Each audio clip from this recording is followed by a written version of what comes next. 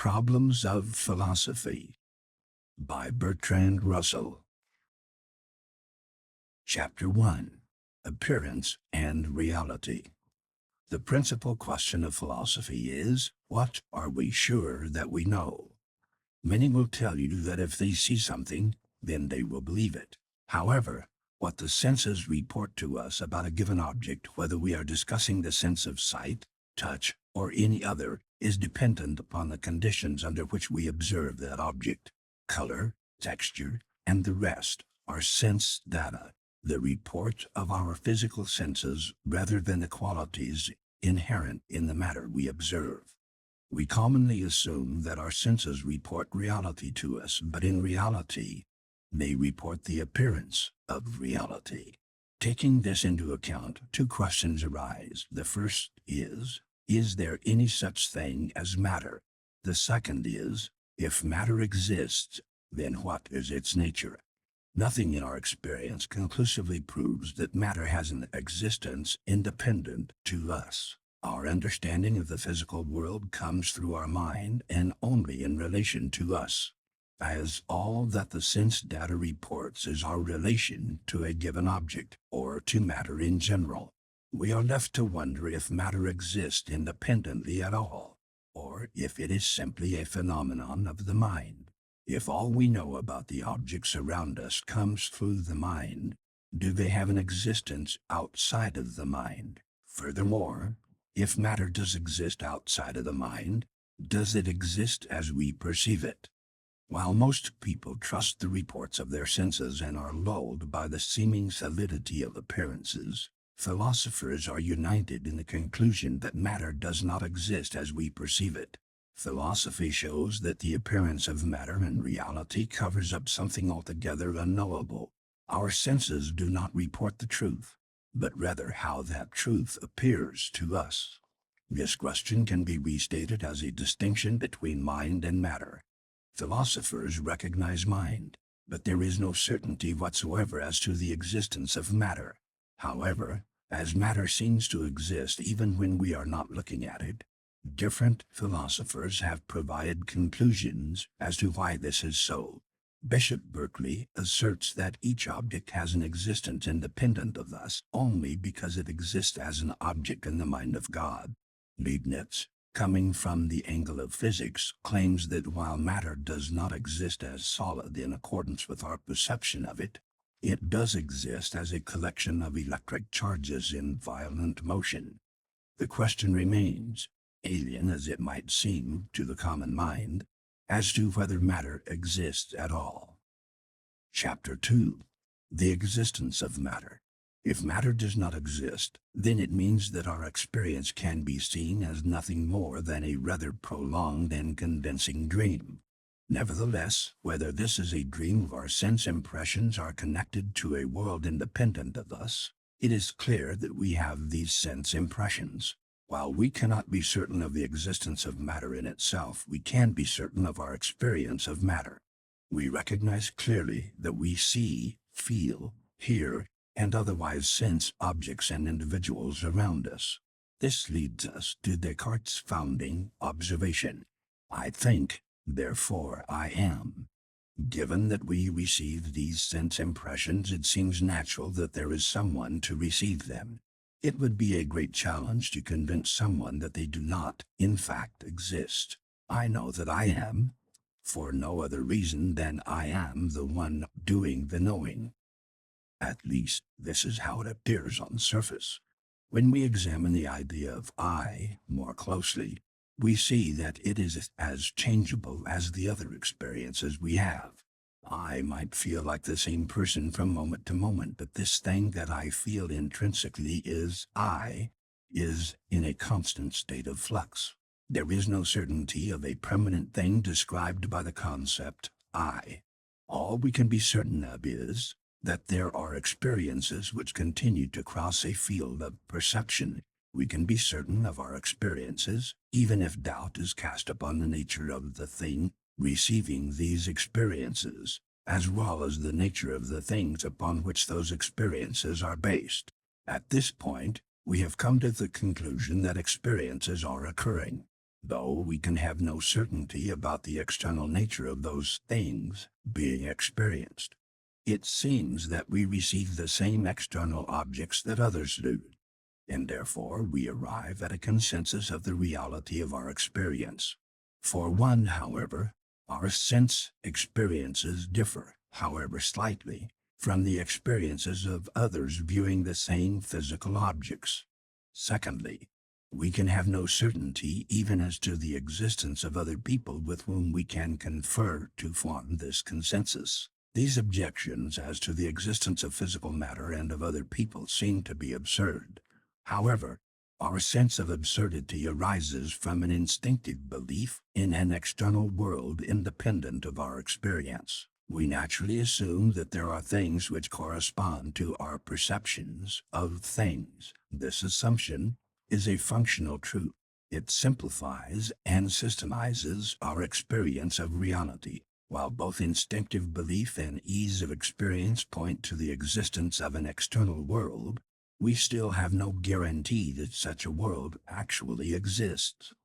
These beliefs, no matter how natural and obvious they seem, are rooted in assumptions. It is the function of philosophy to distinguish between our assumptions and our verified truths. Chapter 3. The Nature of Matter. We have so far shown that it is rational to believe that our sense data corresponds to a physical reality. So, conditionally, we can believe in the existence of matter. The question remains then as to the nature of this matter. Physical science claims that matter consists of motion.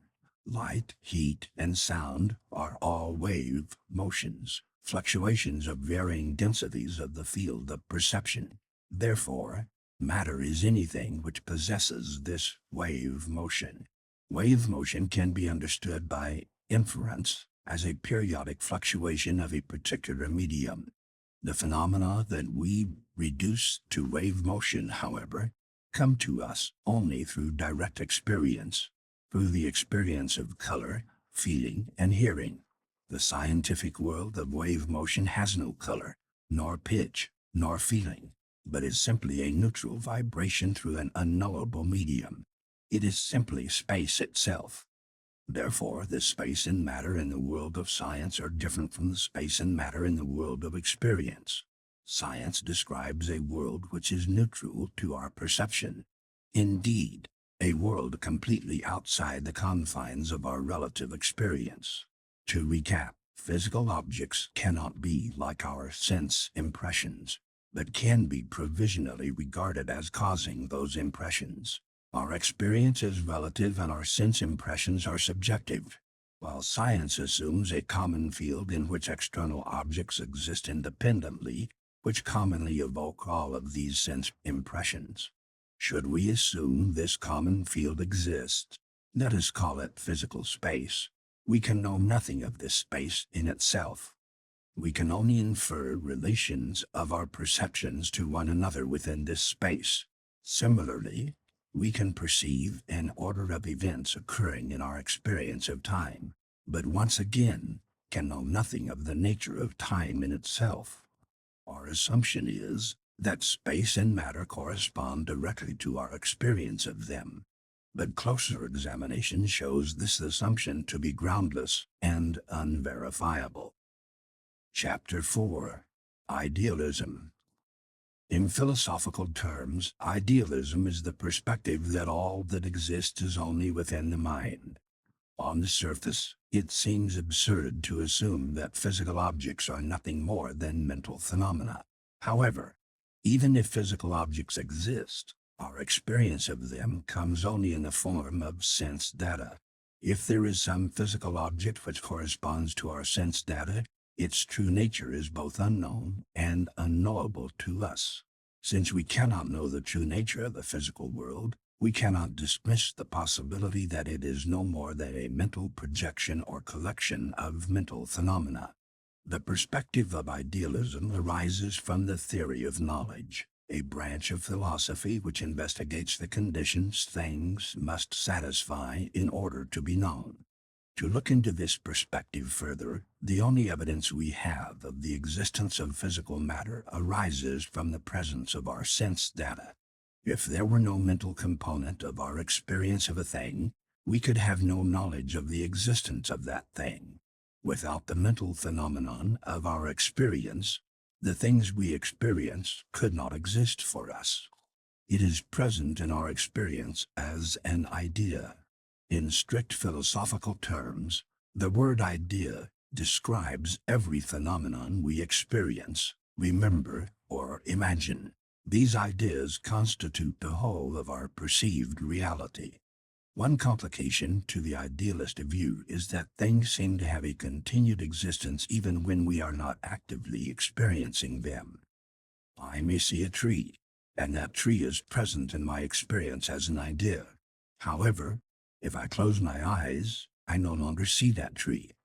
Bishop Berkeley, the first philosopher to propose the theory of idealism, explained the apparent continued existence of things when there is no one to perceive them, by concluding that even when a physical thing is not present in the mind of any physical being, it remains present within the mind of God. This step was necessary in his philosophy due to a logical fallacy, which is the very foundation of idealism. Idealism rests upon the tendency to confuse the thing being apprehended by our sense data with the reality of the thing itself.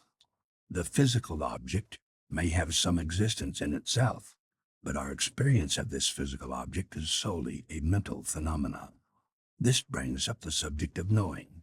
If all of our experience of the world rests upon the mental, it is important to know what can be known and what lies beyond our knowledge. It has been claimed that we cannot know that anything exists that we do not know. However, there are two types of knowing. One form of knowing, more properly called judgment, is concerned with the evaluation of truth. The other form refers to acquaintance and is concerned with direct experience. We can rest upon descriptions from others to judge things that we have not been directly acquainted with. For example, we can learn about the regions of the world by studying a map. Understanding the distinction between knowledge by acquaintance and knowledge by description is a key to the clarification of our thought. Chapter 5. Knowledge by acquaintance and knowledge by description. The two types of knowing are the knowledge of things and the knowledge of truths. Knowledge of things by acquaintance refers to the knowing of things with which we have had direct experience. Knowledge of things by description is always bound up in our knowing of truths. This is because we must evaluate the truth of the descriptions we encounter. We rely upon the validity of the source for the certainty of this knowledge. To return to the example of the map, the truth our knowledge derived from such a study depends upon the validity of the map. Although it may not seem so at first glance, our knowledge of things is not knowledge by acquaintance, but rather knowledge by description. We are acquainted with our sense data. This data is inferred to describe the nature of the thing. Therefore, knowledge of both things and of truths rests upon knowledge by description. Our sense data describes physical objects to us in the same way that a map describes to us the regions of the world. All knowledge, however, rests ultimately upon knowledge by acquaintance. This evokes the question, what sort of things can we know by acquaintance? The first class of things that can be known by acquaintance, and the most obvious, is the collection of our sense data. Sense data, however, is confined to our experience in the present moment.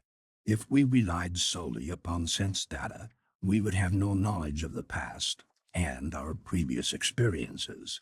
This brings us to the next class of things which can be known by acquaintance: memories. Our memories are direct experience and provide a continuity of experience from moment to moment.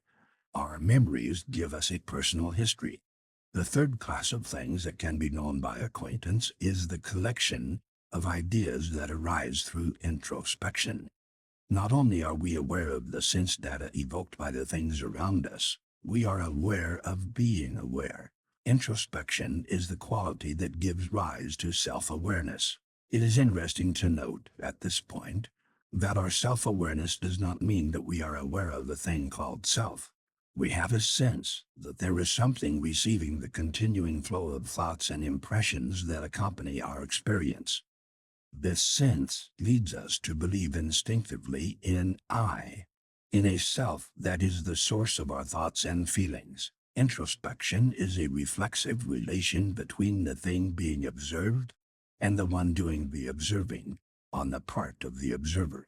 The fourth class of things with which we have acquaintance are universals.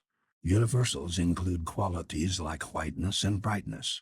These things cannot be found as physical objects or external things in any form. They can be seen as concepts that are apprehended by the mind.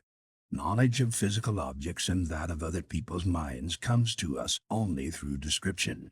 We do not experience these things directly, but rather by inference extended from things with which we are directly acquainted. Descriptions can be ambiguous, like a man, or definite, like the man over there. Definite descriptions are singular, referencing one particular object or individual. They reference specific details with which we are familiar. Every proposition that we can understand is composed of things with which we have acquaintance. At first glance, this may seem to be untrue. We can create and understand propositions which describe things that are not in the field of our experience. We can read about people or places we have never encountered. However, description begins with things which exist in our private experience, things with which we are directly acquainted, and moves outward beyond the sphere of our private experience. We use the reference of the people and places we have known as a starting point to understand descriptions of those we have not personally encountered. Chapter 6. On Induction. Each of us holds certain expectations in the course of common thought. For example, we expect the sun to rise each day. We expect an orange to taste like an orange, and we expect water to feel wet. These expectations are rooted in our experience, in our remembered sense data, and yet they extend beyond the particular sense data to apply to things that we have not yet experienced. We have not yet tasted this orange, and have not felt that water. Our expectations in this regard seem so natural and obvious that we rarely stop to question them. This describes a type of reasoning known as inference, and based on a principle of uniformity in nature. It is a form of instinctive reasoning as common to animals as it is to humans. Uniformities in our past experience lead us to expectations about things we will experience in the future. On a very basic level, this phenomenon of thought results from the association of one thing we experience with another. We experience certain pairings or collections of sense data in conjunction with one another. We see a certain food, for example, and remember a certain taste. The more often we experience this pairing, that an orange will taste like an orange, the more certain we are, on an instinctive level, that the association between these stimuli will continue. It may seem absurd to consider that an orange may not taste like an orange, or the sun may not rise. In our personal experience, it is absurd, just as it may seem absurd to an individual who has never yet seen or heard of an airplane to think that such a vast and heavy thing could fly unsupported through the air. Every expectation that we have has its exception. The principles that we establish based on these expectations seem incontestable until we encounter the situation that proves the rule to be no more than a convenience for most circumstances. Science proceeds under the assumption that we will gradually replace our limited principles and expectations with those that are more refined until we arrive at infallible laws. Russell uses the example of the airplane and the hot air balloon as exceptions to the principle that unsupported bodies in the air will fall. They are not, on the other hand, exceptions to the law of gravity. Our rough principle has, in this case, been refined to include these exceptions.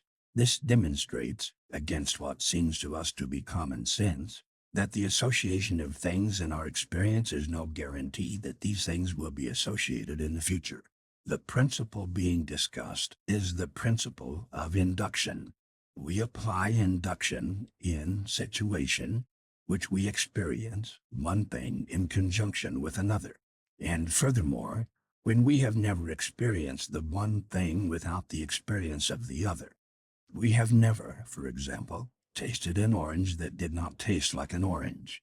Induction holds that the more often we encounter a particular association, the more likely we are to experience this association in the future. Induction deals in probabilities rather than certainties. However, it suggests that the probability will approach certainty as the number of encounters of a particular association increases in our experience. This principle can be neither proven nor disproven. Nothing in our experience logically guarantees anything about our future experience. Nonetheless, it is a foundation of common thought. Chapter 7. On our knowledge of general principles. Induction is one of a number of general principles that guide and underlay our reasoning. Each of these principles is similar to induction in that they begin with experience and yet cannot be proven by it. Furthermore, each of these general principles is a means of drawing inferences, of expecting one thing because we have experienced another. Essentially, inference states that one thing follows or implies another.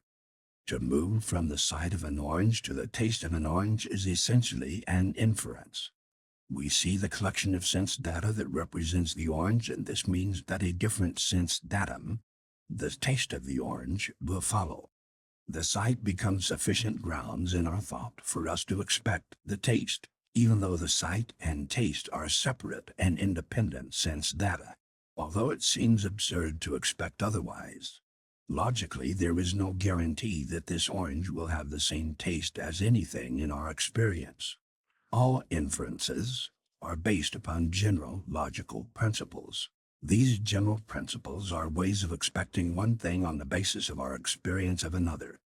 General logical principles are propositions that we do not doubt, nor have any reason in our experience to doubt. However, nothing in our experiences guarantees that they are true. These principles, in effect, are not based upon anything in our experience. They do not come to us through our acquaintance with sense data. Nonetheless, they are so central to the process of reasoning that if we do not allow for them, any argument or proof becomes impossible. The law of inference, if this, then what, is one of a number of general logical principles. In addition to the general logical principles, there are a number of self-evident logical principles. The class of self-evident principles also includes the 3 laws of thought. The first of these laws is the laws of identity, or a thing is what it is. The second of these laws is the law of contradiction, which states that a thing cannot both be and not be. The third and final law of thought is the law of the excluded middle. This law holds that a thing must either be or not be.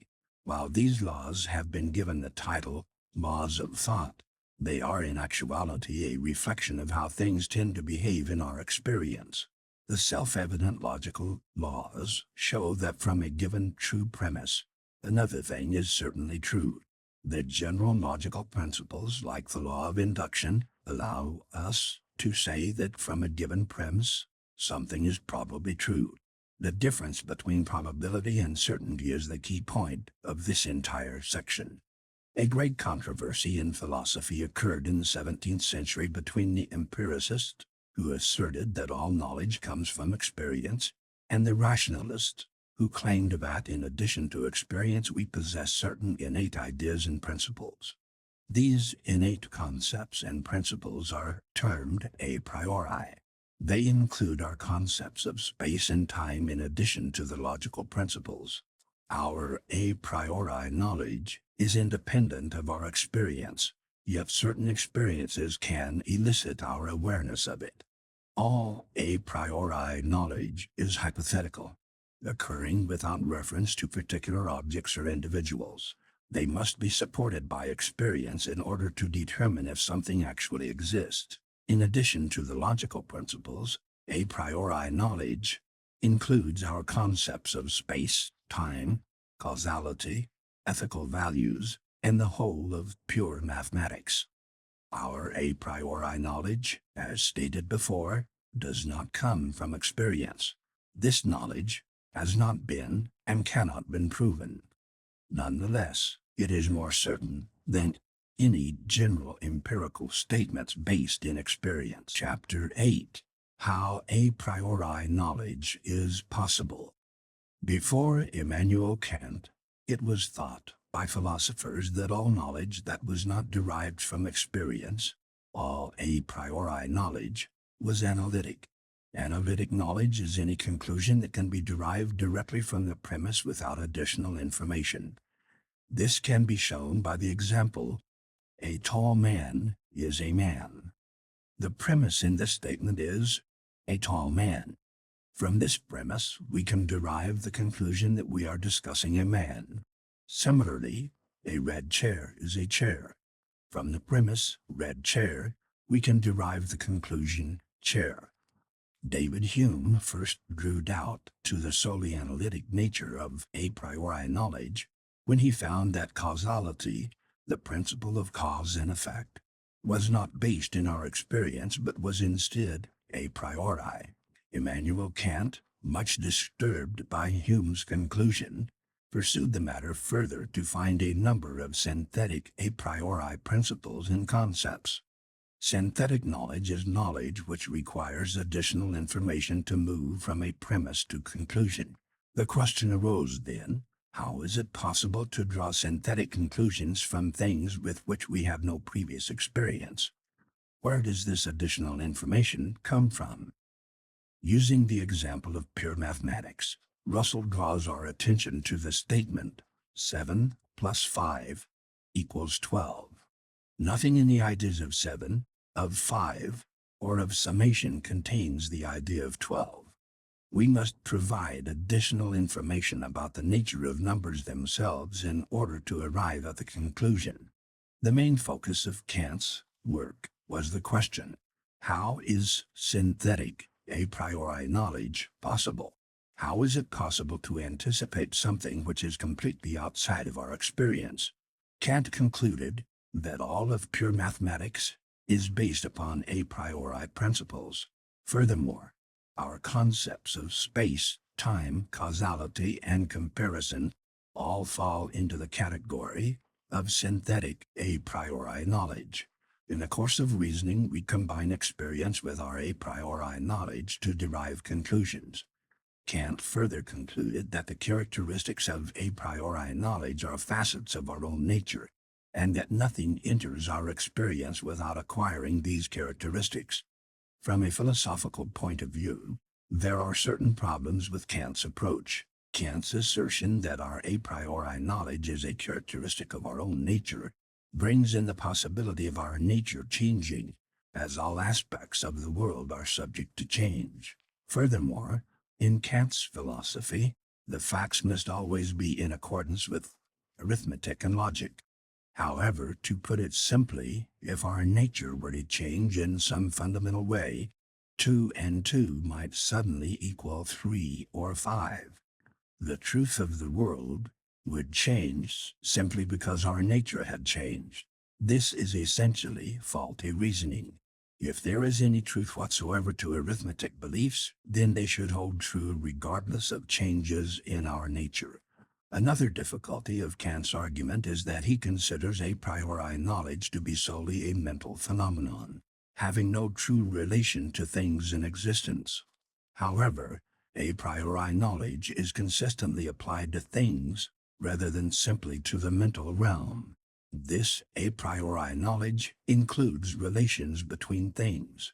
In Kant's view, no relation exists between things except for in the mind of the observer. However, these relations exist whether we are aware of them or not. Russell shows this with the example of an earwig in my room. The earwig may be in the room without being in the mind of an observer. and without the earwig having any awareness of the room.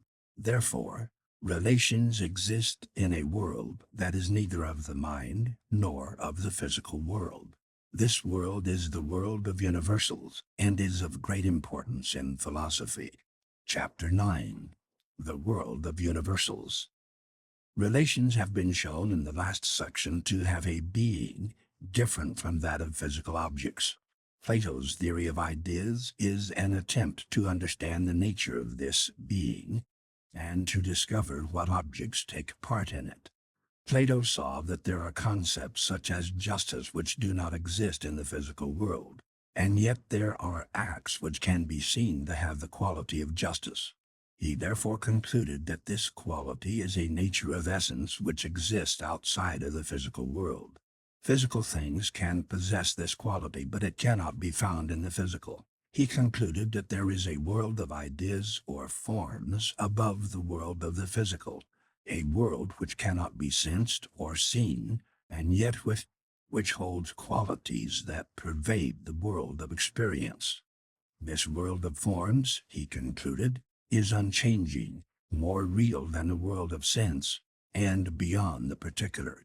To avoid confusion, it is necessary to note that Plato's ideas do not originate in the mind, though the mind can apprehend them.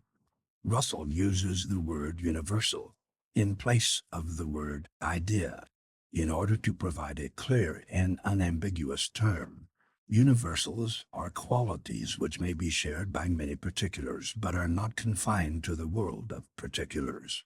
For example, many things may have the universal quality of whiteness, but we cannot find whiteness in the physical world. When we look into language from this perspective, we find that proper nouns are symbols for particulars, while verbs, adjectives, common nouns, and prepositions stand for universals. Adjectives and common nouns stand for qualities of single things, while prepositions stand for relations between two or more things. The presence of relations as universals has been overlooked by many philosophers.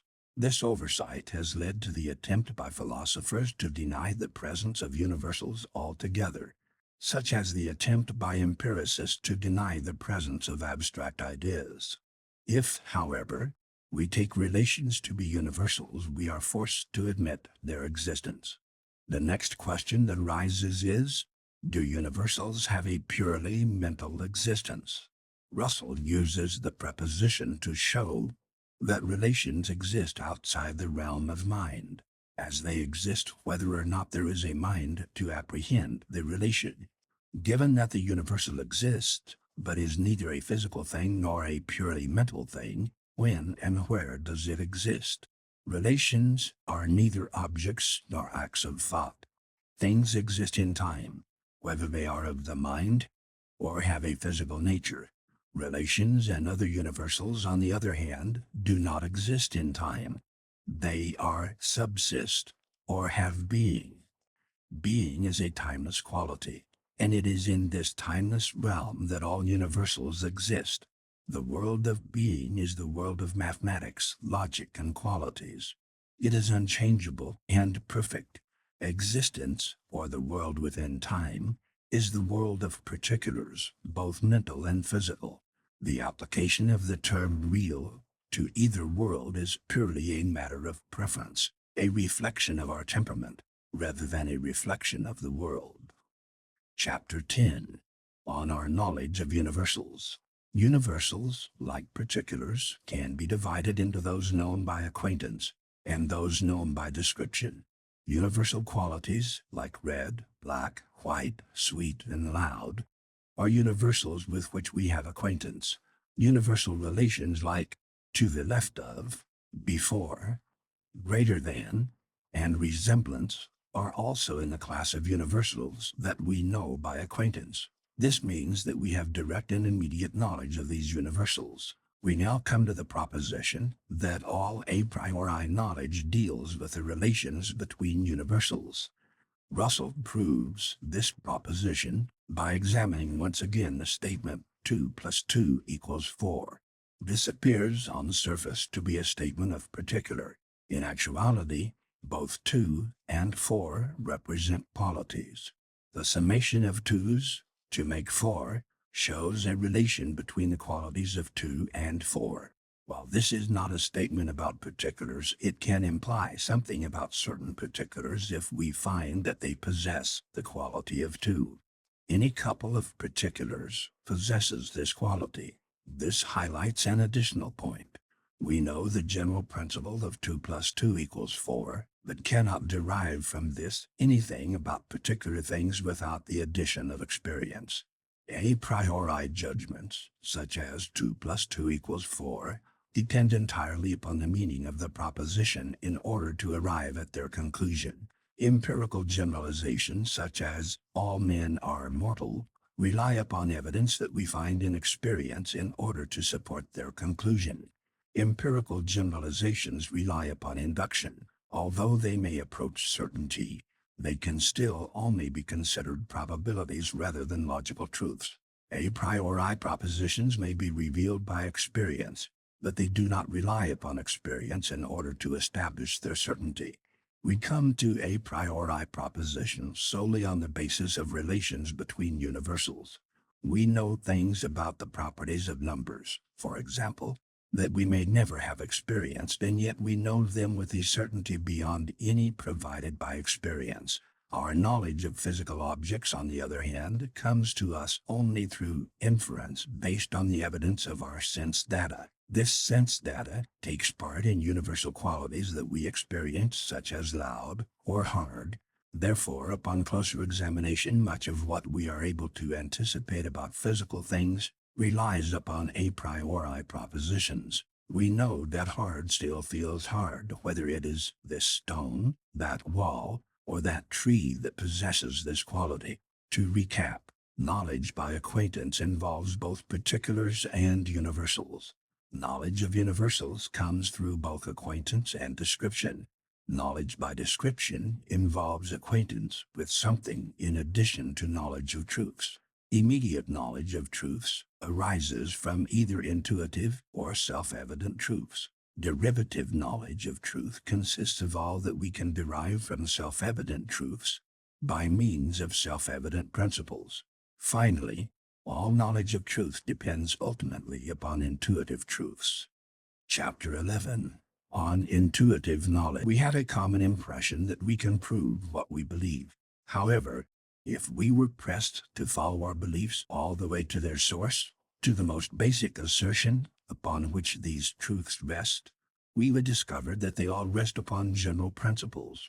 These principles include the principle of induction in addition to the self-evident principles. Self-evident principles include the principles of mathematics and logic in addition to the ethical principles. Particular instances are more evident than general principles. They can help to illuminate the general principles, but are not necessary to establish these principles. There are 3 classes of self-evident truths that are derived from sensation. These can be described as intuitive judgments. The first class of these truths arises from the simple existence of sense data. For example, we can look at a thing and say, "There is that thing." The second class of these truths arises from analysis of sense data and the association of qualities with it. One instance of this class is, "That thing is round." The third class of self-evident truth by acquaintance consists of judgments of memory. They involve the association of present sense data with remembered sense data. The truth of these judgments depends upon the trustworthiness of the memory. Memory itself is trustworthy in proportion to its vividness and its nearness in time.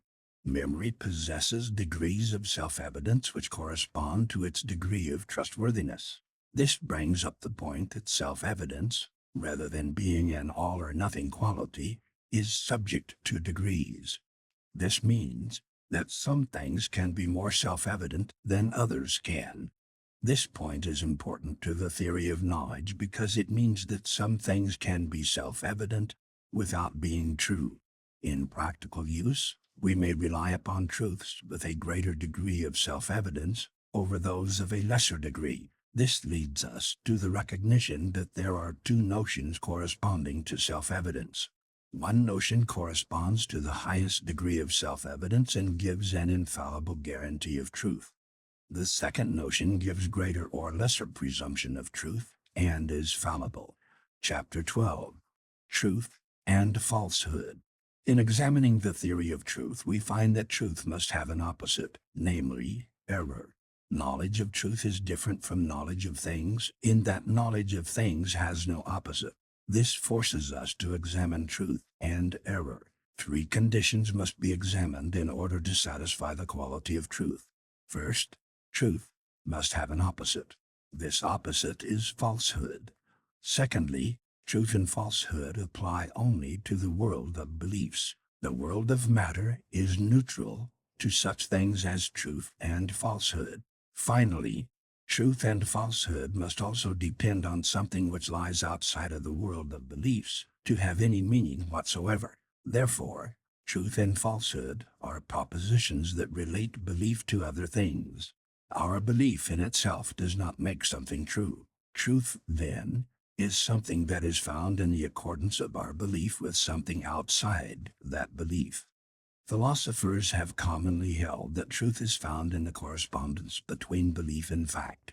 This means that truth depends on something which is outside of thought. Therefore, thought can never know when it has arrived at truth. In the attempt to find some means of truth that can be measured by thought, philosophers have arrived at the idea of coherence. In the perspective of coherence, falsehood is the failure to be consistent with the body of our beliefs. There are difficulties in this view, though. The first difficulty is that many coherent bodies of belief may pertain to the same body of facts.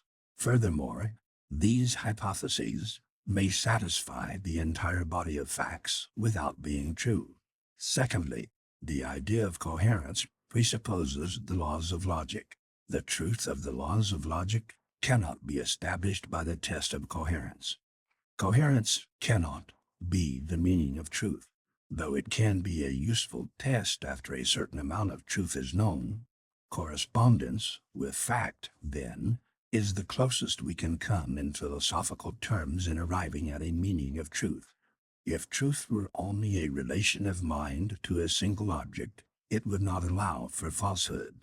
Belief and judgment are terms which describe a relation between a mind and multiple other objects. Furthermore, belief has a sense or direction. It is a judgment that weaves the multiple objects involved in the belief into a complex whole of relation. When this belief corresponds to the actual relation of these objects, then it is true. Once again, if the objects involved in our belief have a relation that corresponds to the actual relation of these objects, then this belief is true. Therefore, our belief is true when it corresponds to a fact. Because of the involvement of fact within this definition, it is evident that mind does not create truth. These facts do not typically, except in special cases, involve the mind of the person who possesses that belief. Chapter 13.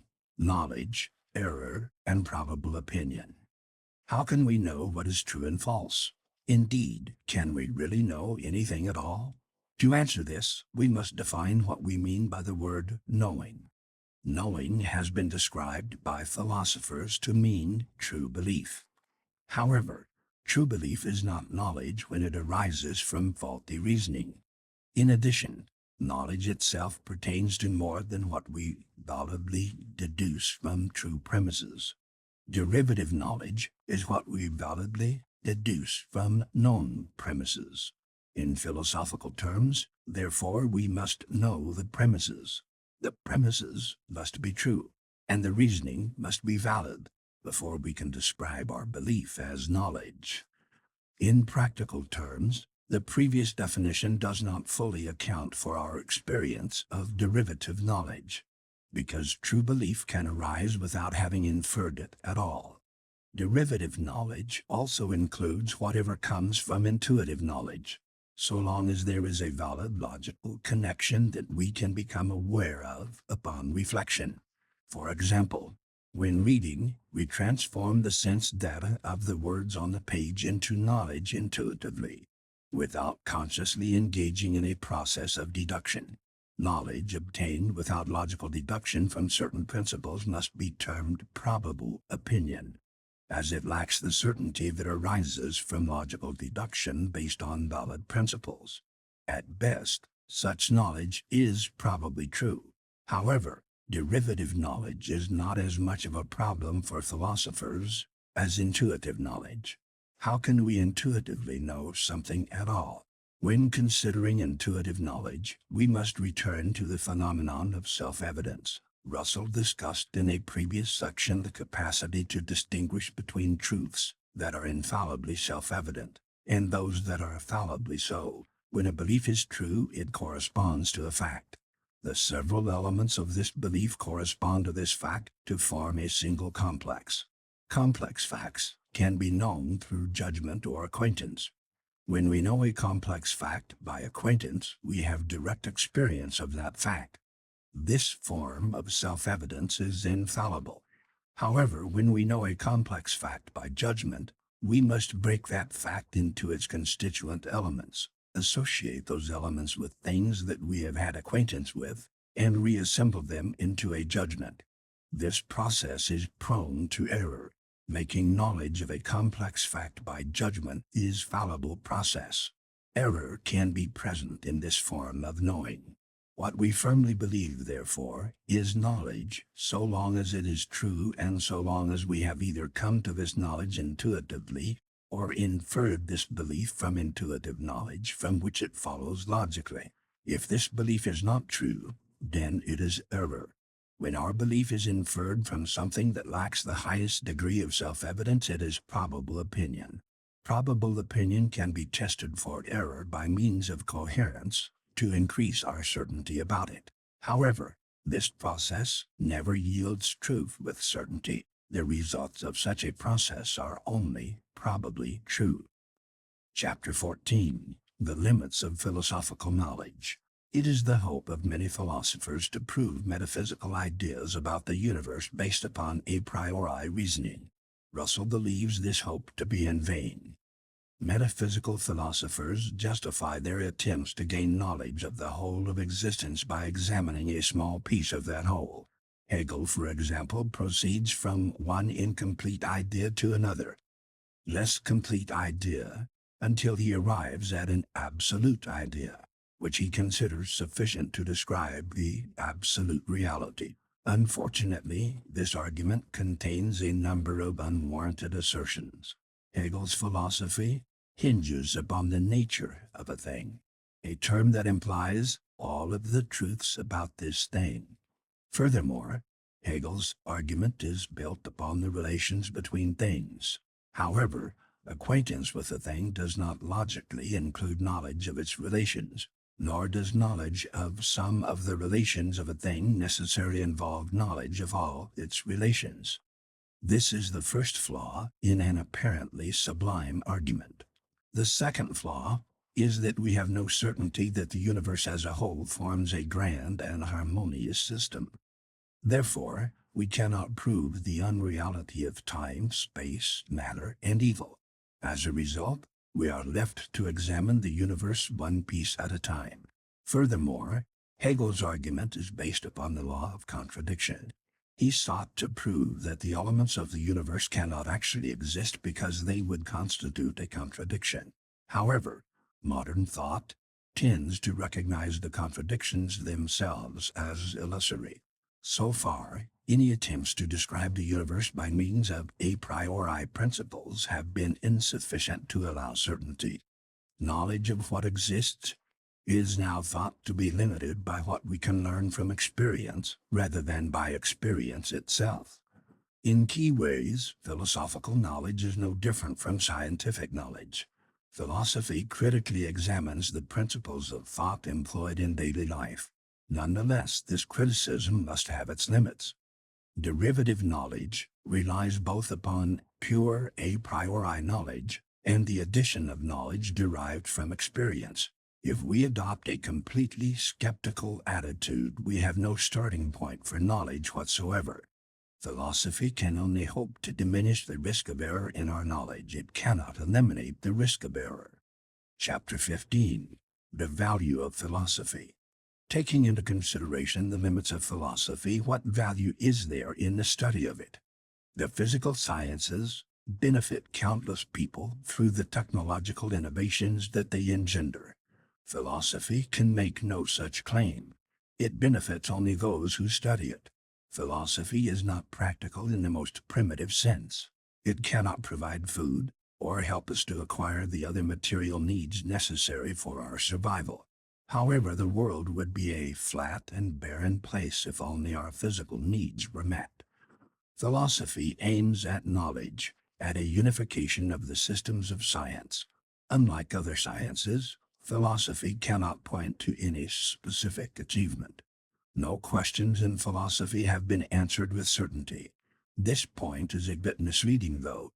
Once a question is answered with certainty, it is no longer philosophy.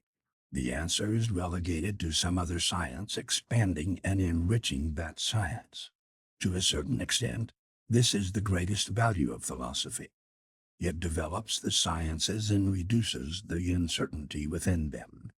On a deeper level, philosophy expands the scope of our understanding and explores questions about the nature of reality itself.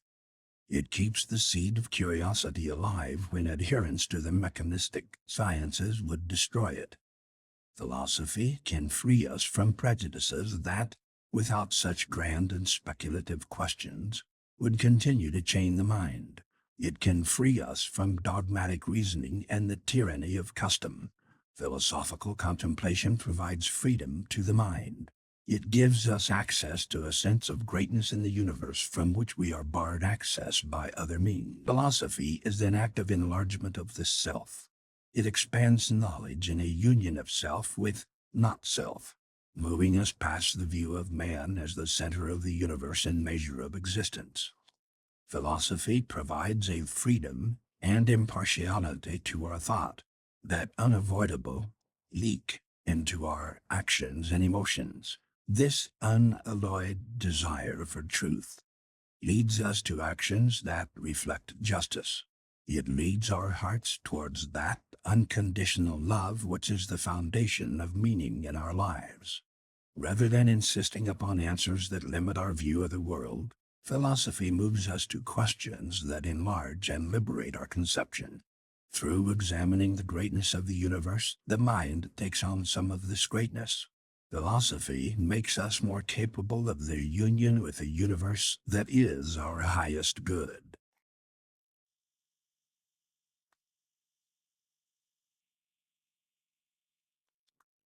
Synopsis, analysis, and historical impact. Synopsis and analysis.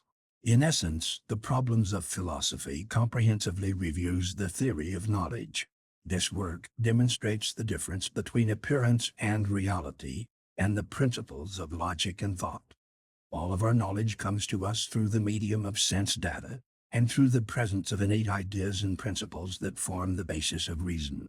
We are given a thorough understanding of the process of induction and the self-evident truths that are present in the process of reasoning. It shows that all of our belief rests upon principles of induction or self-evident truths that arise from our innate knowledge. It highlights the mechanism of belief and truth, showing how we arrive at certainty and the difference between certainty and probability. We are given a clear view of the limits of philosophy. It can reduce the error in our thought, but can never completely eliminate it. Finally, we are shown the virtues of philosophy. These virtues are the expansion of our concept of the universe and the liberation from dogmatic reasoning. Russell describes in a beautiful and comprehensive manner the development of thought and the use of reason. He attempts to do so in a manner that avoids criticism and holds to positive and constructive statements. Nevertheless, the mechanism of philosophy is criticism. The problems of philosophy unavoidably includes criticism of empiricist and rationalist philosophy, especially the arguments of Hegel and Kant. It is a work of pure philosophy, which means that it provides no answers in the traditional sense. We are left thinking that belief is truth if it corresponds to fact, though we still have little idea of what a fact is, or if there is an external universe at all. This is not a failing in the work. Russell shows all that he intends to show, and he does it as clearly as possible. In this regard, the work is aptly named.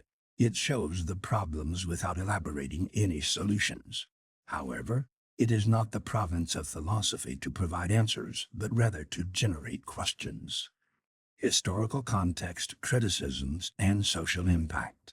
I have lived in the pursuit of a vision, both personal and social. Personal, to care for what is noble, for what is beautiful, for what is gentle, to allow moments of insight to give wisdom at more mundane times. Social, to see in imagination the society that is to be created, where individuals grow freely, and where hate and greed and envy die because there is nothing to nourish them.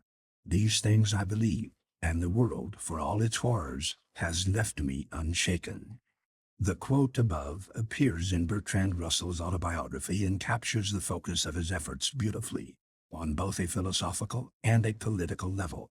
He was born in a time when the hold of the church upon the mind of man had waned, and the belief in science was gaining ascendancy. As the religious thinking of the church was replaced by a man-centered philosophy, people were free to question the nature of the world in a way unseen for centuries before. On a political level, the absolute authority of the state was being challenged by the rights of the individual. Social philosophies such as socialism and communism were on the rise as Western man sought for a new paradigm for power and freedom. In the midst of all these changes, the world was racked by wars more devastating than any seen before. People are, to an extent, a product of their environment and a reflection of their place in history. With individuals who gain acclaim, this is even more true. For an individual to make a great mark upon history, their views must resonate with the current development of public thought and with the events of history. Bertrand Russell exemplifies this relationship between fame and the current events of history beautifully. His views were the foam on the surface of a general wave of opposition to conditioned thought and state-driven slaughter. Russell championed the individual. His philosophical literature was an attempt to educate the masses to allow for freedom of thought and pave the way for more enlightened government. Bertrand Russell was one of the founders of analytic philosophy, a school that emphasizes argumentative clarity and the use of formal logic. It has since become the dominant school of philosophy in most English-speaking countries. Analytical philosophy uses logic to clarify thoughts. Seeing philosophy as a tool for clear thought rather than a specialized branch of study in itself. Most major universities' philosophy departments in the United States, Australia, the United Kingdom, Scandinavia, and New Zealand now describe themselves as analytic departments. Russell contributed volumes of literature to every branch of philosophy except for aesthetics, contributing most heavily to set theory, linguistics, computer science, and the philosophy of language. In addition to his philosophical contributions, he was instrumental in raising public recognition of numerous academic subjects. Russell wrote a number of books explaining physics, education, and ethics to the layman. He also participated in BBC broadcasts which explained various academic and philosophical topics. The cumulative result of these books and broadcasts was a higher level of education in the general populace. Bertrand Russell's contribution to humanitarian ideals and efforts was equal to or greater than his impact on the philosophical sphere. It was these efforts which first drew him the most criticism. Some considered his opinions on sexuality scandalous, and his pacifist activities resulted in his imprisonment on more than one occasion. He is perhaps the only individual in history to have been jailed for anti-war activities during both World War I and the Vietnam War.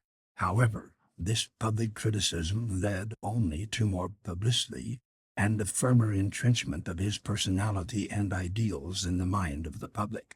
Aside from these areas in which he received criticism, his academic efforts were beyond reproach. The problems of philosophy in particular was a cautious treatment of Western philosophy. By his own account, Russell focused on those subjects for which he found it possible to say something constructive. avoiding criticism while plainly explaining complex philosophical subjects. Perhaps the most influential aspect of this work in philosophical circles was its explanation of knowledge by acquaintance versus knowledge by description, a distinction which has since become a cornerstone of the modern philosophical paradigm.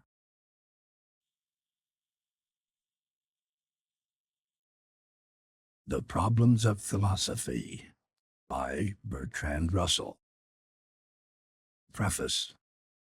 In the following pages, I have confined myself in the main to those problems of philosophy in regard to which I thought it possible to say something positive and constructive, since merely negative criticism seemed out of place. For this reason, theory of knowledge occupies a larger space than metaphysics in the present volume, and some topics much discussed by philosophers are treated very briefly, if at all. I have derived valuable assistance from unpublished writings of G. E. Moore and J. M. Keynes. From the former, as regards the relations of sense data to physical objects, and from the latter, as regards probability and induction. I have also profited greatly by the criticisms and suggestions of Professor Gilbert Murray. 1912.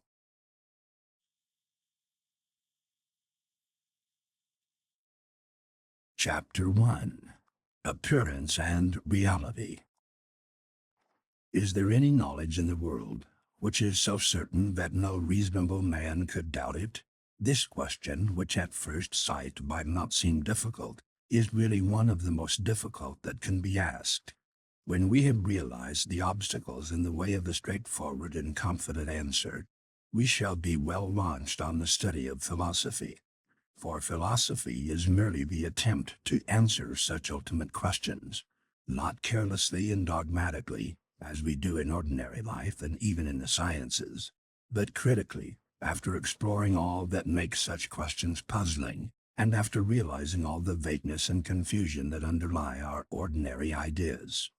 In daily life we assume as certain many things which, on a closer scrutiny, are found to be so full of apparent contradictions that only a great amount of thought enables us to know what it is that we really may believe. In the search for certainty, it is natural to begin with our present experiences, and in some sense, no doubt, knowledge is to be derived from them. But any statement as to what it is that our immediate experiences make us know is very likely to be wrong. It seems to me that I am now sitting in a chair, at a table of a certain shape, on which I see sheets of paper in writing or print. By turning my head, I see out of the window buildings and clouds and the sun. I believe that the sun is about 93 million miles from the earth, that it is a hot globe many times bigger than the earth, that, owing to the earth's rotation, it rises every morning, and will continue to do so for an indefinite time in the future. I believe that, if any other normal person comes into my room, he will see the same chairs and tables and books and papers as I see, and that the table which I see is the same as the table which I feel pressing against my arm. All this seems to be so evident as to be hardly worth stating, except in answer to a man who doubts whether I know anything. Yet all this may be reasonably doubted, and all of it requires much careful discussion before we can be sure that we have stated it in a form that is wholly true. To make our difficulties plain, let us concentrate attention on the table. To the eye, it is oblong, brown and shiny. To the touch, it is smooth and cool and hard. When I tap it, it gives out a wooden sound. Anyone else who sees and feels and hears the table will agree with this description, so that it might seem as if no difficulty would arise. But as soon as we try to be more precise, our troubles begin. Although I believe that the table is really of the same color all over, the parts that reflect the light look much brighter than the other parts, and some parts look white because of reflected light. I know that, if I move, the parts that reflect the light will be different, so that the apparent distribution of colors on the table will change. It follows that if several people are looking at the table at the same moment, no two of them will see exactly the same distribution of colors, because no two can see it from exactly the same point of view, and any change in the point of view makes some change in the way the light is reflected. For most practical purposes, these differences are unimportant, but to the painter they are all important. The painter has to unlearn the habit of thinking that things seem to have the color which common sense say they really have, and to learn the habit of seeing things as they appear. Here we have already the beginning of one of the distinctions that cause most trouble in philosophy: the distinction between appearance and reality, between what things seem to be and what they are. The painter wants to know what things seem to be. The practical man and the philosopher want to know what they are, but the philosopher's wish to know this is stronger than the practical man's, and is more troubled by knowledge as to the difficulties of answering the question. To return to the table, it is evident from what we have found that there is no color which preeminently appears to be the color of the table, or even of any one particular part of the table. It appears to be of different colors from different points of view, and there is no reason for regarding some of these as more really its color than others. And we know that even from a given point of view, the color will seem different by artificial light, or to a color-blind man, or to a man wearing blue spectacles, while in the dark there will be no color at all. Though to touch and hearing, the table will be unchanged. This color is not something which is inherent in the table, but something depending upon the table and the spectator and the way the light falls on the table. When, in ordinary life, we speak of the color of the table, we only mean the sort of color which it will seem to have to a normal spectator from an ordinary point of view under usual conditions of light. But the other colors which appear under other conditions have just as good a right to be considered real, and therefore, to avoid favoritism, we are compelled to deny that, in itself, the table has any one particular color. The same thing applies to the texture. With the naked eye, one can see the grain, but otherwise the table looks smooth and even. If we looked at it through a microscope, we should see roughnesses and hills and valleys, and all sorts of differences that are imperceptible to the naked eye. Which of these is the real table? We are naturally tempted to say that what we see through the microscope is more real, but that in turn would be changed by a still more powerful microscope.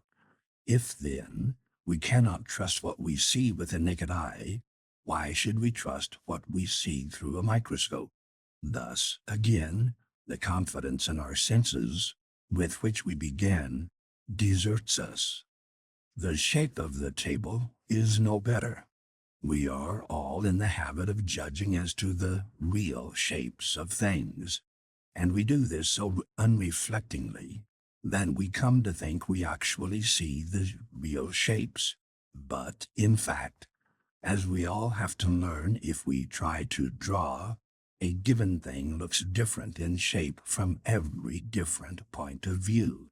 If our table is really rectangular, it will look, from almost all points of view, as if it had two acute angles and two obtuse angles. If opposite sides are parallel, they will look as if they converged to a point away from the spectator. If they are of equal length, they will look as if the nearer side were longer. All these things are not commonly noticed in looking at a table, because experience has taught us to construct the real shape from the apparent shape, and the real shape is what interests us as practical men. But the real shape is not what we see.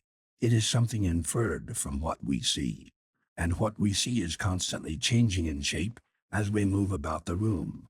So that here again the senses seem not to give us the truth about the table itself, but only about the appearance of the table.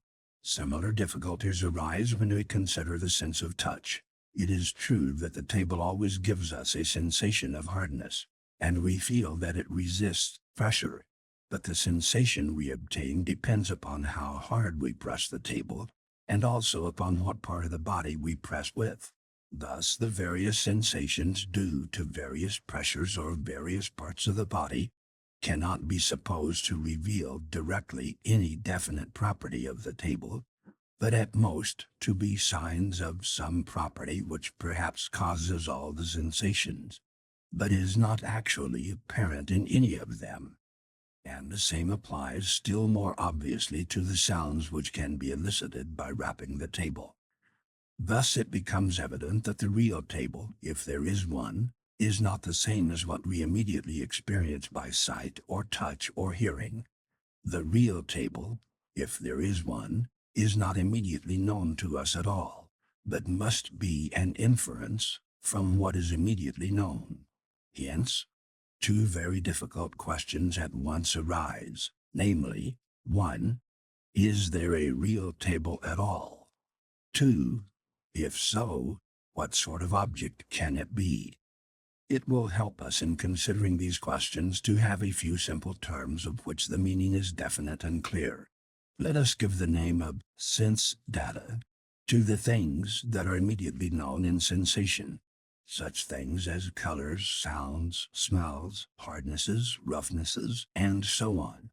We shall give the name sensation to the experience of being immediately aware of these things.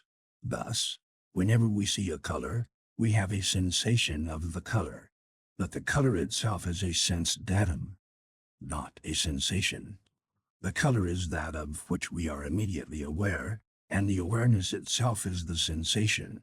It is plain that if we are to know anything about the table, it must be by means of the sense data brown color, oblong shape, smoothness, etc., which we associate with the table. But for the reasons which have been given, we cannot say that the table is the sense data, or even that the sense data are directly properties of the table. Thus a problem arises as to the relation of the sense data to the real table, supposing there is such a thing. The real table, if it exists, we will call a physical object. Thus, we have to consider the relation of sense data to physical objects. The collection of all physical objects is called matter. Thus, our two questions may be restated as follows. 1. Is there any such thing as matter? 2. If so, what is its nature? The philosopher who first brought prominently forward the reasons for regarding the immediate objects of our senses as not existing independently of us was Bishop Berkeley, 1685 to 1753. His three dialogues between Hylas and Philonous, in opposition to skeptics and atheists, undertake to prove that there is no such thing as matter at all, and that the world consists of nothing but minds and their ideas. Hylas has hitherto believed in matter, but he is no match for Philonous, who mercilessly drives him into contradictions and paradoxes and makes his own denial of matter seem, in the end, as if it were almost common sense. The arguments employed are of very different value. Some are important and sound, others are confused or quibbling. But Berkeley retains the merit of having shown that the existence of matter is capable of being denied without absurdity, and that if there are any things that exist independently of us, they cannot be the immediate objects of our sensations.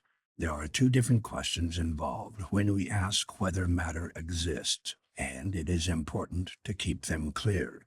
We commonly mean by matter something which is opposed to mind, something which we think of as occupying space and as radically incapable of any sort of thought or consciousness. It is chiefly in this sense that Berkeley denies matter, that is to say, He does not deny that the sense data which we commonly take as signs of the existence of the table are really signs of the existence of something independent of us. But he does deny that this something is non-mental, that it is neither mind nor ideas entertained by some mind. He admits that there must be something which continues to exist when we go out of the room or shut our eyes, and that what we call seeing the table does really give us reason for believing in something which persists even when we are not seeing it. But he thinks that this something cannot be radically different in nature from what we see, and cannot be independent of seeing altogether, though it must be independent of our seeing. He is thus led to regard the real table as an idea in the mind of God. Such an idea has the required permanence and independence of ourselves, without being, as matter would otherwise be, something quite unknowable, in the sense that we can only infer it, and can never be directly and immediately aware of it. Other philosophers since Berkeley have also held that, although the table does not depend for its existence upon being seen by me, it does depend upon being seen, or otherwise apprehended in sensation, by some mind, not necessarily the mind of God, but more often the whole collective mind of the universe. This they hold, as Berkeley does, chiefly because they think there can be nothing real, or at any rate nothing known to be real except minds and their thoughts and feelings.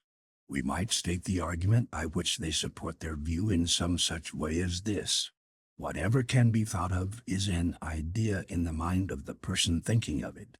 Therefore, nothing can be thought of except ideas in minds. Therefore, anything else is inconceivable, and what is inconceivable cannot exist. Such an argument, in my opinion, is fallacious, and of course those who advance it do not put it so shortly or so crudely. But whether valid or not, the argument has been very widely advanced in one form or another, and very many philosophers, perhaps a majority, have held that there is nothing real except minds and their ideas. Such philosophers are called idealists. When they come to explaining matter, they either say, like Berkeley, that matter is really nothing but a collection of ideas, or they say, like Leibniz, 1646 to 1716, that what appears as matter is really a collection of more or less rudimentary minds. But these philosophers, though they deny matter as opposed to mind, nevertheless, in another sense, admit matter. It will be remembered that we asked two questions, namely, 1. Is there a real table at all? 2. If so, what sort of object can it be? Now both Berkeley and Leibniz admit that there is a real table, but Berkeley says it is certain ideas in the mind of God, and Leibniz says it is a colony of soul. Thus both of them answer our first question in the affirmative, and only diverge from the views of ordinary mortals in their answer to our second question. In fact, almost all philosophers seem to be agreed that there is a real table.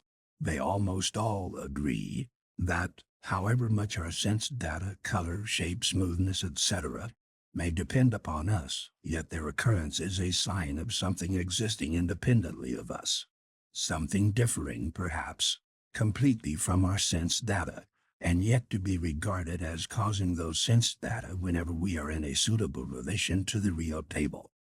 Now, obviously, this point in which the philosophers are agreed, the view that there is a real table, whatever its nature may be, is vitally important, and it will be worthwhile to consider what reasons there are for accepting this view before we go on to the further question as to the nature of the real table. Our next chapter, therefore, will be concerned with the reasons for supposing that there is a real table at all.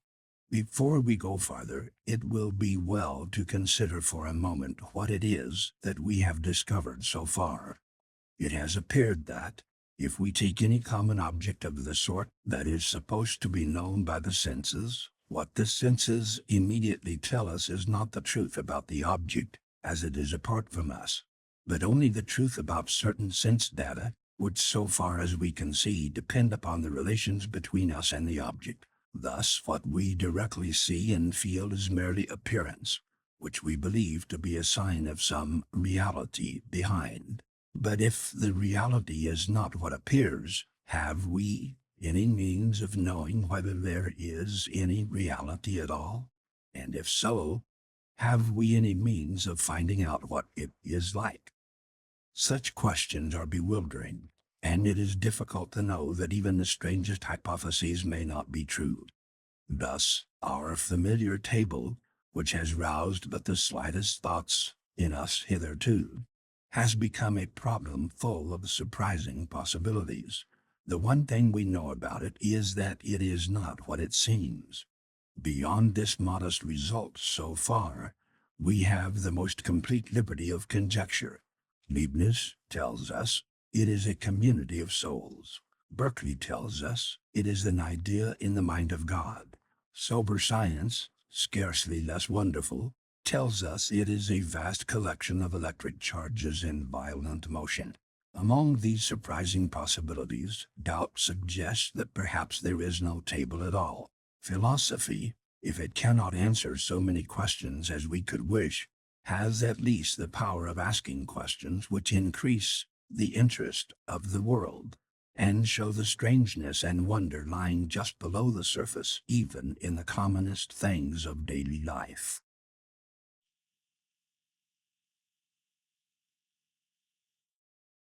Chapter 2. The Existence of Matter. In this chapter we have to ask ourselves whether, in any sense at all, there is such a thing as matter.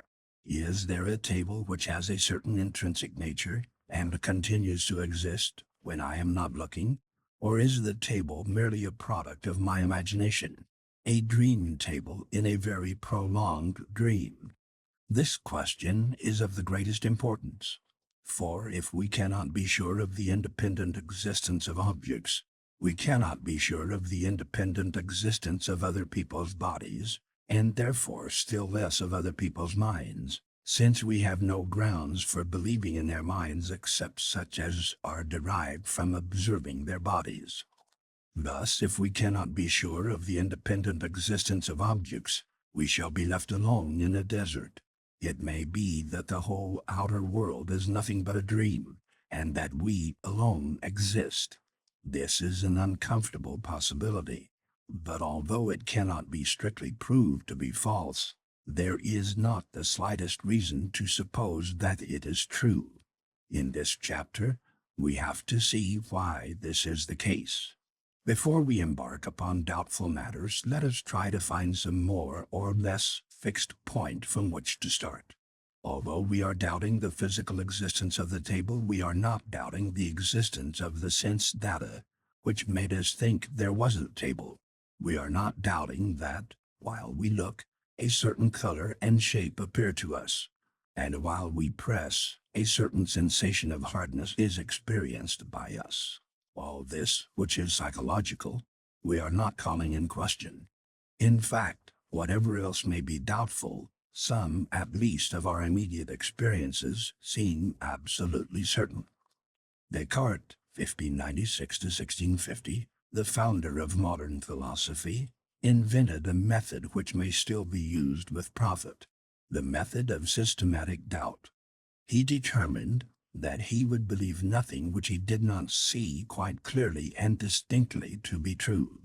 Whatever he could bring himself to doubt, he would doubt, until he saw reason for not doubting it. By applying this method, he gradually became convinced that the only existence of which he could be quite certain was his own. He imagined a deceitful demon who presented unreal things to his senses in a perpetual phantasmagoria. It might be very improbable that such a demon existed, but still it was possible, and therefore doubt concerning things perceived by the senses was possible. But doubt concerning his own existence was not possible, for if he did not exist, no demon could deceive him. If he doubted, he must exist. If he had any experience whatever, he must exist.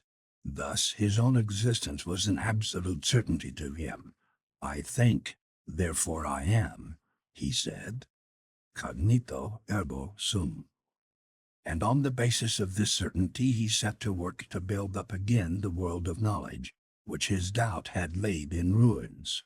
By inventing the method of doubt, and by showing that subjective things are the most certain, Descartes performed a great service to philosophy, and one which makes him still useful to all students of the subject.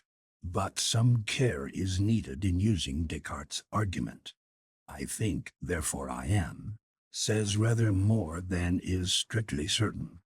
It might seem as though we were quite sure of being the same person today as we were yesterday, and this is no doubt true in some sense.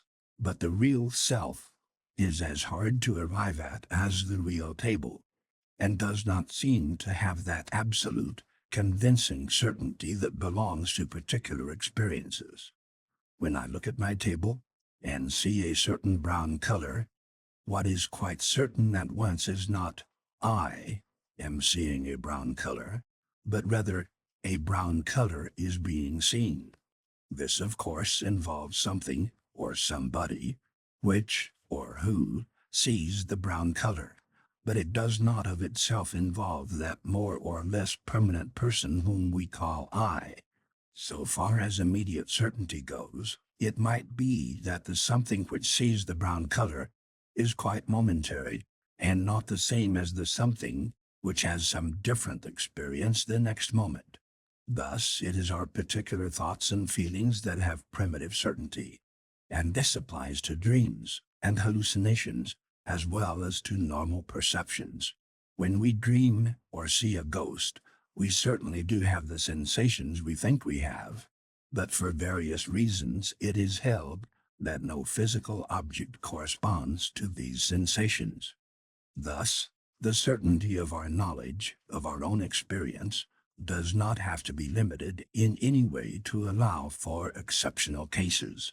Here, therefore, we have, for what it is worth, a solid basis from which to begin our pursuit of knowledge. The problem we have to consider is this. Granted that we are certain of our own sense data, have we any reason for regarding them as signs of the existence of something else, which we can call the physical object? When we have enumerated all the sense data, which we should naturally regard as connected with a table, have we said all there is to say about the table? Or is there still something else, something not a sense datum, something which persists when we go out of the room? Common sense unhesitatingly answers that there is. What can be bought and sold and pushed about and have a cloth laid on it, and so on, cannot be a mere collection of sense data. If the cloth completely hides the table, we shall derive no sense data from the table, and therefore if the table were merely sense data, it would have ceased to exist, and the cloth would be suspended in empty air, resting, by a miracle, in the place where the table formerly was. This seems plainly absurd, but whoever wishes to become a philosopher must learn not to be frightened by absurdities. One great reason why it is felt that we must secure a physical object in addition to the sense data is that we want the same object for different people. When 10 people are sitting round a dinner table, it seems preposterous to maintain that they are not seeing the same tablecloth, the same knives and forks and spoons and glasses, but the sense data are private to each separate person. What is immediately present to the sight of one is not immediately present to the sight of another. They all see things from slightly different points of view and therefore see them slightly differently. Thus, if there are to be public neutral objects, which can be in some sense known to many different people, there must be something over and above the private and particular sense data which appear to various people. What reason, then, have we for believing that there are such public neutral objects? The first answer that naturally occurs to one is that, although different people may see the table slightly differently, still they all see more or less similar things when they look at the table. and the variations in what they see follow the laws of perspective and reflection of light, so that it is easy to arrive at a permanent object underlying all the different people's sense data. I bought my table from the former occupant of my room. I could not buy his sense data, which died when he went away, but I could, and did, buy the confident expectation of more or less similar sense data. Thus it is the fact that different people have similar sense data, and that one person in a given place at different times has similar sense data, which makes us suppose that over and above the sense data there is a permanent public object which underlies or causes the sense data of various people at various times. Now, insofar as the above considerations depend upon supposing that there are other people besides ourselves, they beg the very question at issue. Other people are represented to me by certain sense data, such as the sight of them or the sound of their voices. And if I had no reason to believe that there were physical objects independent of my sense data, I should have no reason to believe that other people exist except as part of my dream. Thus, when we are trying to show that there must be objects independent of our sense data, we cannot appeal to the testimony of other people, since this testimony itself consists of sense data, and does not reveal other people's experiences unless our own sense data are signs of things existing independently of us. We must therefore, if possible, find in our own purely private experiences characteristics which show, or tend to show, that there are in the world things other than ourselves and our private experiences. In one sense, it must be admitted that we can never prove the existence of things other than ourselves and our experiences. No logical absurdity results from the hypothesis that the world consists of myself and my thoughts and feelings and sensations, and that everything else is mere fancy. In dreams, a very complicated world may seem to be present, and yet, on waking, we find it was a delusion. That is to say, we find that the sense data in the dream do not appear to have corresponded with such physical objects as we should naturally infer from our sense data. It is true that, when the physical world is assumed, it is possible to find physical causes for the sense data in dreams. A door banging, for instance, may cause us to dream of a naval engagement. But although in this case there is a physical cause for the sense data, there is not a physical object corresponding to the sense data in the way in which an actual naval battle would correspond. There is no logical impossibility in the supposition that the whole of life is a dream, in which we ourselves create all the objects that come before us. But although this is not logically impossible, there is no reason whatever to suppose that it is true. And it is, in fact, a less simple hypothesis, viewed as a means of accounting for the facts of our own life, than the common sense hypothesis that there really are objects independent of us, whose action on us causes our sensations. The way in which simplicity comes in from supposing that there really are physical objects is easily seen. If the cat appears at one moment in one part of the room, and at another in another part, it is natural to suppose that it has moved from the one to the other, passing over a series of intermediate positions. But it is merely a set of sense data. It cannot have ever been in any place where I did not see it. Thus, we shall have to suppose that it did not exist at all while I was not looking, but suddenly sprang into being in a new place. If the cat exists, whether I see it or not, we can understand from our own experience how it gets hungry between one meal and the next.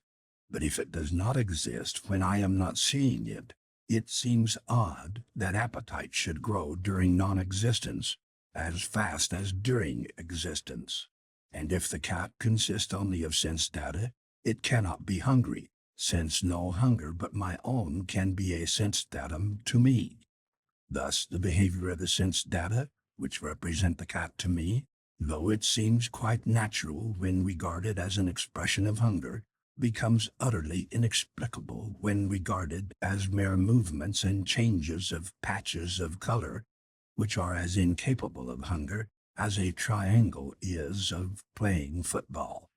But the difficulty in the case of the cat is nothing compared to the difficulty in the case of human beings.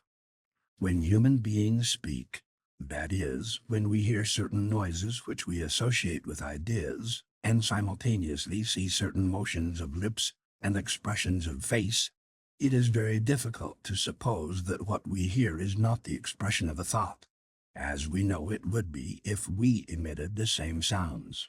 Of course, similar things happen in dreams, where we are mistaken as to the existence of other people.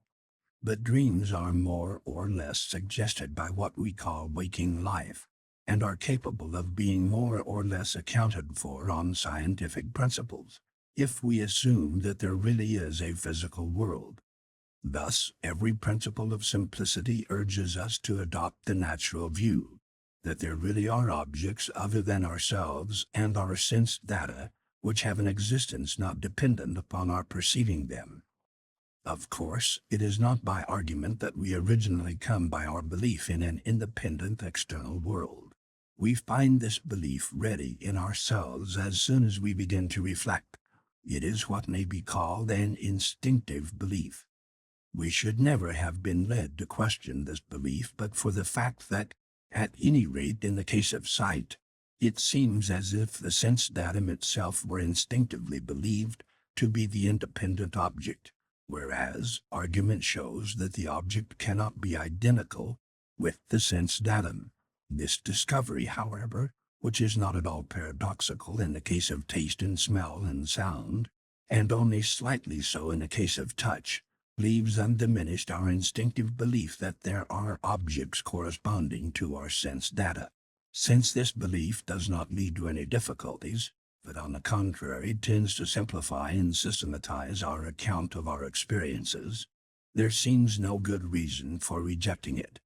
We may therefore admit, though with a slight doubt derived from dreams, that the external world does really exist, and is not wholly dependent for its existence upon our continuing to perceive it. The argument which led us to this conclusion is doubtless less strong than we could wish, but it is typical of many philosophical arguments, and it is therefore worthwhile to consider briefly its general character and validity. All knowledge, we find, must be built up upon our instinctive beliefs, and if these are rejected, nothing is left. But among our instinctive beliefs, some are much stronger than others, while many have, by habit and association, become entangled with other beliefs, not really instinctive, but falsely supposed to be part of what is believed instinctively. Philosophy should show us the hierarchy of our instinctive beliefs, beginning with those we hold most strongly, and presenting each as much isolated and as free from irrelevant additions as possible. It should take care to show that, in the form in which they are finally set forth, our instinctive beliefs do not clash, but form a harmonious system. There can never be any reason for rejecting one instinctive belief except that it clashes with others. Thus, if they are found to harmonize, the whole system becomes worthy of acceptance. It is, of course, possible that all or any of our beliefs may be mistaken, and therefore all thought to be held with at least some slight element of doubt. But we cannot have reason to reject a belief except on the ground of some other belief. Hence, by organizing our instinctive beliefs and their consequences, by considering which among them is most possible, if necessary, to modify or abandon, we can arrive, on the basis of accepting as our sole data what we instinctively believe, at an orderly systematic organization of our knowledge, in which, though the possibility of error remains, its likelihood is diminished by the interrelation of the parts and by the critical scrutiny which has preceded acquiescence. This function, at least, philosophy can perform. Most philosophers, rightly or wrongly, believe that philosophy can do much more than this. that it can give us knowledge not otherwise attainable concerning the universe as a whole, and concerning the nature of ultimate reality. Whether this be the case or not, the more modest function we have spoken of can certainly be performed by philosophy, and certainly suffices for those who have once begun to doubt the adequacy of common sense to justify the arduous and difficult labors that philosophical problems involve. Chapter 3. The Nature of Matter. In the preceding chapter we agreed, though without being able to find demonstrative reasons, that it is rational to believe that our sense data, for example, those which we regard as associated with my table, are really signs of the existence of something independent of us and our perceptions. That is to say, over and above the sensations of color, hardness, noise, and so on, which make up the appearance of the table to me, I assume that there is something else, of which these things are appearances. The color ceases to exist if I shut my eyes. The sensation of hardness ceases to exist if I remove my arm from contact with the table. The sound ceases to exist if I cease to rap the table with my knuckles. But I do not believe that when all these things cease, the table ceases. On the contrary, I believe that it is because the table exists continuously that all these sense data will reappear when I open my eyes, replace my arm, and begin again to rap with my knuckles. The question we have to consider in this chapter is, what is the nature of this real table, which persists independently of my perception of it? To this question physical science gives an answer, somewhat incomplete, it is true, and in part still very hypothetical, but yet deserving of the respect so far as it goes. Physical science, more or less unconsciously, has drifted into the view that all natural phenomena ought to be reduced to motions. Light and heat and sound are all due to wave motions, which travel from the body emitting them to the person who sees light, or feels heat, or hears sound.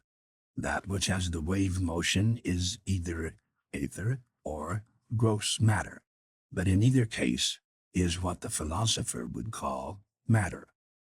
The only properties which science assigns to it are position in space and the power of motion according to the laws of motion. Science does not deny that it may have other properties, but if so, such other properties are not useful to the man of science and in no way assist him in explaining the phenomena. It is sometimes said that light is a form of wave motion, but this is misleading, for the light which we immediately see, which we know directly by means of our senses, is not a form of wave motion, but something quite different, something which we all know if we are not blind, though we cannot describe it so as to convey our knowledge to a man who is blind. A wave motion, on the contrary, could quite well be described to a blind man, since he can acquire a knowledge of space by the sense of touch, and he can experience a wave motion by a sea voyage almost as well as we can. But this, which a blind man can understand, is not what we mean by light. We mean by light just that which is a blind man can never understand, and which we can never describe to him. Now this something, which all of us who are not blind know, is not, according to science, really to be found in the outer world. It is something caused by the action of certain waves upon the eyes and nerves and brain of the person who sees the light. When it is said that light is waves, what is really meant is that waves are the physical cause of our sensations of light. But light itself, the thing which seeing people experience and blind people do not, is not supposed by science to form any part of the world that is independent of us and our senses, and very similar remarks would apply to other kinds of sensations. It is not only colors and sounds and so on that are absent from the scientific world of matter, but also space as we get it through sight or touch. It is essential to science that its matter should be in a space, but the space in which it is cannot be exactly the space we see or feel. To begin with, space as we see it is not the same as space as we get it by the sense of touch. It is only by experience in infancy that we learn how to touch things we see, or how to get a sight of things which we feel touching us. But the space of science is neutral as between touch and sight. Thus it cannot be either the space of touch or the space of sight. Again, different people see the same object as of different shapes, according to their point of view. A circular coin, for example, though we should always judge it to be circular, will look oval unless we are straight in front of it. When we judge that it is circular, we are judging that it has a real shape, which is not its apparent shape, but belongs to it intrinsically apart from its appearance. But this real shape, which is what concerns science, must be in a real space, not the same as anybody's apparent space. The real space is public, the apparent space is private to the percipient. In different people's private spaces, the same object seems to have different shapes. Thus, the real space in which it has its real shape must be different from the private spaces. The space of science, therefore, though connected with the spaces we see and feel, is not identical with them, and the manner of its connection requires investigation. We agreed provisionally that physical objects cannot be quite like our sense data, but may be regarded as causing our sensations. These physical objects are in the space of science which we may call physical space. It is important to notice that, if our sensations are to be caused by physical objects, there must be a physical space containing these objects and our sense organs and nerves and brain. We get a sensation of touch from an object when we are in contact with it. That is to say, when some part of our body occupies a place in physical space quite close to the space occupied by the object. We see an object, roughly speaking, when no opaque body is between the object and our eyes in physical space. Similarly, we only hear or smell or taste an object when we are sufficiently near to it, or when it touches the tongue, or has some suitable position in physical space relatively to our body. We cannot begin to state what different sensations we shall derive from a given object under different circumstances, unless we regard the object and our body as both in one physical space, for it is mainly the relative positions of the object and our body that determine what sensations we shall derive from the object. Now, our sense data are situated in our private spaces, either the space of sight or the space of touch, or such vague spaces as other senses may give us. If, as science and common sense assume, there is one public, all-embracing physical space in which physical objects are, the relative positions of physical objects in physical space must more or less correspond to the relative positions of sense data in our private spaces. There is no difficulty in supposing this to be the case. If we see on a road one house nearer to us than another, our other senses will bear out the view that it is nearer. For example, it will be reached sooner if we walk along the road. Other people will agree that the house which looks nearer to us is nearer. The ordnance map will take the same view, and thus everything points to a spatial relation between the houses, corresponding to the relation between the sense data which we see when we look at the houses. Thus, we may assume that there is a physical space in which physical objects have spatial relations corresponding to those which the corresponding sense data have in our private spaces. It is this physical space which is dealt with in geometry and assumed in physics and astronomy. Assuming that there is physical space, and that it does thus correspond to private spaces, what can we know about it? We can know only what is required in order to secure the correspondence. That is to say, We can know nothing of what it is like in itself, but we can know the sort of arrangement of physical objects which results from their spatial relations. We can know, for example, that the earth and moon and sun are in one straight line during an eclipse, though we cannot know what a physical straight line is in itself, as we know the look of a straight line in our visual space. Thus, we come to know much more about the relations of distances in physical space than about the distances themselves. We may know that one distance is greater than another, or that it is along the same straight line as the other, but we cannot have that immediate acquaintance with physical distances that we have with distances in our private spaces, or with colors or sounds or other sense data. We can know all those things about physical space which a man born blind might know through other people about the space of sight, but the kind of things which a man born blind could never know about the space of sight, we also cannot know about physical space. We can know the properties of the relations required to preserve the correspondence with sense data, but we cannot know the nature of the terms between which the relations hold. With regard to time, our feeling of duration or of the lapse of time is notoriously an unsafe guide as to the time that has elapsed by the clock. Times when we are bored or suffering pain pass slowly. Times when we are agreeably occupied pass quickly, and times when we are sleeping pass almost as if they did not exist.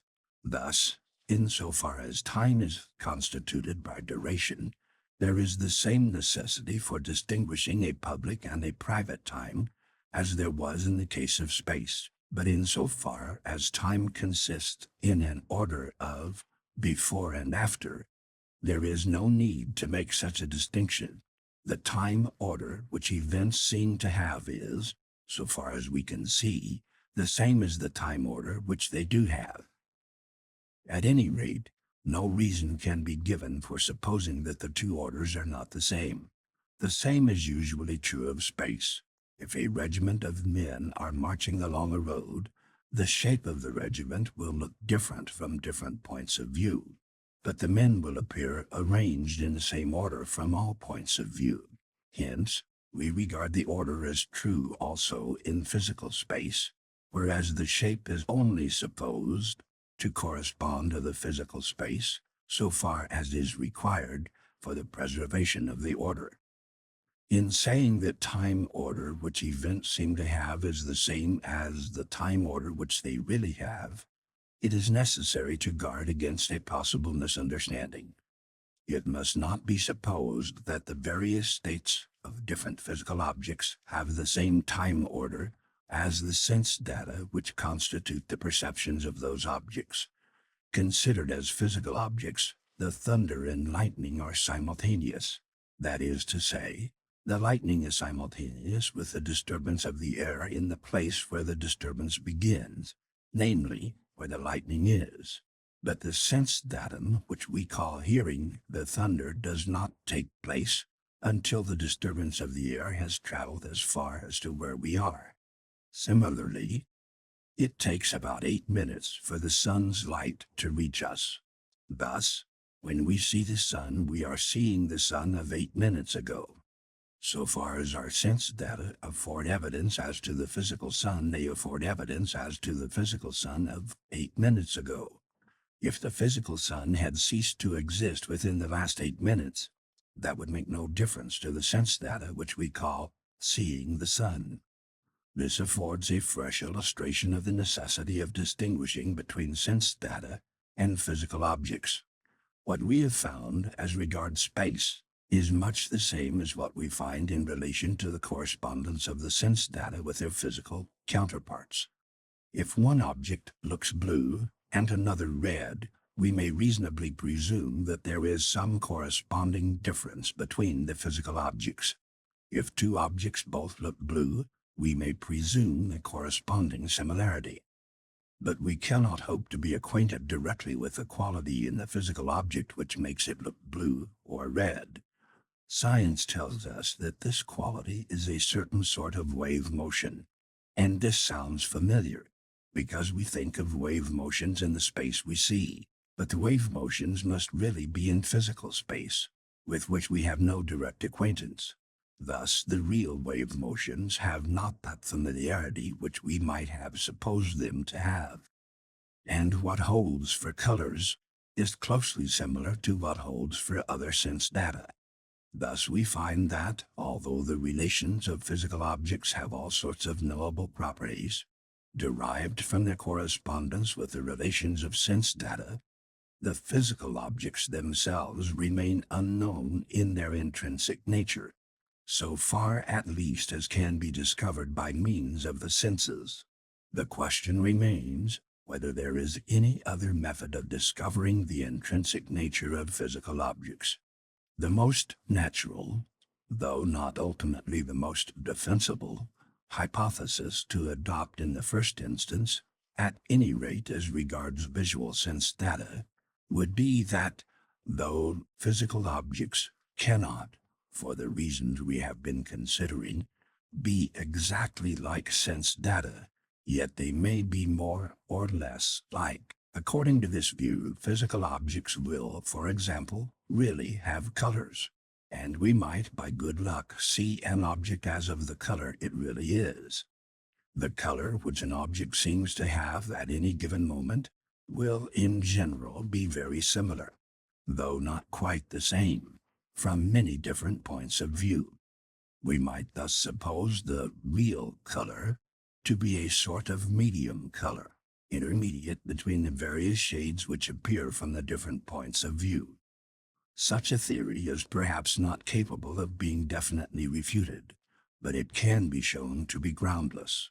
To begin with, it is plain that the color we see depends only upon the nature of the light waves that strike the eye, and is therefore modified by the medium intervening between us and the object, as well as by the manner in which light is reflected from the object in the direction of the eye.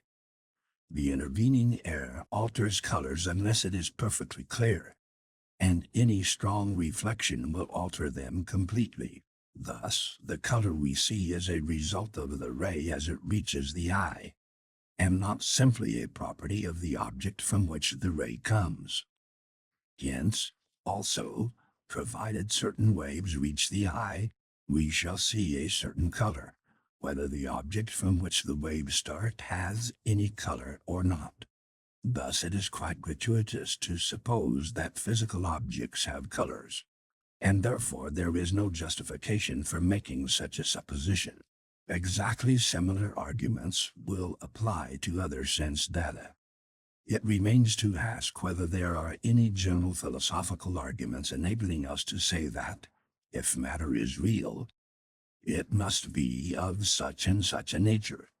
As explained above, very many philosophers, perhaps most, have held that whatever is real must be in some sense mental, or at any rate, that whatever we can know anything about must be in some sense mental. Such philosophers are called idealists.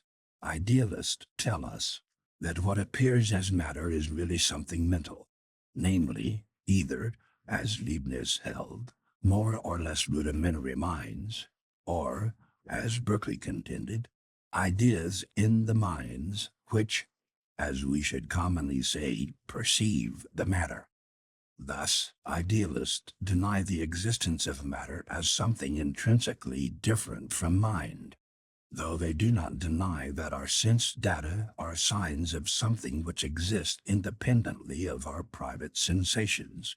In the following chapter, we shall consider briefly the reasons, in my opinion fallacious, which idealists advance in favor of their theory.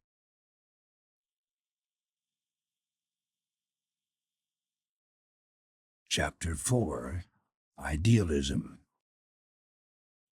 The word idealism is used by different philosophers in somewhat different senses. We shall understand by it the doctrine that whatever exists, or at any rate whatever can be known to exist, must be in some sense mental. This doctrine, which is very widely held among philosophers, has several forms, and is advocated on several different grounds. The doctrine is so widely held and so interesting in itself that even the briefest survey of philosophy must give some account of it. Those who are unaccustomed to philosophical speculation may be inclined to dismiss such a doctrine as obviously absurd. There is no doubt that common sense regards tables and chairs and the sun and moon and material objects generally as something radically different from minds and the contents of minds, and as having an existence which might continue if minds ceased. We think of matter as having existed long before there were any minds, and it is hard to think of it as a mere product of mental activity. But whether true or false, idealism is not to be dismissed as obviously absurd. We have seen that, even if physical objects do have an independent existence, they must differ very widely from sense data, and can only have a correspondence with sense data, in the same sort of way in which a catalog has a correspondence with the things cataloged. Hence, common sense leaves us completely in the dark as to the true intrinsic nature of physical objects. And if there were good reason to regard them as mental, we could not legitimately reject this opinion merely because it strikes us as strange. The truth about physical objects must be strange. It may be unattainable, but if any philosopher believes that he has attained it, the fact that what he offers as the truth is strange ought not to be made a ground of objection to his opinion. The grounds on which idealism is advocated are generally grounds derived from the theory of knowledge, that is to say, from a discussion of the conditions which things must satisfy in order that we may be able to know them. The first serious attempt to establish idealism on such grounds was that of Bishop Berkeley. He proved first, by arguments which were largely valid, that our sense data cannot be supposed to have an existence independent of us, but must be, in part at least, in the mind, in the sense that their existence would not continue if there were no seeing or hearing or touching or smelling or tasting. So far, his contention was almost certainly valid, even if some of his arguments were not so. But he went on to argue that sense data were the only things of whose existence our perceptions could assure us, and that to be known is to be in a mind, and therefore to be mental. Hence, he concluded that nothing can ever be known except what is in some mind, and that whatever is known without being in my mind must be in some other mind. In order to understand his argument, it is necessary to understand his use of the word idea. He gives the name idea to anything which is immediately known, as, for example, sense data are known. Thus, a particular color which we see is an idea.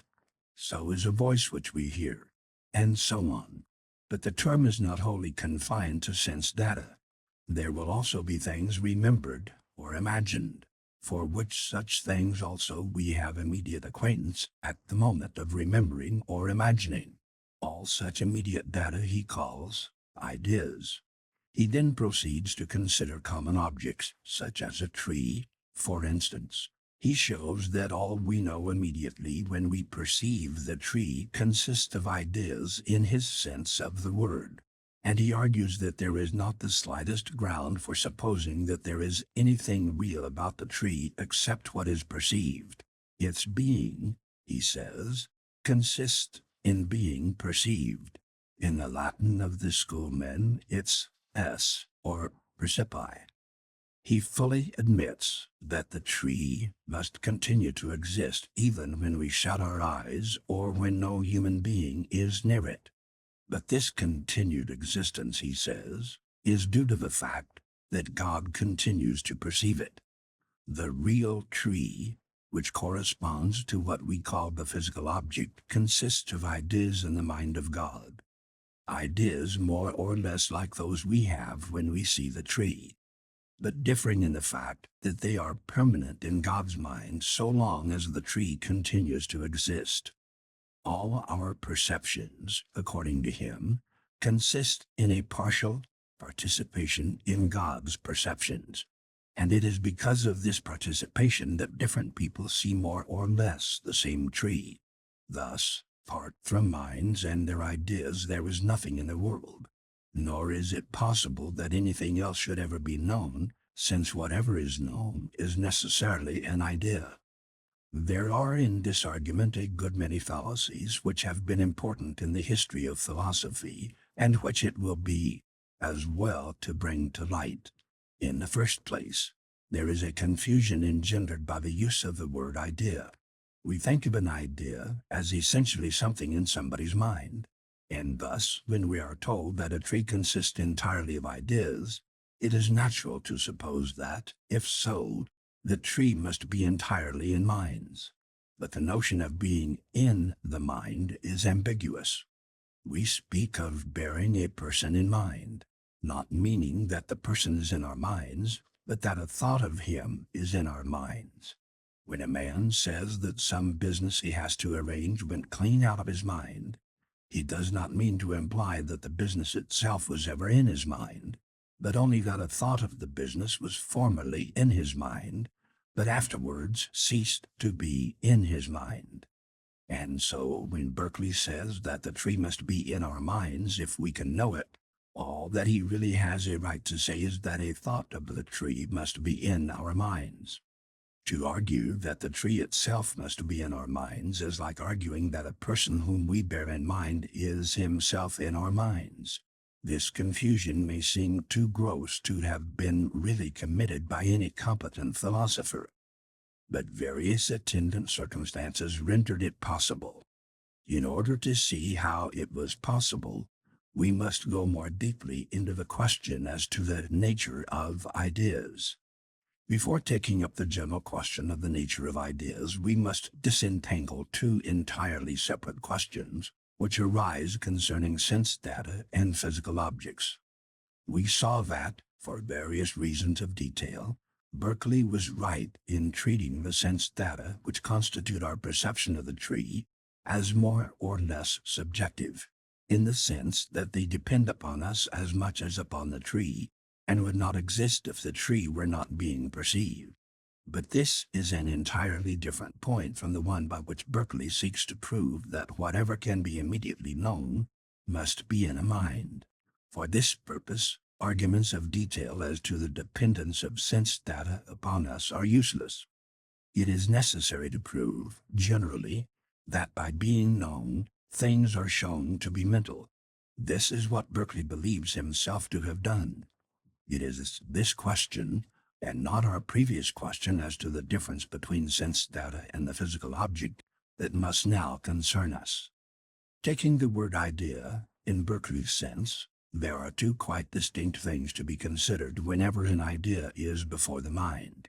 There is on the one hand the thing of which we are aware, say the color of my table, and on the other hand the actual awareness itself, the mental act of apprehending the thing.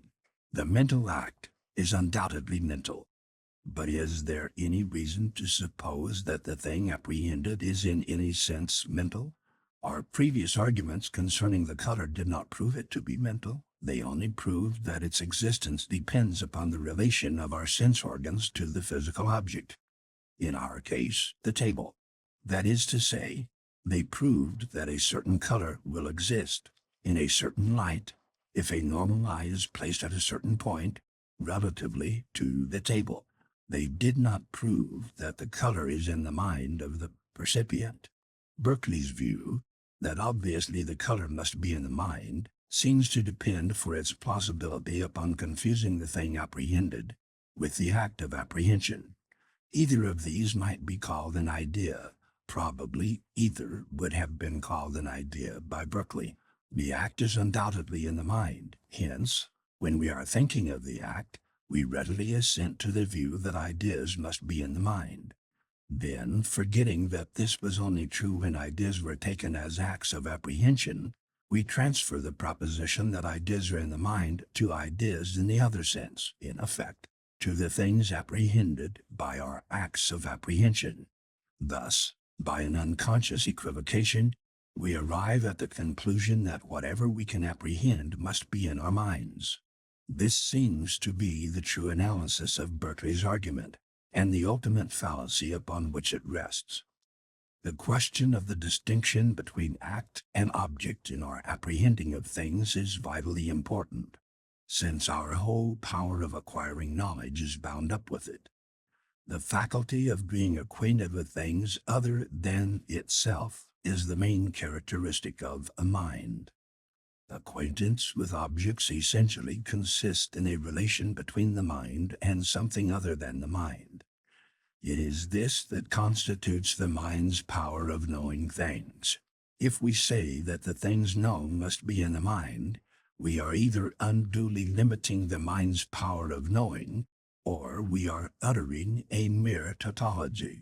We are uttering a mere tautology if we mean by in the mind the same as by before the mind. In effect, if we mean merely being apprehended by the mind, but if we mean this, we shall have to admit that what, in this sense, is in the mind may nevertheless be not mental. Thus, when we realize the nature of knowledge, Berkeley's argument is seen to be wrong in substance as well as in form, and his grounds for supposing that ideas, in effect the objects apprehended, must be mental, are found to have no validity whatever. Hence, his grounds in favor of idealism may be dismissed. It remains to see whether there are any other grounds. It is often said, as though it were a self-evident truism, that we cannot know that anything exists which we do not know. It is inferred that whatever can in any way be relevant to our experience must be at least capable of being known by us. Whence it follows that if matter were essentially something with which we could not become acquainted, matter would be something which we could not know to exist, and which could have for us no importance whatever. It is generally also implied, for reasons which remain obscure, that what can have no importance for us cannot be real, and that therefore matter, if it is not composed of minds or of mental ideas, is impossible and a mere chimera. To go into this argument fully at our present stage would be impossible, since it raises points requiring a considerable preliminary discussion, but certain reasons for rejecting the argument may be noticed at once. To begin at the end, there is no reason why what cannot have any practical importance for us should not be real. It is true that, if theoretical importance is included, everything real is of some importance to us, since, as persons desirous of knowing the truth about the universe, we have some interest in everything that the universe contains. But if this sort of interest is included, it is not the case that matter has no importance to us, provided it exists even if we cannot know that it exists. We can, obviously, suspect that it may exist, and wonder whether it does. Hence, it is connected with our desire for knowledge, and has the importance of either satisfying or thwarting this desire. Again, it is by no means a truism, and is in fact false, that we cannot know that anything exists which we do not know. The word know is here used in two different senses. One, in its first use, it is applicable to the sort of knowledge which is opposed to error, the sense in which what we know is true, the sense which applies to our beliefs and convictions, in effect to what are called judgments. In this sense of the word, we know that something is the case. This sort of knowledge may be described as knowledge of truths. 2. In the second use of the word know above, the word applies to our knowledge of things, which we may call acquaintance. This is the sense in which we know sense data. The distinction involved is roughly that between savoir and connaître in French, or between wissen and kennen in German. Thus the statement, which seemed like a truism, becomes, when restated, the following. We can never truly judge that something with which we are not acquainted exists. This is by no means a truism, but on the contrary, a palpable falsehood. I have not the honor to be acquainted with the Emperor of China, but I truly judge that he exists. It may be said, of course, that I judge this because of other people's acquaintance with him. This, however, would be an irrelevant retort, since, if the principle were true, I could not know that anyone else is acquainted with him. But further, there is no reason why I should not know of the existence of something with which nobody is acquainted. This point is important and demands elucidation. If I am acquainted with a thing which exists, my acquaintance gives me the knowledge that it exists. But it is not true that, conversely, whenever I can know that a thing of a certain sort exists, I or someone else must be acquainted with the thing.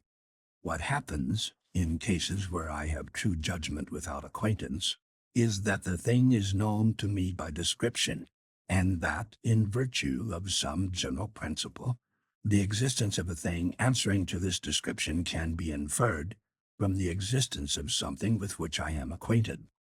In order to understand this point fully, it will be well first to deal with the difference between knowledge by acquaintance and knowledge by description, and then to consider what knowledge of general principles, if any, has the same kind of certainty as our knowledge of the existence of our own experiences. These subjects will be dealt with in the following chapters.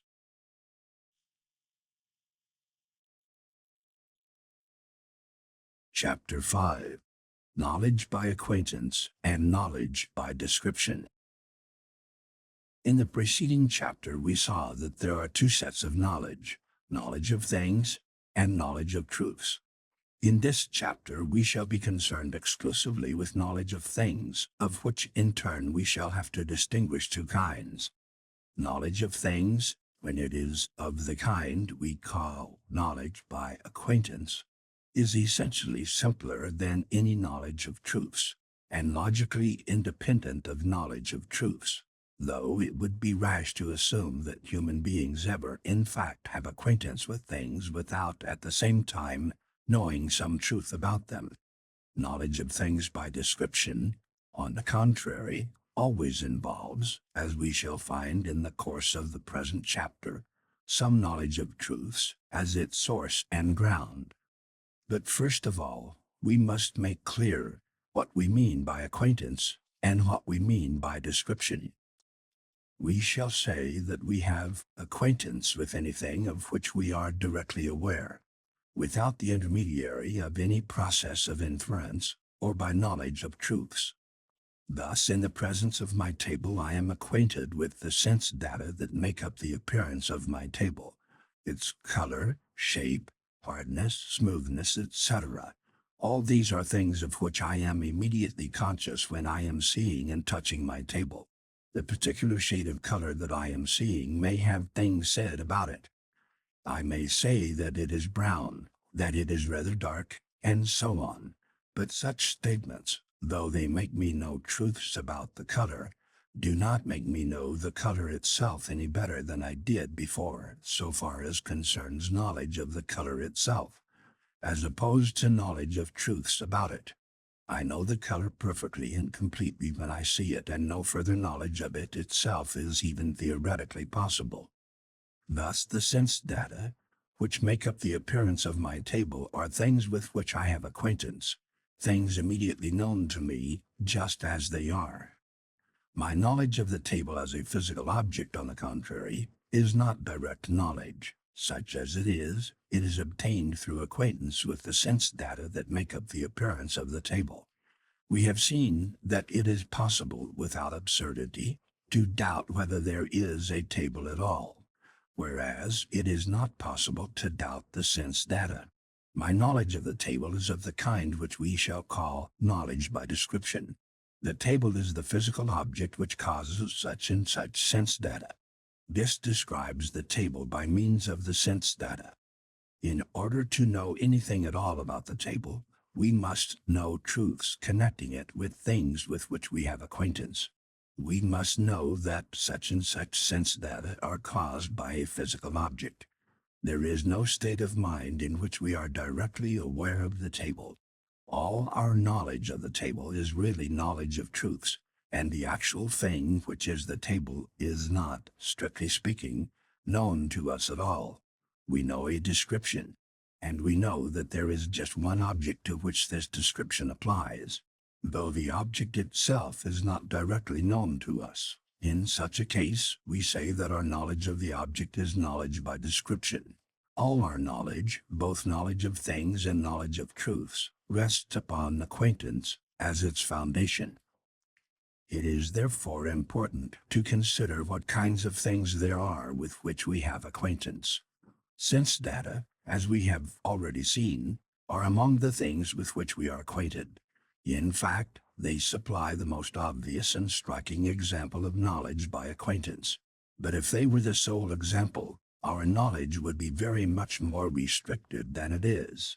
We should only know what is now present to our senses. We could not know anything about the past, not even that there was a past, nor could we know any truths about our sense data. For all knowledge of truths, as we shall show, demands acquaintance with things which are of an essentially different character from sense data. The things which are sometimes called abstract ideas, but which we shall call universals. We have therefore to consider acquaintance with other things besides sense data, if we are to obtain any tolerably adequate analysis of our knowledge. The first extension beyond sense data to be considered is acquaintance by memory. It is obvious that we often remember what we have seen or heard or had otherwise present to our senses, and that in such cases we are still immediately aware of what we remember, in spite of the fact that it appears as present and not as present. This immediate knowledge by memory is the source of all our knowledge concerning the past. Without it, there could be no knowledge of the past by inference, since we should never know that there was anything past to be inferred. The next extension to be considered is acquaintance by introspection. We are not only aware of things, but we are often aware of being aware of them. When I see the sun, I am often aware of my seeing the sun. Thus, my seeing the sun is an object with which I have acquaintance. When I desire food, I may be aware of my desire for food. Thus, my desiring food is an object with which I am acquainted. Similarly, we may be aware of our feeling pleasure or pain, and generally of the events which happen in our minds. This kind of acquaintance, which may be called self-consciousness, is the source of all our knowledge of mental things. It is obvious that it is only what goes on in our minds that can be thus known immediately. What goes on in the minds of others is known to us through our perception of their bodies, that is, through the sense data in us which are associated with their bodies. But for our acquaintance with the contents of our own minds, we should be unable to imagine the minds of others, and therefore we could never arrive at the knowledge that they have minds. It seems natural to suppose that self-consciousness is one of the things that distinguish men from animals. Animals, we may suppose, though they have acquaintance with sense data, never become aware of this acquaintance. I do not mean that they doubt whether they exist, but that they have never become conscious of the fact that they have sensations and feelings, nor therefore of the fact that they, the subjects of their sensations and feelings, exist. We have spoken of acquaintance with the contents of our minds as self-consciousness. But it is not, of course, consciousness of ourself. It is consciousness of particular thoughts and feelings. The question whether we are also acquainted with our bare selves, as opposed to particular thoughts and feelings, is a very difficult one, upon which it would be rash to speak positively. When we try to look into ourselves, we always seem to come upon some particular thought or feeling, and not upon the I, which has the thought or feeling. Nevertheless, there are some reasons for thinking that we are acquainted with the I. though the acquaintance is hard to disentangle from other things. To make clear what sort of reason there is, let us consider for a moment what our acquaintance with particular thoughts really involves. When I am acquainted with my seeing the sun, it seems plain that I am acquainted with two different things in relation to each other. On the one hand, there is the sense datum, which represents the sun to me. On the other hand, there is that which sees this sense datum. All acquaintance, such as my acquaintance with the sense datum which represents the sun, seems obviously a relation between the person acquainted and the object with which the person is acquainted. When a case of acquaintance is one with which I can be acquainted, as I am acquainted with my acquaintance, and the sense datum representing the sun, it is plain that the person acquainted is myself. Thus, when I am acquainted with my seeing the sun, the whole fact with which I am acquainted is self-acquainted with sense datum. Further, we know the truth. I am acquainted with this sense datum. It is hard to see how we could know this truth, or even understand what is meant by it, unless we were acquainted with something which we call I. It does not seem necessary to suppose that we are acquainted with a more or less permanent person, the same today as yesterday, but it does seem as though we must be acquainted with that thing, whatever its nature, which sees the sun and has acquaintance with sense data. Thus, in some sense, it would seem we must be acquainted with ourselves as opposed to our particular experiences. But the question is difficult, and complicated arguments can be adduced on either side. Hence, although acquaintance with ourselves seems probably to occur, it is not wise to assert that it undoubtedly does occur. We may therefore sum up as follows what has been said concerning acquaintance with things that exist. We have acquaintance in sensation with the data of the outer senses, and in introspection with the data of what may be called the inner sense, thoughts, feelings, desires, etc. We have acquaintance in memory with things which have been data either of the outer senses or of the inner sense.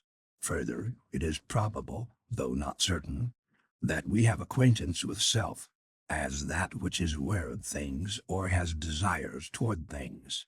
In addition to our acquaintance with particular existing things, we also have the acquaintance with what we shall call universals, that is to say, general ideas, such as whiteness, diversity, brotherhood, and so on. Every complete sentence must contain at least one word which stands for a universal. Since all verbs have a meaning which is universal, we shall return to universals later on, in Chapter 9. For the present, it is only necessary to guard against the supposition that whatever we can be acquainted with must be something particular and existent. Awareness of universals is called conceiving, and a universal of which we are aware is called a concept. It will be seen that among the objects with which we are acquainted are not included physical objects, as opposed to sense data, nor other people's minds. These things are known to us by what I call knowledge by description, which we must now consider. By a description, I mean any phrase of the form, a so-and-so, or the so-and-so. A phrase of the form, a so-and-so, I shall call an ambiguous description. A phrase of the form, the so-and-so, in the singular, I shall call a definite description. Thus, a man is an ambiguous description, and the man with the iron mask is a definite description. There are various problems connected with ambiguous descriptions, but I pass them by, since they do not directly concern the matter we are discussing, which is the nature of our knowledge concerning objects in cases where we know that there is an object answering to a definite description, though we are not acquainted with any such object. This is a matter which is concerned exclusively with definite descriptions. I shall therefore, in the sequel, speak simply of descriptions, when I mean definite descriptions. Thus a description will mean any phrase of the form, the so-and-so, in the singular. We shall say that an object is known by description when we know that it is the so-and-so. In effect, when we know that there is one object, and no more, having a certain property, and it will generally be implied that we do not have knowledge of the same object by acquaintance. We know that the man with the iron mask existed, and many propositions are known about him, but we do not know who he was. We know that the candidate who gets the most votes will be elected, and in this case we are very likely also acquainted, in the only sense in which one can be acquainted with someone else, with the man who is, in fact, the candidate who will get most votes. But we do not know which of the candidates he is, in effect. We do not know any proposition of the form, A is the candidate who will get the most votes, where A is one of the candidates by name. We shall say that we have merely descriptive knowledge of the so-and-so when, although we know that the so-and-so exists, and although we may possibly be acquainted with the object which is, in fact, the so-and-so, yet we do not know any proposition, A is the so-and-so, where A is something with which we are acquainted. When we say the so-and-so exists, we mean that there is just one object which is the so-and-so. The proposition, A is the so-and-so, means that A has the property, so-and-so, and nothing else has. Mr. A is the unionist candidate for this constituency, means Mr. A is a unionist candidate for this constituency and no one else. The unionist candidate for this constituency exists, means someone is a unionist candidate for this constituency and no one else is. Thus, when we are acquainted with an object which is the so-and-so, we know that the so-and-so exists, but we may know that the so-and-so exists when we are not acquainted with any object which we know to be the so-and-so, and even when we are not acquainted with any object which, in fact, is the so-and-so. Common words, even proper names, are usually descriptions. That is to say, the thought in the mind of a person using a proper name correctly can generally only be expressed explicitly if we replace the proper name by a description. Moreover, the description required to express the thought will vary for different people, or for the same person at different times. The only thing constant, so long as the name is rightly used, is the object to which the name applies. But so long as this remains constant, the particular description involved usually makes no difference to the truth or falsehood of the proposition in which the name appears. Let us take some illustrations. Suppose some statement made about Bismarck. Assuming that there is such a thing as direct acquaintance with oneself, Bismarck himself might have used his name directly to designate the particular person with whom he was acquainted. In this case, if he made a judgment about himself, he himself might be a constituent of the judgment. Here the proper name has the direct use which it always wishes to have, as simply standing for a certain object, and not for a description of the object. But if a person who knew Bismarck made a judgment about him, the case is different. What this person was acquainted with were certain sense data which he connected, rightly we will suppose, with Bismarck's body. His body as a physical object, and still more his mind, were only known as the body and the mind connected with these sense data. That is, they were known by description. It is, of course, very much a matter of chance which characteristics of a man's appearance will come into a friend's mind when he thinks of him. Thus, the description actually in the friend's mind is accidental. The essential point is that he knows that the various descriptions all apply to the same entity, in spite of not being acquainted with the entity in question. When we, who did not know Bismarck, made a judgment about him, the description in our minds will probably be some more or less vague mass of historical knowledge, far more, in most cases, than is required to identify him. But for the sake of illustration, let us assume that we think of him as the first Chancellor of the German Empire. Here, all the words are abstract except German. The word German will, again, have different meanings for different people. To some, it will recall travels in Germany. To some, the look of Germany on the map, and so on. But if we are to obtain a description which we know to be applicable, we shall be compelled, at some point, to bring in a reference to a particular with which we are acquainted. Such reference is involved in any mention of past, present, and future, as opposed to definite dates, or of here and there, or of what others have told us. Thus it would seem that in some way or other, a description known to be applicable to a particular must involve some reference to a particular with which we are acquainted. If our knowledge about the thing described is not to be merely what follows logically from the description. For example, the most long-lived of men is a description involving only universals, which must apply to some man, but we can make no judgments concerning this man which involve knowledge about him beyond what the description gives. If, however, we say the first chancellor of the German Empire was an astute diplomatist, we can only be assured of the truth of our judgment in virtue of something with which we are acquainted, usually a testimony heard or read.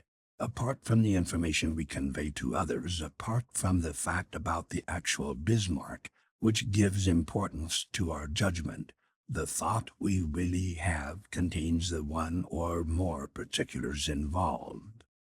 All names of places, London, England, Europe, the Earth, the solar system, similarly involve, when used, descriptions which start from some one or more particulars with which we are acquainted.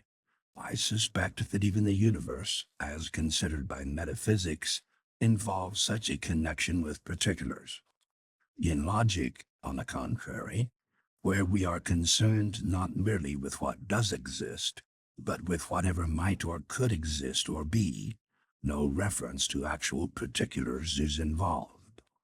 It would seem that, when we make a statement about something only known by description, we often intend to make our statement not in the form involving the description, but about the actual thing described. That is to say, when we say anything about Bismarck, we should like, if we could, to make the judgment which Bismarck alone can make, namely, the judgment of which he himself is a constituent. In this we are necessarily defeated, since the actual Bismarck is unknown to us, but we know that there is an object B called Bismarck, and that B was an astute diplomatist. We can thus describe the proposition we should like to affirm, namely, B was an astute diplomatist, where B is the object which was Bismarck. If we are describing Bismarck as the first chancellor of the German Empire, the proposition we should like to affirm may be described as the proposition asserting, concerning the actual object which was the first chancellor of the German Empire, that this object was an astute diplomatist. What enables us to communicate, in spite of the varying descriptions we employ, is that we know there is a true proposition concerning the actual Bismarck, and that however we may vary the description, so long as the description is correct, the proposition described is still the same. This proposition, which is described and is known to be true, is what interests us. But we are not acquainted with the proposition itself, and do not know it, though we know it is true. It will be seen that there are various stages in the removal from acquaintance with particulars. There is Bismarck to people who knew him, Bismarck to those who only know of him through history, the man with the iron mask, the longest-lived of men. These are progressively further removed from acquaintance with particulars. The first comes as near to acquaintance as is possible in regard to another person. In the second, we shall still be said to know who Bismarck was. In the third, we do not know who was the man with the iron mask, though we can know many propositions about him which are not logically deducible from the fact that he wore an iron mask. In the fourth, finally, We know nothing beyond what is logically deducible from the definition of the man. There is a similar hierarchy in the region of universals. Many universals, like many particulars, are only known to us by description. But here, as in the case of particulars, knowledge concerning what is known by description is ultimately reducible to knowledge concerning what is known by acquaintance. The fundamental principle in the analysis of propositions containing descriptions is this: every proposition which we can understand must be composed wholly of constituents with which we are acquainted. We shall not at this stage attempt to answer all the objections which may be urged against this fundamental principle. For the present, we shall merely point out that, in some way or other, it must be possible to meet these objections, for it is scarcely conceivable that we can make a judgment or entertain a supposition without knowing what it is that we are judging or supposing about. We must attach some meaning to the words we use, if we are to speak significantly and not utter mere noise, and the meaning we attach to our words must be something with which we are acquainted. Thus, when, for example, we make a statement about Julius Caesar, it is plain that Julius Caesar himself is not before our minds, since we are not acquainted with him. We have in mind some description of Julius Caesar, the man who was assassinated on the Ides of March, the founder of the Roman Empire, or perhaps merely the man whose name was Julius Caesar. In the last description, Julius Caesar is a noise or shape with which we are acquainted. Thus, our statement does not mean quite what it seems to mean, but means something involving, instead of Julius Caesar, some description of him which is composed wholly of particulars and universals with which we are acquainted.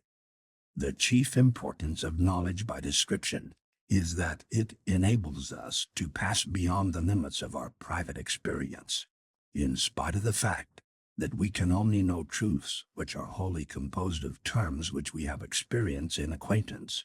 We can yet have knowledge by description of things which we have never experienced.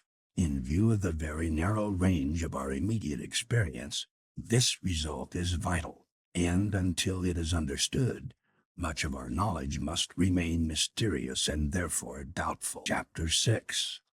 On Induction.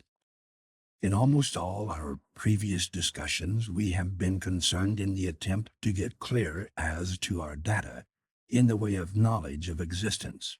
What things are there in the universe whose existence is known to us owing to our being acquainted with them? So far, our answer has been that we are acquainted with our sense data, and probably with ourselves.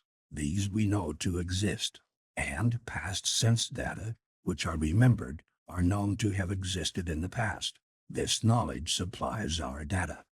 But if we are able to draw inferences from these data, if we are to know of the existence of matter, of other people, of the past before our individual memory begins, or of the future, we must know general principles of some kind by means of which such inferences can be drawn. It must be known to us that the existence of some one sort of thing, A, is a sign of the existence of some other sort of thing, B, either at the same time as A or at some earlier or later time. As, for example, thunder is a sign of the earlier existence of lightning. If this were not known to us, we could never extend our knowledge beyond the sphere of our private experience, and this sphere, as we have seen, is exceedingly limited. The question we have now to consider is whether such an extension is possible, and if so, how it is effected. Let us take as an illustration a matter about which none of us in fact feel the slightest doubt. We are all convinced that the sun will rise tomorrow. Why? Is this belief a mere blind outcome of past experience, or can it be justified as a reasonable belief? It is not easy to find a test by which to judge whether a belief of this kind is reasonable or not. But we can at least ascertain that what sort of general beliefs would suffice. If true, to justify the judgment that the sun will rise tomorrow, and the many other similar judgments upon which our actions are based. It is obvious that if we are asked why we believe that the sun will rise tomorrow, we shall naturally answer, because it always has risen every day. We have a firm belief that it will rise in the future, because it has risen in the past. If we are challenged as to why we believe that it will continue to rise as heretofore, we may appeal to the laws of motion. The earth, we shall say, is a freely rotating body, and such bodies do not cease to rotate unless something interferes from outside, and there is nothing outside to interfere with the earth between now and tomorrow. Of course, it might be doubted whether we are quite certain that there is nothing outside to interfere, but this is not the interesting doubt. The interesting doubt is as to whether the laws of motion will remain in operation until tomorrow. If this doubt is raised, we find ourselves in the same position as when the doubt about the sunrise was first raised. The only reason for believing that the laws of motion will remain in operation is that they have operated hitherto, so far as our knowledge of the past enables us to judge. It is true that we have a greater body of evidence from the past in favor of the laws of motion than we have in favor of the sunrise, because the sunrise is merely a particular case of fulfillment of the laws of motion, and there are countless other particular cases. But the real question is, do any number of cases of a law being fulfilled in the past afford evidence that it will be fulfilled in the future? If not, it becomes plain that we have no ground whatever for expecting the sun to rise tomorrow, or for expecting the bread we shall eat at our next meal not to poison us, or for any of the other scarcely conscious expectations that control our daily lives. It is to be observed that all such expectations are only probable. Thus, we have not to seek for a proof that they must be fulfilled, but only for some reason in favor of the view that they are likely to be fulfilled. Now, in dealing with this question, we must, to begin with, make an important distinction, without which we should soon become involved in hopeless confusions. Experience has shown us that hitherto the frequent repetition of some uniform succession or coexistence has been a cause of our expecting the same succession or coexistence on the next occasion. Food that has a certain appearance generally has a certain taste, and it is a severe shock to our expectations when the familiar appearance is found to be associated with an unusual taste. Things which we see become associated, by habit, with certain tactile sensations, which we expect if we touch them. One of the horrors of a ghost, in many ghost stories, is that it fails to give us any sensations of touch. Uneducated people who go abroad for the first time are so surprised as to be incredulous when they find their native language not understood. And this kind of association is not confined to men. In animals also it is very strong. A horse, which has been often driven along a certain road, resists the attempt to drive him in a different direction. Domestic animals expect food when they see the person who usually feeds them. We know that all these rather crude expectations of uniformity are liable to be misleading. The man who has fed the chickens every day throughout its life at last wrings its neck instead, showing that more refined views as to the uniformity of nature would have been useful to the chicken. But in spite of the misleadingness of such expectations, they nevertheless exist. The mere fact that something has happened a certain number of times causes animals and men to expect that it will happen again. Thus our instincts certainly cause us to believe that the sun will rise tomorrow. But we may be in no better a position than the chicken which unexpectedly has its neck wrung. We have therefore to distinguish the fact that past uniformities cause expectations as to the future, from the question whether there is any reasonable ground for giving weight to such expectations after the question of their validity has been raised. The problem we have to discuss is whether there is any reason for believing in what is called the uniformity of nature. The belief in the uniformity of nature is the belief that everything that has happened or will happen is an instance of some general law to which there are no exceptions. The crude expectations which we have been considering are all subject to exceptions, and therefore liable to disappoint those who entertain them. But science habitually assumes, at least as a working hypothesis, that general rules which have exceptions can be replaced by general rules which have no exceptions.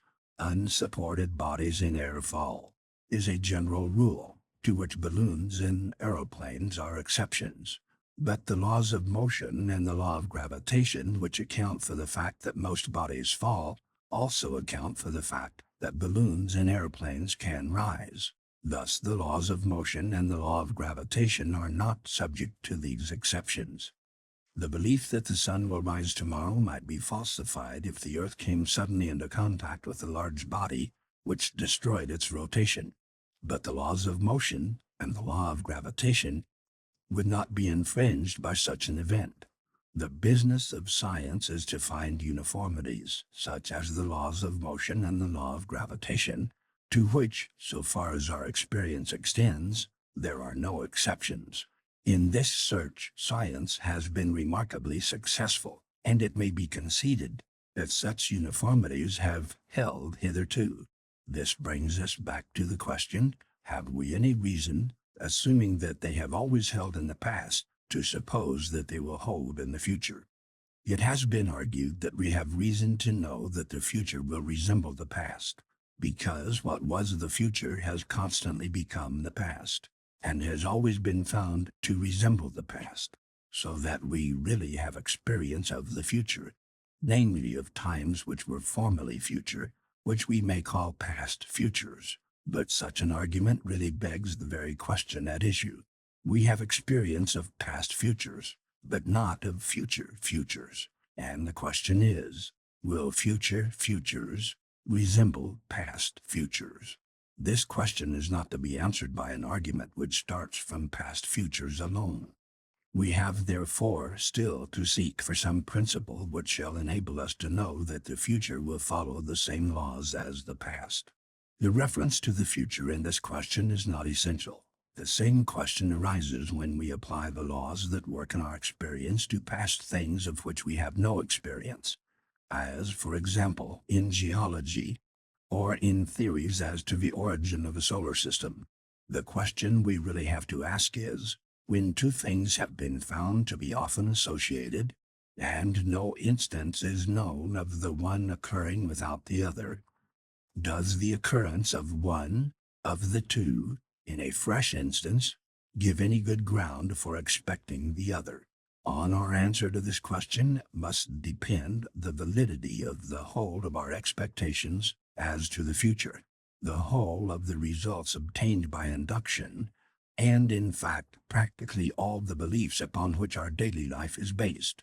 It must be conceded, to begin with, that the fact that two things have been found often together and never apart does not, by itself, suffice to prove, demonstratively, that they will be found together in the next case we examine. The most we can hope is that the oftener things are found together, the more probable it becomes that they will be found together another time, and that, if they have been found together often enough, the probability will amount almost to certainty. It can never quite reach certainty because we know that in spite of frequent repetitions there sometimes is a failure at the last, as in the case of the chicken, whose neck is wrung. Thus probability is all we ought to seek. It might be urged, as against the view we are advocating, that we know all natural phenomena to be subject to the reign of law, and that sometimes on the basis of observation we can see that only one law can possibly fit the facts of the case. Now, to this view there are two answers. The first is that even if some law which has no exceptions applies to our case, we can never, in practice, be sure that we have discovered that law, and not one to which there are exceptions. The second is that the reign of law would seem to be itself only probable, and that our belief that it will hold in the future, or in unexamined cases in the past, is itself based upon the very principle we are examining. The principle we are examining may be called the principle of induction, and its two parts may be stated as follows. A.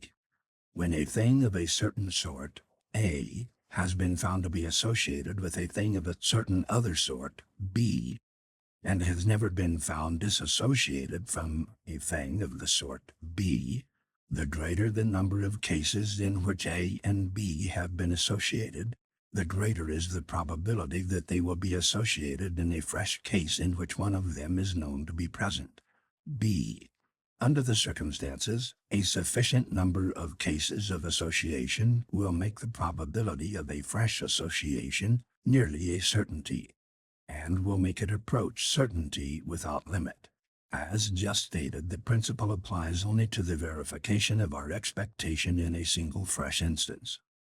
But we want also to know that there is a probability in favor of the general law that things of the sort A are always associated with things of the sort B, provided a sufficient number of cases of association are known, and no cases of failure of association are known. The probability of the general law is obviously less than the probability of the particular case, since, if the general law is true, the particular case must also be true, whereas the particular case may be true without the general law being true. Nevertheless, the probability of the general law is increased by repetitions, just as the probability of the particular case is. We may therefore repeat the two parts of our principle as regards the general law thus. A. The greater the number of cases in which a thing of the sort A has been found associated with a thing of the sort B, the more probable it is, if no cases of failure of association are known, that A is always associated with B. B.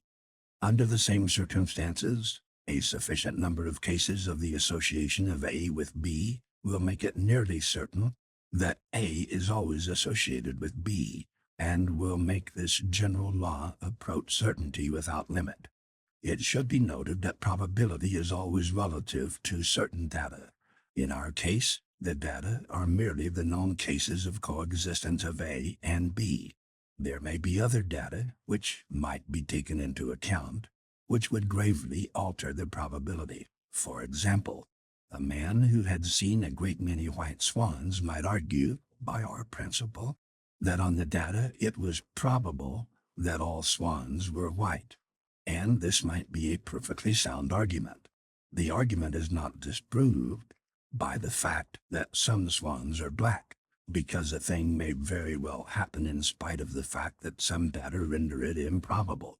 In the case of the swans, a man might know that color is a variable characteristic in many species of animals, and that, therefore, an induction as to color is peculiarly liable to occur. But this knowledge would be a fresh datum, by no means proving that the probability relative to our previous data had been wrongly estimated. The fact, therefore, that things often fail to fulfill our expectations is no evidence that our expectations will not probably be fulfilled in a given case or a given class of cases.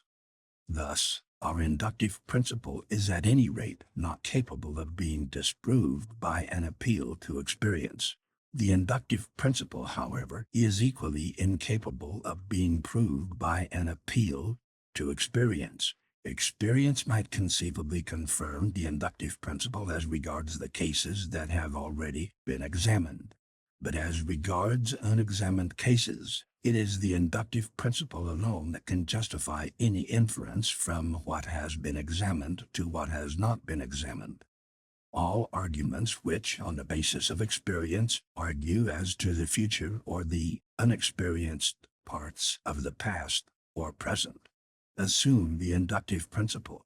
Hence, we can never use experience to prove the inductive principle without begging the question. Thus, we must either accept the inductive principle on the ground of its intrinsic evidence, or forego all justification of our expectations about the future.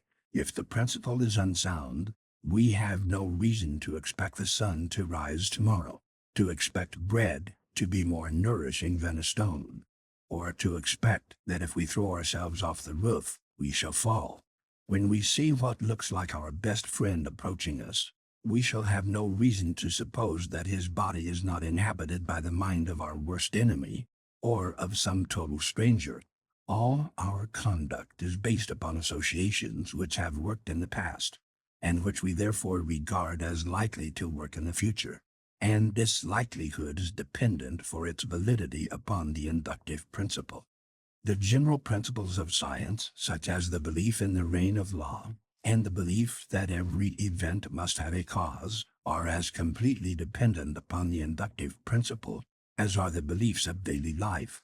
All such general principles are believed because mankind have found innumerable instances of their truth, and no instances of their falsehood, but this affords no evidence for their truth in the future, unless the inductive principle is assumed. Thus, all knowledge which, on a basis of experience, tells us something about what is not experienced, is based upon a belief which experience can neither confirm nor confute, yet which, at least in its more concrete applications, appears to be as firmly rooted in us as many of the facts of experience. The existence and justification of such beliefs, for the inductive principle, as we shall see, is not the only example, raises some of the most difficult and most debated problems of philosophy. We will, in the next chapter, consider briefly what may be said to account for such knowledge, and what is its scope and its degree of certainty. Chapter 7. On our knowledge of general principles. We saw in the preceding chapter that the principle of induction, while necessary to the validity of all arguments based on experience, is itself not capable of being proved by experience, and yet is unhesitatingly believed by everyone, at least in all its concrete applications. In these characteristics, the principle of induction does not stand alone. There are a number of other principles which cannot be proved or disproved by experience, but are used in arguments which start from what is experienced. Some of these principles have even greater evidence than the principle of induction, and the knowledge of them has the same degree of certainty as the knowledge of the existence of sense data. They constitute the means of drawing inferences from what is given in sensation, and if what we infer is to be true, it is just as necessary that our principles of inference should be true as it is that our data should be true. The principles of inference are apt to be overlooked because of their very obviousness. The assumption involved is assented to without our realizing that it is an assumption. But it is very important to realize the use of principles of inference, if a correct theory of knowledge is to be obtained, for our knowledge of them raises interesting and difficult questions. In all our knowledge of general principles, what actually happens is that first of all we realize some particular application of the principle, and then we realize that the particularity is irrelevant, and that there is a generality which may equally truly be affirmed. This is, of course, familiar in such matters as teaching arithmetic. 2 and 2 are 4, is first learnt in the case of some particular pair of couples, and then in some other particular case, and so on, until at last it becomes possible to see that it is true of any pair of couples. The same thing happens with logical principles. Suppose two men are discussing what day of the month it is. One of them says, "At least you will admit that if yesterday was the 15th, today must be the 16th. "Yes," says the other, "I admit that. And you know," the first continues, "that yesterday was the 15th, because you dined with Jones, and your diary will tell you that was on the 15th. "Yes," says the second, "therefore today is the 16th.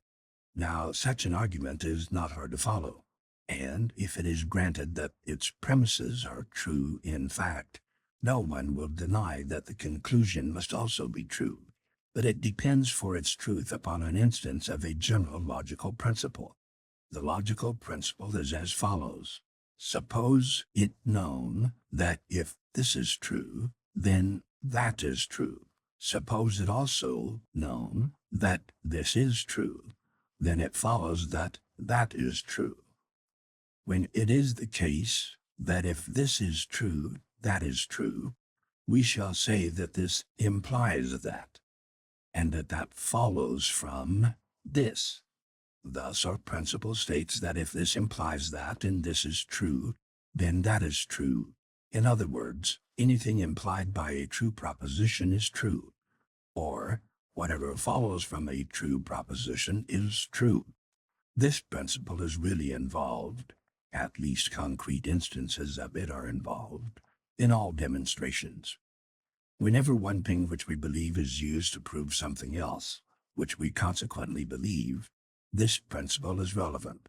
If anyone asks, why should I accept the results of valid arguments based on true premises? We can only answer by appealing to our principle.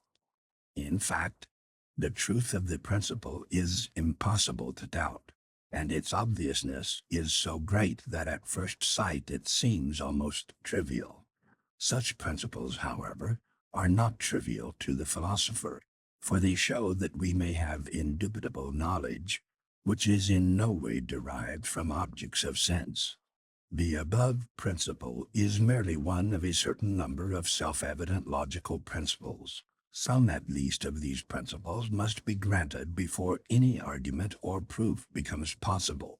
When some of them have been granted, others can be proved, though these others, so long as they are simple, are just as obvious as the principles taken for granted. For no very good reason, 3 of these principles have been singled out by tradition under the name of laws of thought. They are as follows. 1. The law of identity. Whatever is, is. 2. The law of contradiction. Nothing can both be and not be. 3. The law of excluded middle. Everything must either be or not be. These 3 laws are samples of self-evident, logical principles, but are not really more fundamental or more self-evident than various other similar principles. For instance, the one we considered just now, which states that what follows from a true premise is true.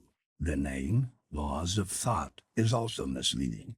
For what is important is not the fact that we think in accordance with these laws, but the fact that things behave in accordance with them. In other words, the fact that when we think in accordance with them, we think truly. But this is a large question to which we must return at a later stage.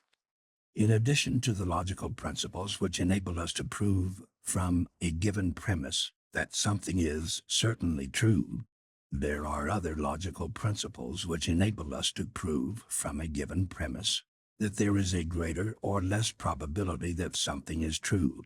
An example of such principles, perhaps the most important example, is the inductive principle, which we considered in the preceding chapter. One of the great historic controversies in philosophy is the controversy between the 2 schools called respectively empiricists and rationalists. The empiricists, who are best represented by the British philosophers Locke, Berkeley, and Hume, maintained that all our knowledge is derived from experience. The rationalists, who are represented by the continental philosophers of the 17th century, especially Descartes and Leibniz, maintained that, in addition to what we know by experience, there are certain innate ideas and innate principles which we know independently of experience. It has now become possible to decide with some confidence as to the truth or falsehood of these opposing schools. It must be admitted, for the reasons already stated, that logical principles are known to us and cannot be themselves proved by experience, since all proof presupposes them. In this, therefore, which was the most important point of the controversy, the rationalists were in the right. On the other hand, even that part of our knowledge which is logically independent of experience, in the sense that experience cannot prove it, is yet elicited and caused by experience. It is on occasion of particular experiences that we become aware of the general laws which their connections exemplify. It would certainly be absurd to suppose that there are innate principles in the sense that babies are born with a knowledge of everything which men know, and which cannot be deduced from what is experienced. For this reason, the word innate would not now be employed to describe our knowledge of logical principles.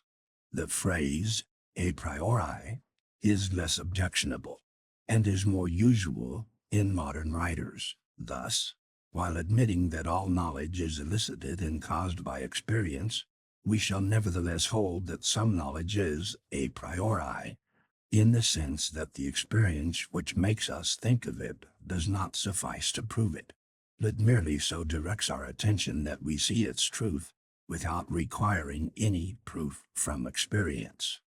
There is another point of great importance, in which the empiricists were in the right as against the rationalists.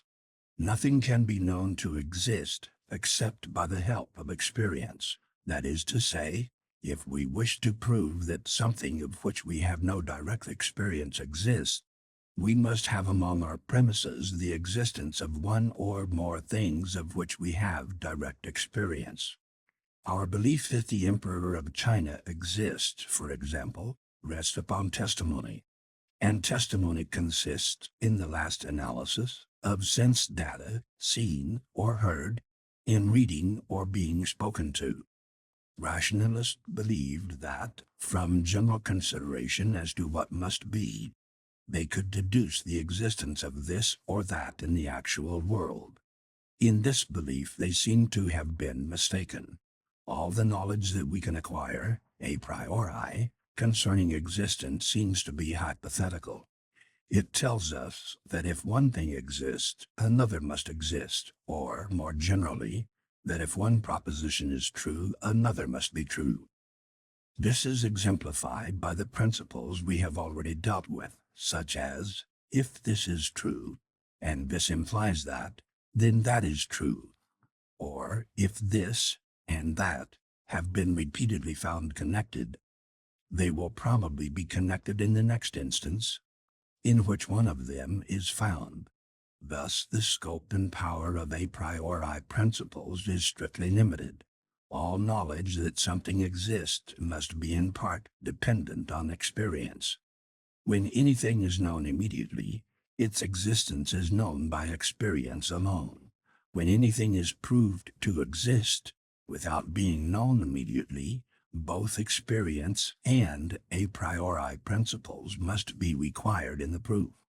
Knowledge is called empirical when it rests wholly or partly upon experience. Thus, all knowledge which asserts existence is empirical, and the only a priori knowledge concerning existence is hypothetical, giving connections among things that exist or may exist, but not giving actual existence. A priori knowledge is not all of the logical kind we have been hitherto considering. Perhaps the most important example of non-logical a priori knowledge is knowledge as to ethical value. I am not speaking of judgments as to what is useful or as to what is virtuous, for such judgments do require empirical premises. I am speaking of judgments as to the intrinsic desirability of things. If something is useful, it must be useful because it secures some end. The end must, if we have gone far enough, be valuable on its own account, and not merely because it is useful for some other end. Thus all judgments as to what is useful depend upon judgments as to what has value on its own account. We judge, for example, that happiness is more desirable than misery, knowledge than ignorance, goodwill than hatred, and so on. Such judgments must, in part at least, be immediate and a priori. Like our previous a priori judgments, they may be elicited by experience, and indeed they must be, for it seems not possible to judge whether anything is intrinsically valuable unless we have experienced something of the same kind. But it is fairly obvious that they cannot be proved by experience, for the fact that a thing exists or does not exist cannot prove either that it is good that it should exist, or that it is bad. The pursuit of this subject belongs to ethics, where the impossibility of deducing what ought to be from what it has to be established. In the present connection, it is only important to realize that knowledge as to what is intrinsically of value is a priori, in the same sense in which logic is a priori, namely in the sense that the truth of such knowledge can be neither proved nor disproved by experience. All pure mathematics is a priori, like logic. This was strenuously denied by the empirical philosophers who maintained that experience was as much the source of our knowledge of arithmetic as of our knowledge of geography. They maintained that by the repeated experience of seeing two things and two other things, and finding that altogether they made four things, we were led by induction to the conclusion that two things and two things would always make four things altogether. If, however, this were the source of our knowledge that two and two are four, we should proceed differently in persuading ourselves of its truth from the way in which we do actually proceed. In fact, a certain number of instances are needed to make us think of two abstractly rather than of two coins or two books or two people or two of any other specified kind. But as soon as we are able to divest our thoughts of irrelevant particularity, we become able to see the general principle that two and two are four. Any one instance is seen to be typical, and the examination of other instances becomes unnecessary. The same thing is exemplified in geometry. If we want to prove some property of all triangles, we draw some one triangle and reason about it. But we can avoid making use of any property which it does not share with all other triangles, and thus, from our particular case, we obtain a general result. We do not, in fact, feel our certainty that two and two are four increased by fresh instances, because, as soon as we have seen the truth of this proposition, our certainty becomes so great as to be incapable of growing greater. Moreover, we feel some quality of necessity about the proposition, two and two are four, which is absent from even the best attested empirical generalizations. Such generalizations always remain mere facts. We feel that there might be a world in which they were false, though in the actual world they happen to be true. In any possible world, on the contrary, we feel that two and two would be four. This is not a mere fact, but a necessity to which everything actual and possible must conform. The case may be made clearer by considering a genuinely empirical generalization such as, all men are mortal. It is plain that we believe this proposition, in the first place, because there is no known instance of men living beyond a certain age, and in the second place, because there seem to be physiological grounds for thinking that an organism such as a man's body must sooner or later wear out. Neglecting the second ground and considering merely our experience of men's mortality, it is plain that we should not be content with one quite clearly understood instance of a man dying, whereas, in the case of two and two are four, one instance does suffice, when carefully considered, to persuade us that the same must happen in any other instance.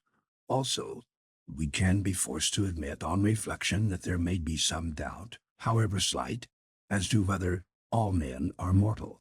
This may be made plain by the attempt to imagine two different worlds, in one of which there are men who are not mortal, while in the other two and two make five. When Swift invites us to consider the race of Struldbugs, who never die, we are able to acquiesce in imagination, but a world where two and two make five seems quite on a different level. We feel that such a world, if there were one, would upset the whole fabric of our knowledge and reduce us to utter doubt. The fact is that in simple mathematical judgments such as two and two are four, And also in many judgments of logic, we can know the general proposition without inferring it from instances, although some instance is usually necessary to make clear to us what the general proposition means. This is why there is real utility in the process of deduction, which goes from the general to the general, or from the general to the particular, as well as in the process of induction, which goes from the particular to the particular, or from the particular to the general. It is an old debate among philosophers whether deduction ever gives new knowledge. We can now see that in certain cases at least it does do so. If we already know that 2 and 2 always make 4, and we know that Brown and Jones are 2, and so are Robinson and Smith, we can deduce that Brown and Jones and Robinson and Smith are 4. This is new knowledge, not contained in our premises, because the general proposition, 2 and 2 are 4, never told us there were such people as Brown and Jones and Robinson and Smith, and the particular premises do not tell us that there were 4 of them, whereas the particular proposition deduced does tell us both of these things. But the newness of the knowledge is much less certain if we take the stock instance of deduction that is always given in books on logic, namely, all men are mortal. Socrates is a man, therefore Socrates is mortal. In this case, what we really know beyond reasonable doubt is that certain men, A, B, C, were mortal, since, in fact, they have died. If Socrates is one of these men, it is foolish to go the roundabout way through all men are mortal to arrive at the conclusion that probably Socrates is mortal. If Socrates is not one of the men on whom our induction is based, we shall still do better to argue straight from our ABC to Socrates than to go round by the general proposition, all men are mortal, for the probability that Socrates is mortal is greater, on our data, than the probability that all men are mortal. This is obvious because if all men are mortal, so is Socrates, but if Socrates is mortal, it does not follow that all men are mortal. Hence, we shall reach the conclusion that Socrates is mortal with a greater approach to certainty if we make our argument purely inductive than if we go by way of all men are mortal and then use deduction. This illustrates the difference between general propositions known a priori, such as 2 and 2 are 4, and empirical generalizations such as all men are mortal. In regard to the former, deduction is the right mode of argument, whereas in regard to the latter, induction is always theoretically preferable, and warrants a greater confidence in the truth of our conclusion, because all empirical generalizations are more uncertain than the instances of them. We have now seen that there are propositions known a priori, and that among them are the propositions of logic and pure mathematics, as well as the fundamental proposition of ethics. The question which must next occupy us is this: how is it possible that there should be such knowledge? And more particularly, how can there be knowledge of general propositions in cases where we have not examined all the instances, and indeed never can examine them all, because their number is infinite? These questions, which were first brought prominently forward by the German philosopher Kant, 1724 to 1804, are very difficult and historically very important. Chapter 8. How a priori knowledge is possible. Immanuel Kant is generally regarded as the greatest of the modern philosophers. Though he lived through the 7 Years' War and the French Revolution, he never interrupted his teaching of philosophy at Königsberg in East Prussia. His most distinctive contribution was the invention of what he called the critical philosophy, which, assuming as a datum that there is knowledge of various kinds, inquired how much knowledge comes to be possible, and deduced, from the answer to this inquiry, many metaphysical results as to the nature of the world. Whether these results were valid may well be doubted, but Kant undoubtedly deserves credit for 2 things. First, For having perceived that we have a priori knowledge which is not purely analytic, in effect, such that the opposite would be self-contradictory, and secondly, for having made evident the philosophical importance of the theory of knowledge. Before the time of Kant, it was generally held that whatever knowledge was a priori must be analytic. What this word means will be best illustrated by examples. If I say, a bald man is a man, a plain figure is a figure, a bad poet is a poet, I make a purely analytic judgment. The subject spoken about is given as having at least two properties, of which one is singled out to be asserted of it. Such propositions as the above are trivial, and would never be enunciated in real life except by an orator preparing the way for a piece of sophistry. They are called analytic, because the predicate is obtained by merely analyzing the object. Before the time of Kant, it was thought that all judgments of which we could be certain a priori were of this kind, that in all of them there was a predicate which was only part of the subject of which it was asserted. If this were so, we should be involved in a definite contradiction if we attempted to deny anything that could be known a priori. A bald man is not bald would assert and deny baldness of the same man, and would therefore contradict itself. Thus, according to the philosophers before Kant, the law of contradiction, which asserts that nothing can at the same time have and not have a certain property, sufficed to establish the truth of all a priori knowledge. Hume, 1711 to 1776, who preceded Kant, accepting the usual view as to what makes knowledge a priori, discovered that, in many cases, which had previously been supposed analytic, and notably in the case of cause and effect, the connection was really synthetic. Before Hume, rationalists at least had supposed that the effect could be logically deduced from the cause, if only we had sufficient knowledge. Hume argued, correctly, as would now be generally admitted, that this could not be done. Hence, he inferred the far more doubtful proposition that nothing could be known a priori about the connection of cause and effect.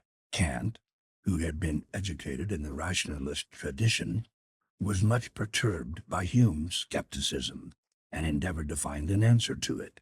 He perceived that not only the connection of cause and effect, but all the propositions of arithmetic and geometry are synthetic, in effect, not analytic.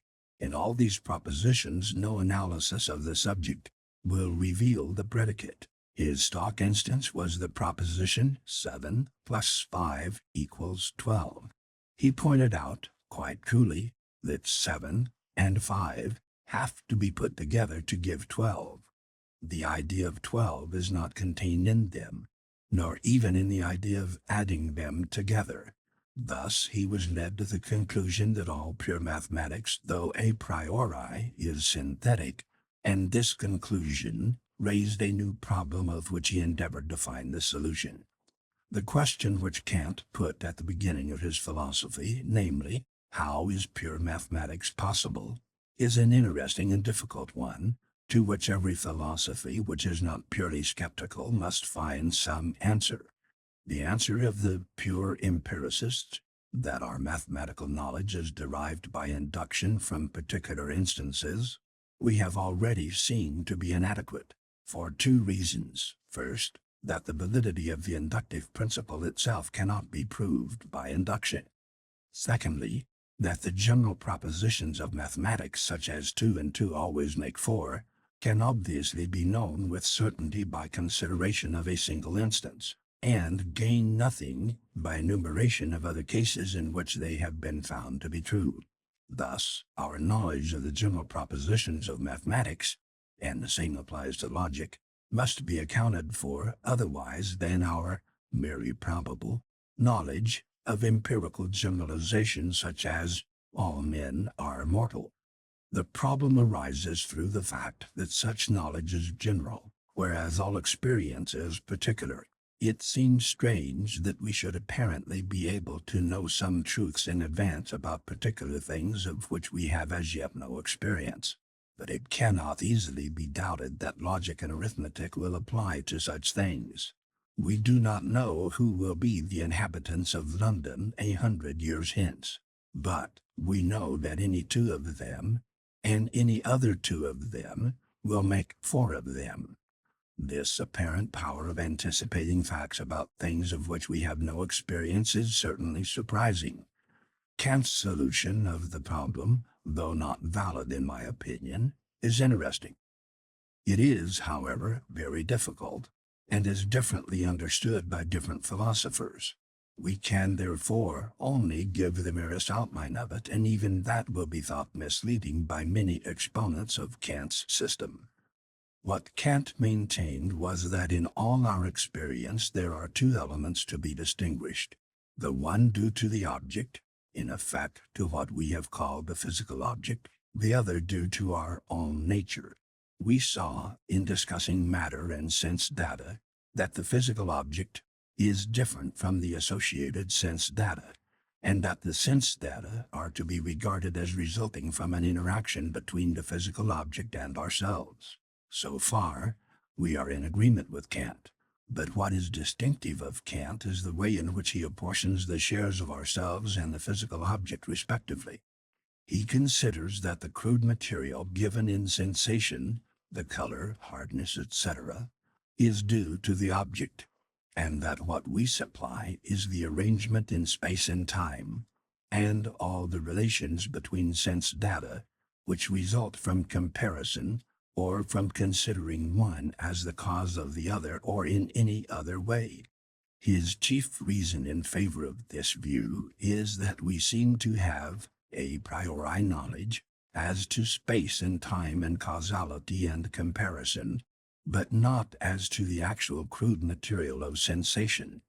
We can be sure, he says, that anything we shall ever experience must show the characteristics affirmed of it in our a priori knowledge, because these characteristics are due to our own nature, and therefore nothing can ever come into our experience without acquiring these characteristics.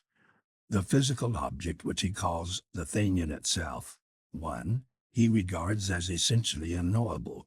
What can be known is the object as we have it in experience, which he calls the phenomenon.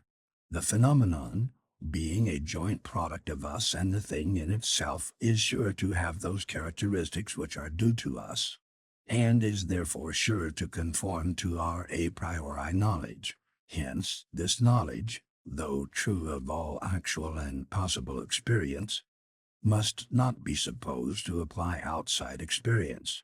Thus, in spite of the existence of a priori knowledge, we cannot know anything about the thing in itself or about what is not an actual or possible object of experience.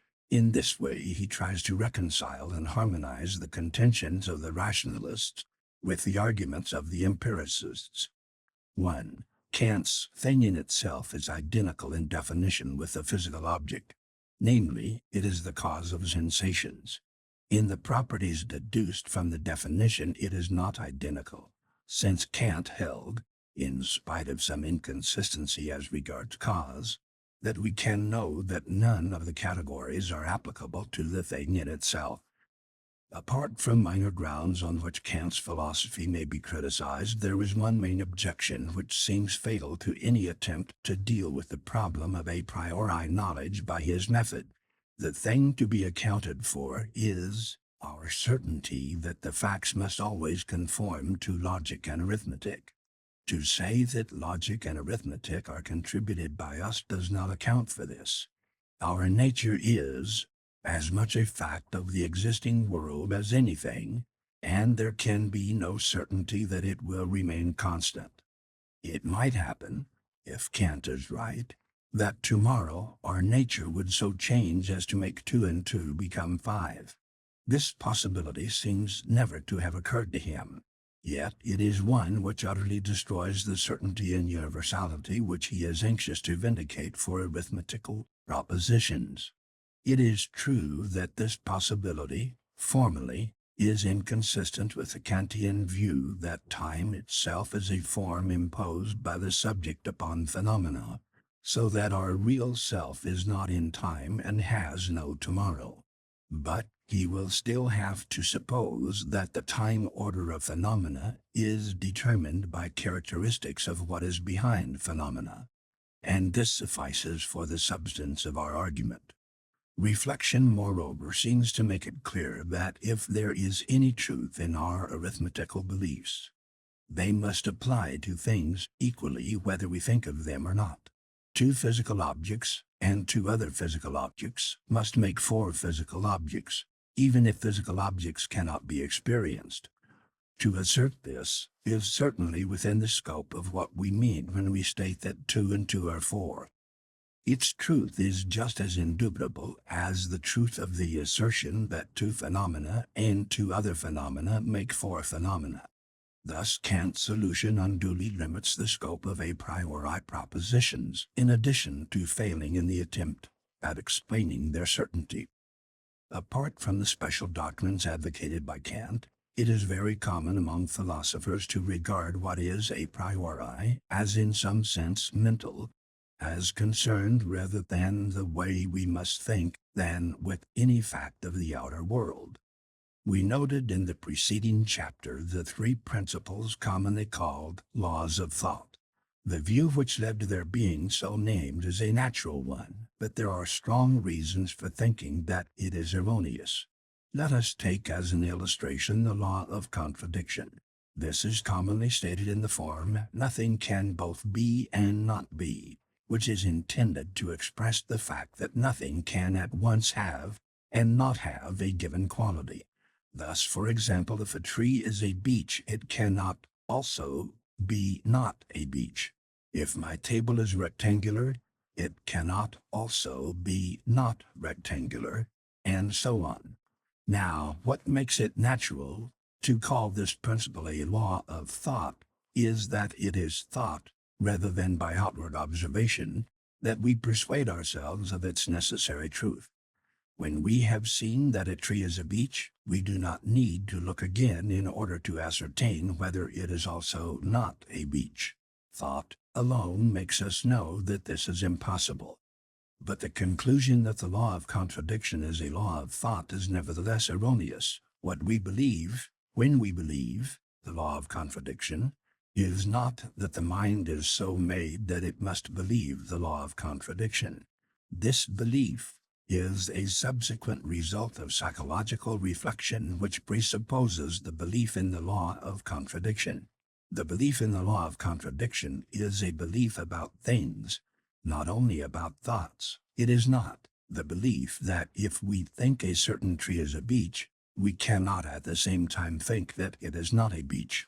It is the belief that if the tree is a beech, it cannot at the same time be not a beech. Thus, the law of contradiction is about things and not merely about thought. And although belief in the law of contradiction is the thought, the law of contradiction itself is not a thought, but a fact concerning the things in the world.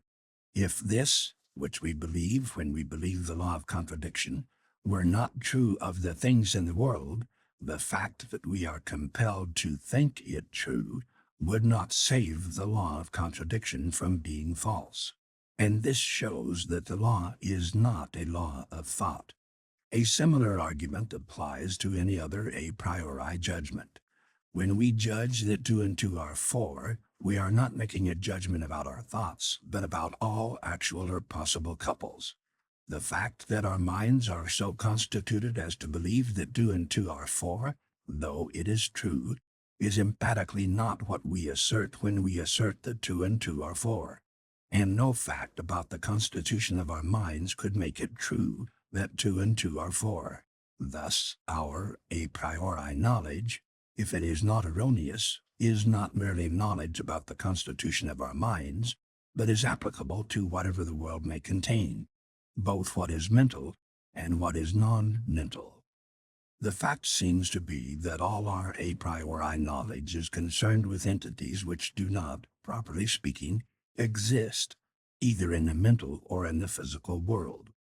These entities are such as can be named by parts of speech which are not substantives. They are such entities as qualities and relations. Suppose, for instance, that I am in my room. I exist, and my room exists. But does in exist? Yet obviously the word in has a meaning. It denotes a relation which holds between me and my room.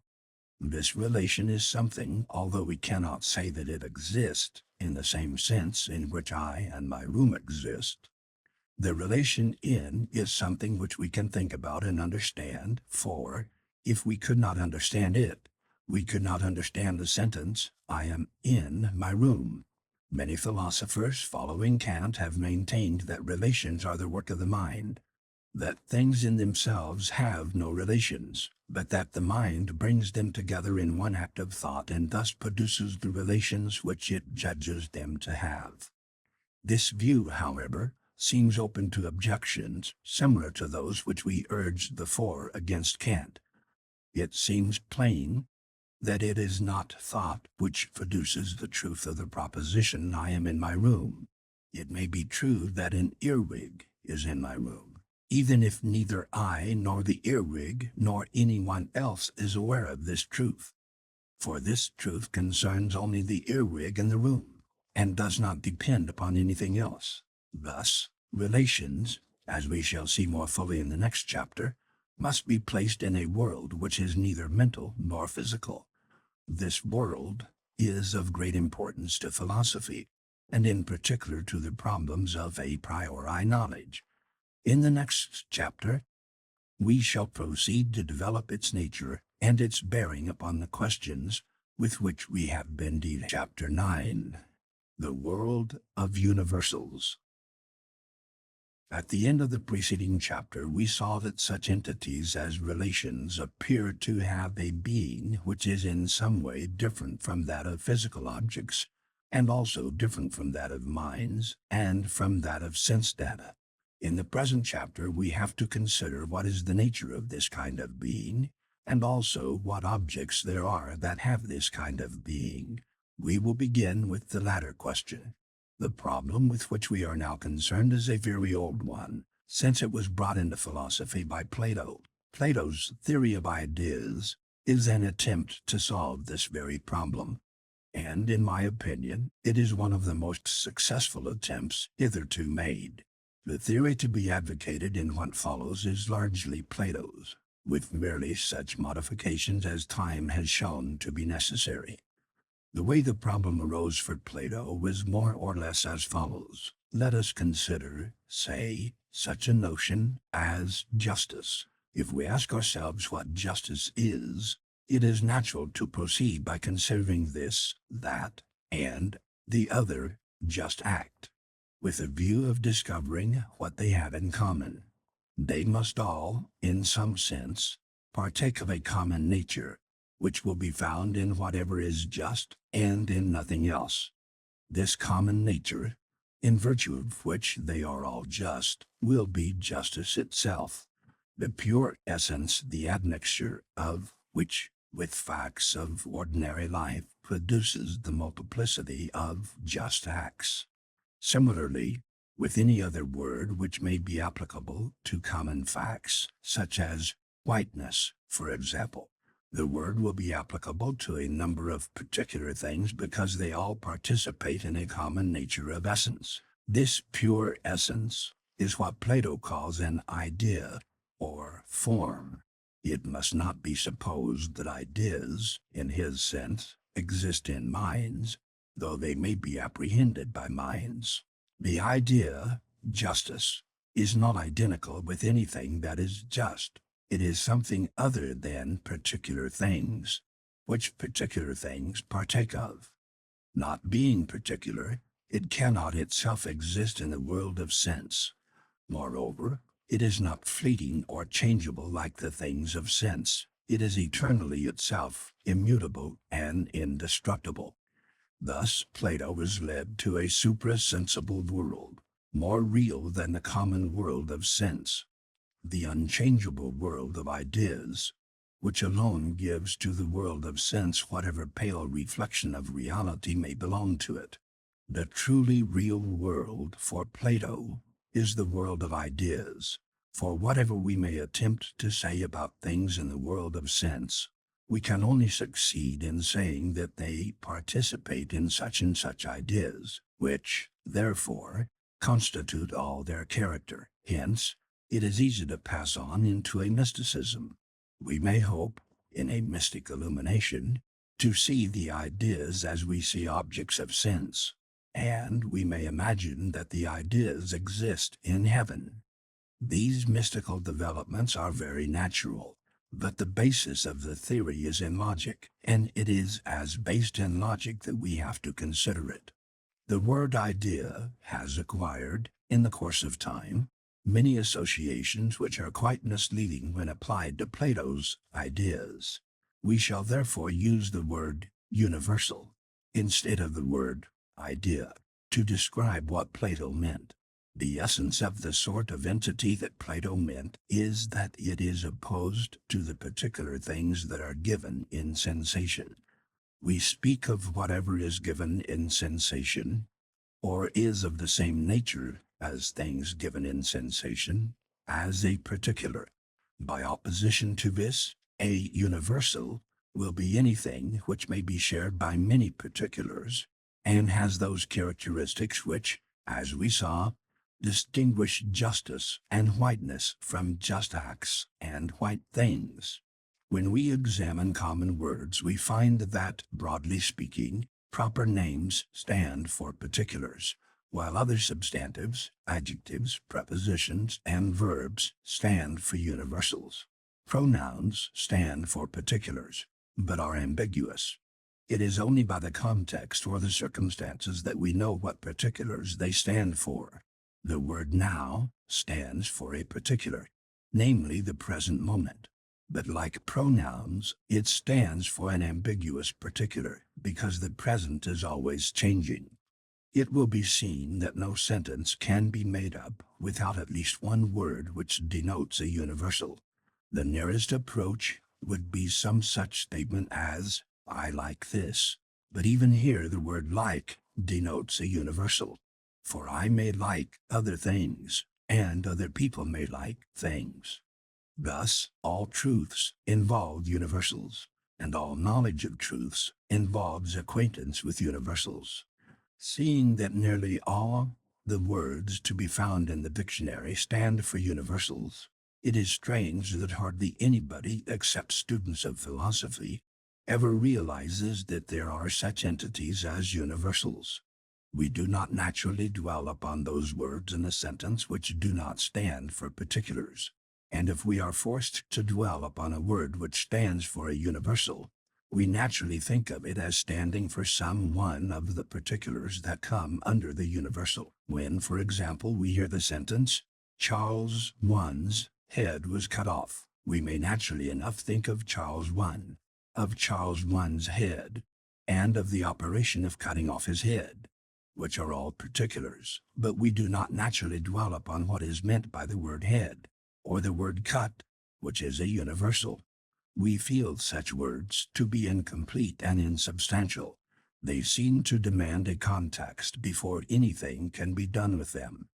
Hence, we succeed in avoiding all notice of universals as such, until the study of philosophy forces them upon our attention.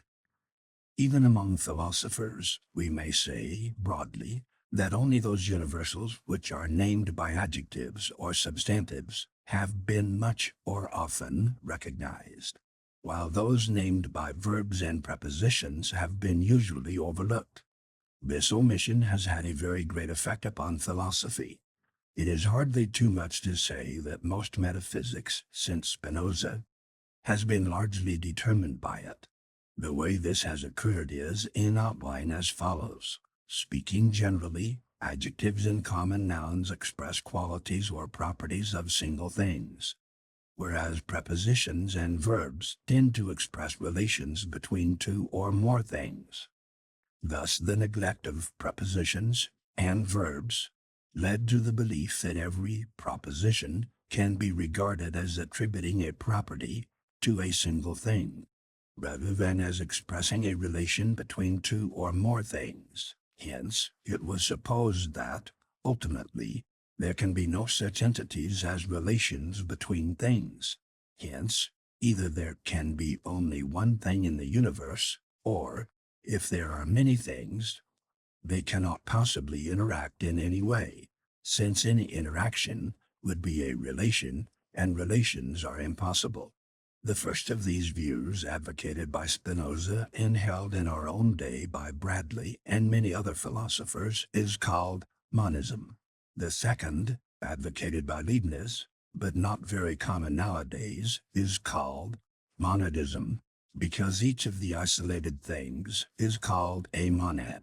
Both these opposing philosophies, interesting as they are, result, in my opinion, from an undue attention to one sort of universals, namely the sort represented by adjectives and substantives rather than by verbs and prepositions. As a matter of fact, if anyone were anxious to deny altogether that there are such things as universals, we should find that we cannot strictly prove that there are such entities as qualities. In effect, the universals represented by adjectives and substantives, whereas we can prove that there must be relations. In effect, the sort of universals generally represented by verbs and prepositions. Let us take in illustration the universal whiteness. If we believe that there is such a universal, we shall say that things are white because they have the quality of whiteness. This view, however, was strenuously denied by Berkeley and Hume, who have been followed in this by later empiricists. The form which their denial took was to deny that there are such things as abstract ideas. When we want to think of whiteness, they said, we form an image of some particular white thing, and reason concerning this particular, taking care not to deduce anything concerning it which we cannot see to be equally true of any other white thing. As an account of our actual mental processes, this is no doubt largely true. In geometry, for example, when we wish to prove something about all triangles, we draw a particular triangle and reason about it, taking care not to use any characteristic which it does not share with other triangles. The beginner, in order to avoid error, often finds it useful to draw several triangles, as unlike each other as possible, in order to make sure that his reasoning is equally applicable to all of them. But a difficulty emerges as soon as we ask ourselves how we know that a thing is white or a triangle.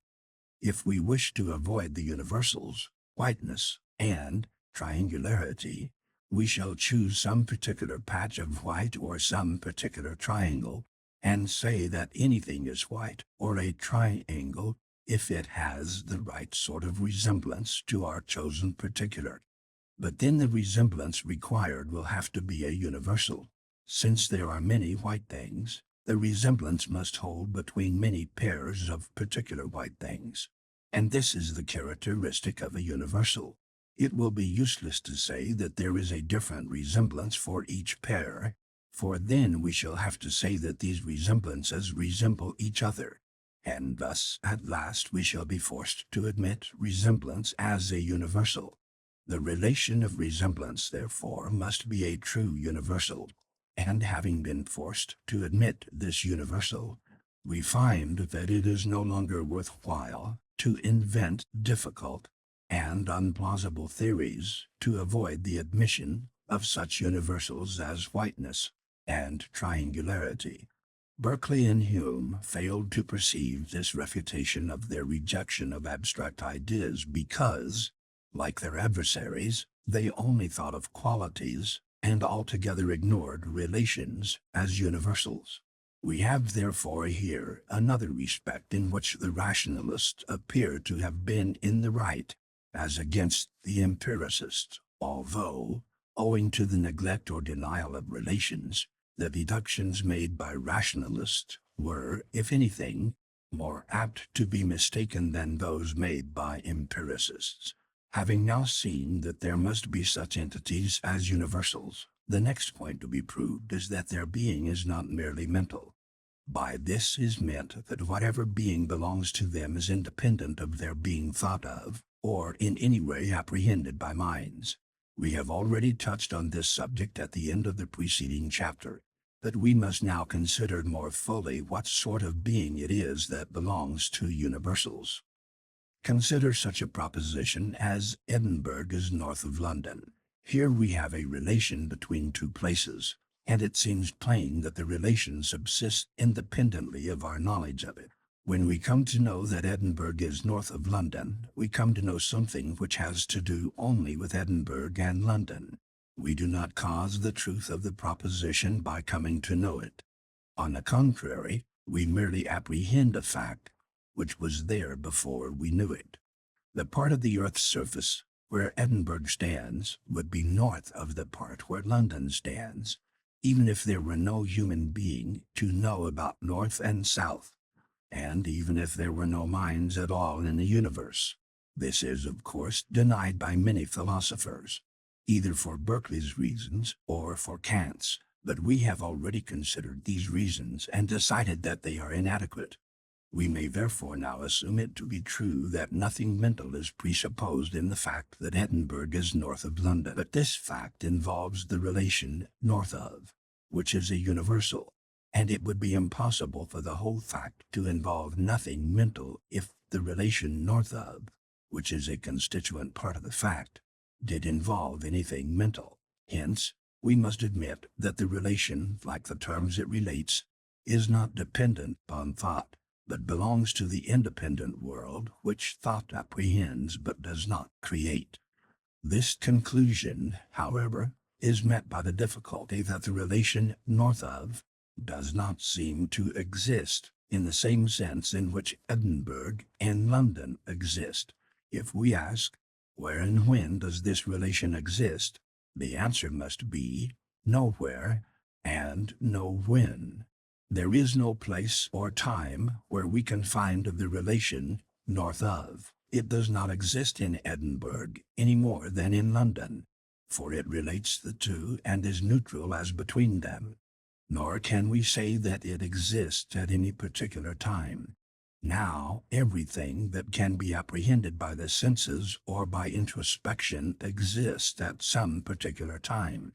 Hence, the relation north of is radically different from such things. It is neither in space nor in time, neither material nor mental. Yet it is something.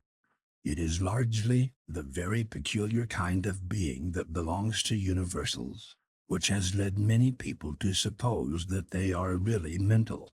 We can think of a universal, and our thinking then exists in a perfectly ordinary sense, like any other mental act. Suppose, for example, that we are thinking of whiteness.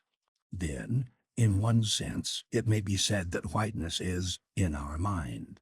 We have here the same ambiguity as we noted in discussing Berkeley in Chapter 4.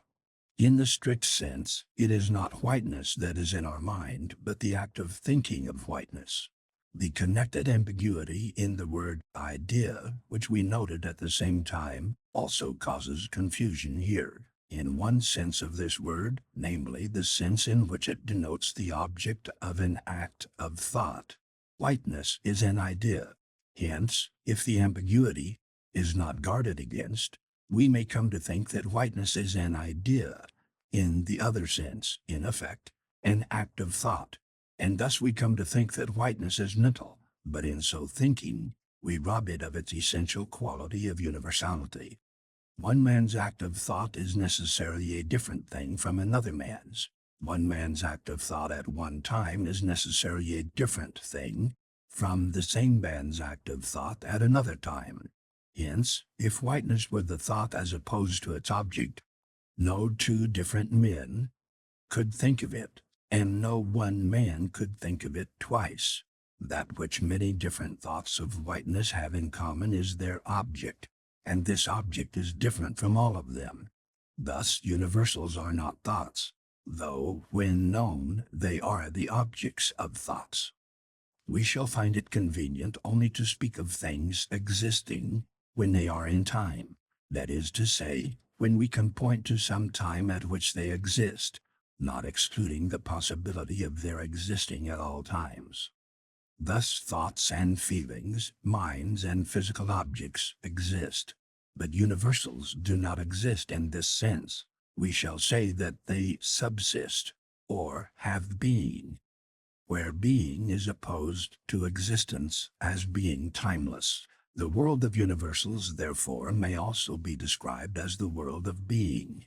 The world of being is unchangeable, rigid, exact, delightful to the mathematician, the logician, the builder of metaphysical systems, and all who love perfection more than life. The world of existence is fleeting, vague, without sharp boundaries, without any clear plan or arrangement, but it contains all thoughts and feelings, all the data of sense, and all physical objects, everything that can do either good or harm, everything that makes any difference to the value of life and the world. According to our temperaments, we shall prefer the contemplation of the one or of the other. The one we do not prefer will probably seem to us a pale shadow of the one we prefer, and hardly worth to be regarded as in any sense real. But the truth is that both have the same claim on our impartial attention. Both are real, and both are important to the metaphysician.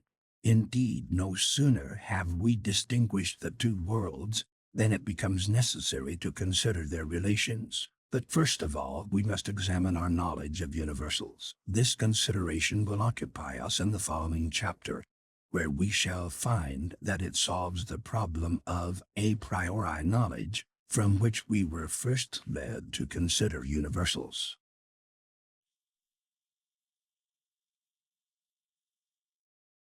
Chapter 10. On our knowledge of universals.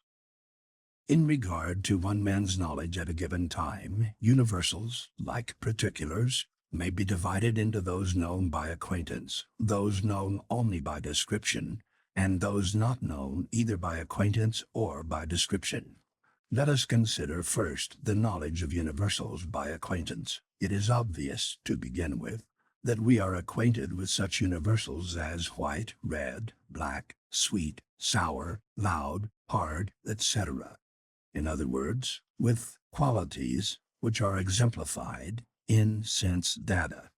When we see a white patch, we are acquainted, in the first instance, with the particular patch. But by seeing many white patches, we easily learn to abstract the whiteness which they all have in common. And in learning to do this, we are learning to be acquainted with whiteness. A similar process will make us acquainted with any other universal of the same sort. Universals of this sort may be called sensible qualities. They can be apprehended with less effort of abstraction than any others, and they seem less removed from particulars than other universals are. We come next to relations. The easiest relations to apprehend are those which hold between the different parts of a single complex sense datum. For example, I can see at a glance the whole of the page on which I am writing. Thus the whole page is included in one sense datum. But I perceive that some parts of the page are to the left of other parts, and some parts are above other parts. The process of abstraction in this case seems to proceed somewhat as follows. I see successively a number of sense data in which one part is to the left of another. I perceive, as in a case of different white patches, that all these sense data have something in common, and by abstraction I find that what they have in common is a certain relation between their parts, namely the relation which I call being to the left. In this way I become acquainted with the universal relation. In like manner, I become aware of the relation of before and after in time. Suppose I hear a chime of bells. When the last bell of the chime sounds, I can retain the whole chime before my mind, and I can perceive that the earlier bells came before the later ones. Also in memory, I perceive that what I am remembering came before the present time. From either of these sources, I can abstract the universal relation of before and after. just as I abstracted the universal relation being to the left of. Thus, time relations, like space relations, are among those with which we are acquainted. Another relation with which we become acquainted in much the same way is resemblance. If I see simultaneously two shades of green, I can see that they resemble each other. If I also see a shade of red, at the same time, I can see that the two greens have more resemblance to each other than either has to the red. In this way I become acquainted with the universal resemblance or similarity. Between universals, as between particulars, there are relations of which we may be immediately aware. We have just seen that we can perceive that the resemblance between two shades of green is greater than the resemblance between a shade of red and a shade of green. Here we are dealing with a relation, namely greater than, between two relations. Our knowledge of such relations, though it requires more power of abstraction than is required for perceiving the qualities of sense data, appears to be equally immediate, and, at least in some cases, equally indubitable. Thus there is immediate knowledge concerning universals as well as concerning sense data.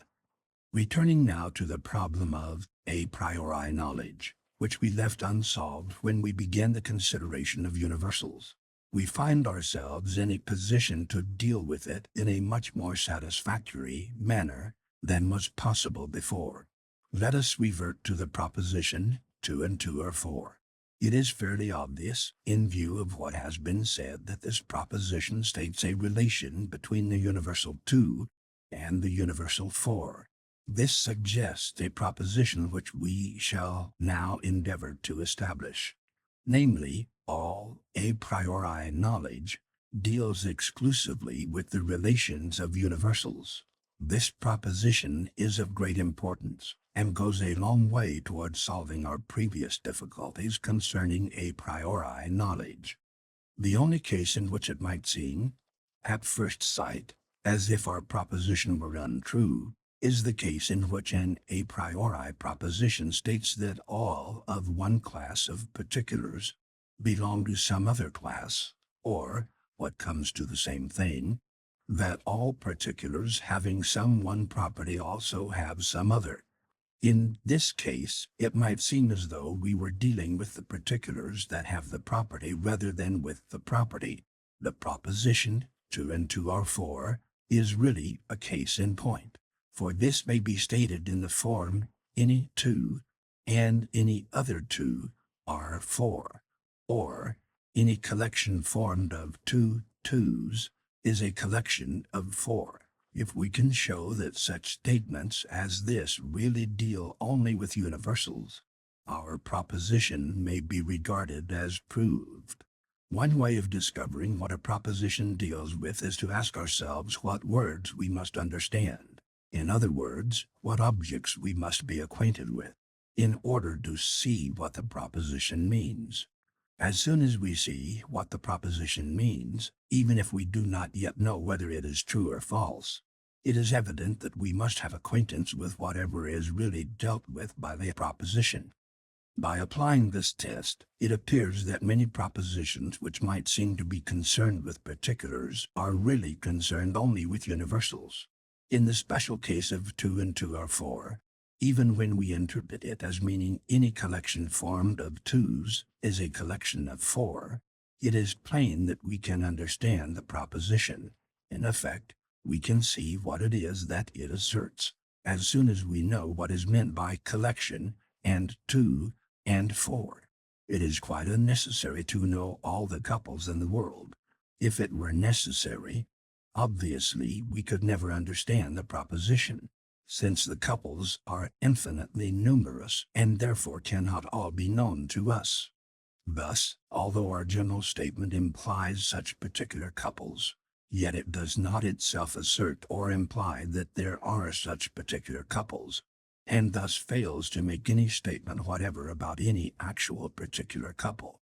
The statement made is about couple, the universal, and not about this or that couple. Thus the statement 2 and 2 are 4 deals exclusively with universals, and therefore may be known by anybody who is acquainted with the universals concerned and can perceive the relation between them which the statement asserts. It must be taken as a fact, discovered by reflecting upon our knowledge, that we have the power of sometimes perceiving such relations between universals, and therefore of sometimes knowing general a priori propositions, such as those of arithmetic and logic. The thing that seemed mysterious when we formally considered such knowledge was that it seemed to anticipate and control experience. This, however, we can now see to have been an error. No fact concerning anything capable of being experienced can be known independently of experience. We know a priori that 2 things and 2 other things together make 4 things, but we do not know a priori that if Brown and Jones are 2, and Robinson and Smith are 2, then Brown and Jones and Robinson and Smith are 4. The reason is that this proposition cannot be understood at all unless we know that there are such people as Brown and Jones and Robinson and Smith, and this we can only know by experience. Hence, although our general proposition is a priori, all its applications to actual particulars involve experience and therefore contain an empirical element. In this way, what seemed mysterious in our a priori knowledge is seen to have been based upon an error. It will serve to make the point clearer if we contrast our genuine a priori judgment with an empirical generalization such as, all men are mortals. Here, as before, we can understand what the proposition means as soon as we understand the universals involved, namely, man and mortal. It is obviously unnecessary to have an individual acquaintance with the whole human race in order to understand what our proposition means. Thus, the difference between an a priori general proposition and an empirical generalization does not come in the meaning of the proposition. It comes in the nature of the evidence for it. In the empirical case, the evidence consists in the particular instances. We believe that all men are mortal because we know that there are innumerable instances of men dying, and no instances of their living beyond a certain age. We do not believe it because we see a connection between the universal man and the universal mortal. It is true that if physiology can prove, assuming the general laws that govern living bodies, that no living organism can last forever, that gives a connection between man and mortality, which would enable us to assert our proposition without appealing to the special evidence of men dying. But that only means that our generalization has been subsumed under a wider generalization, for which the evidence is still of the same kind, though more extensive. The progress of science is constantly producing such subsumptions, and therefore giving a constantly wider inductive basis for scientific generalizations. But although this gives a greater degree of certainty, it does not give a different kind. The ultimate ground remains inductive, in effect, derived from instances and not an a priori connection of universals, such as we have in logic and arithmetic. 2 opposite points are to be observed concerning a priori general propositions. The first is that, if many particular instances are known, our general proposition may be arrived at in the first instance by induction, and the connection of universals may be only subsequently perceived.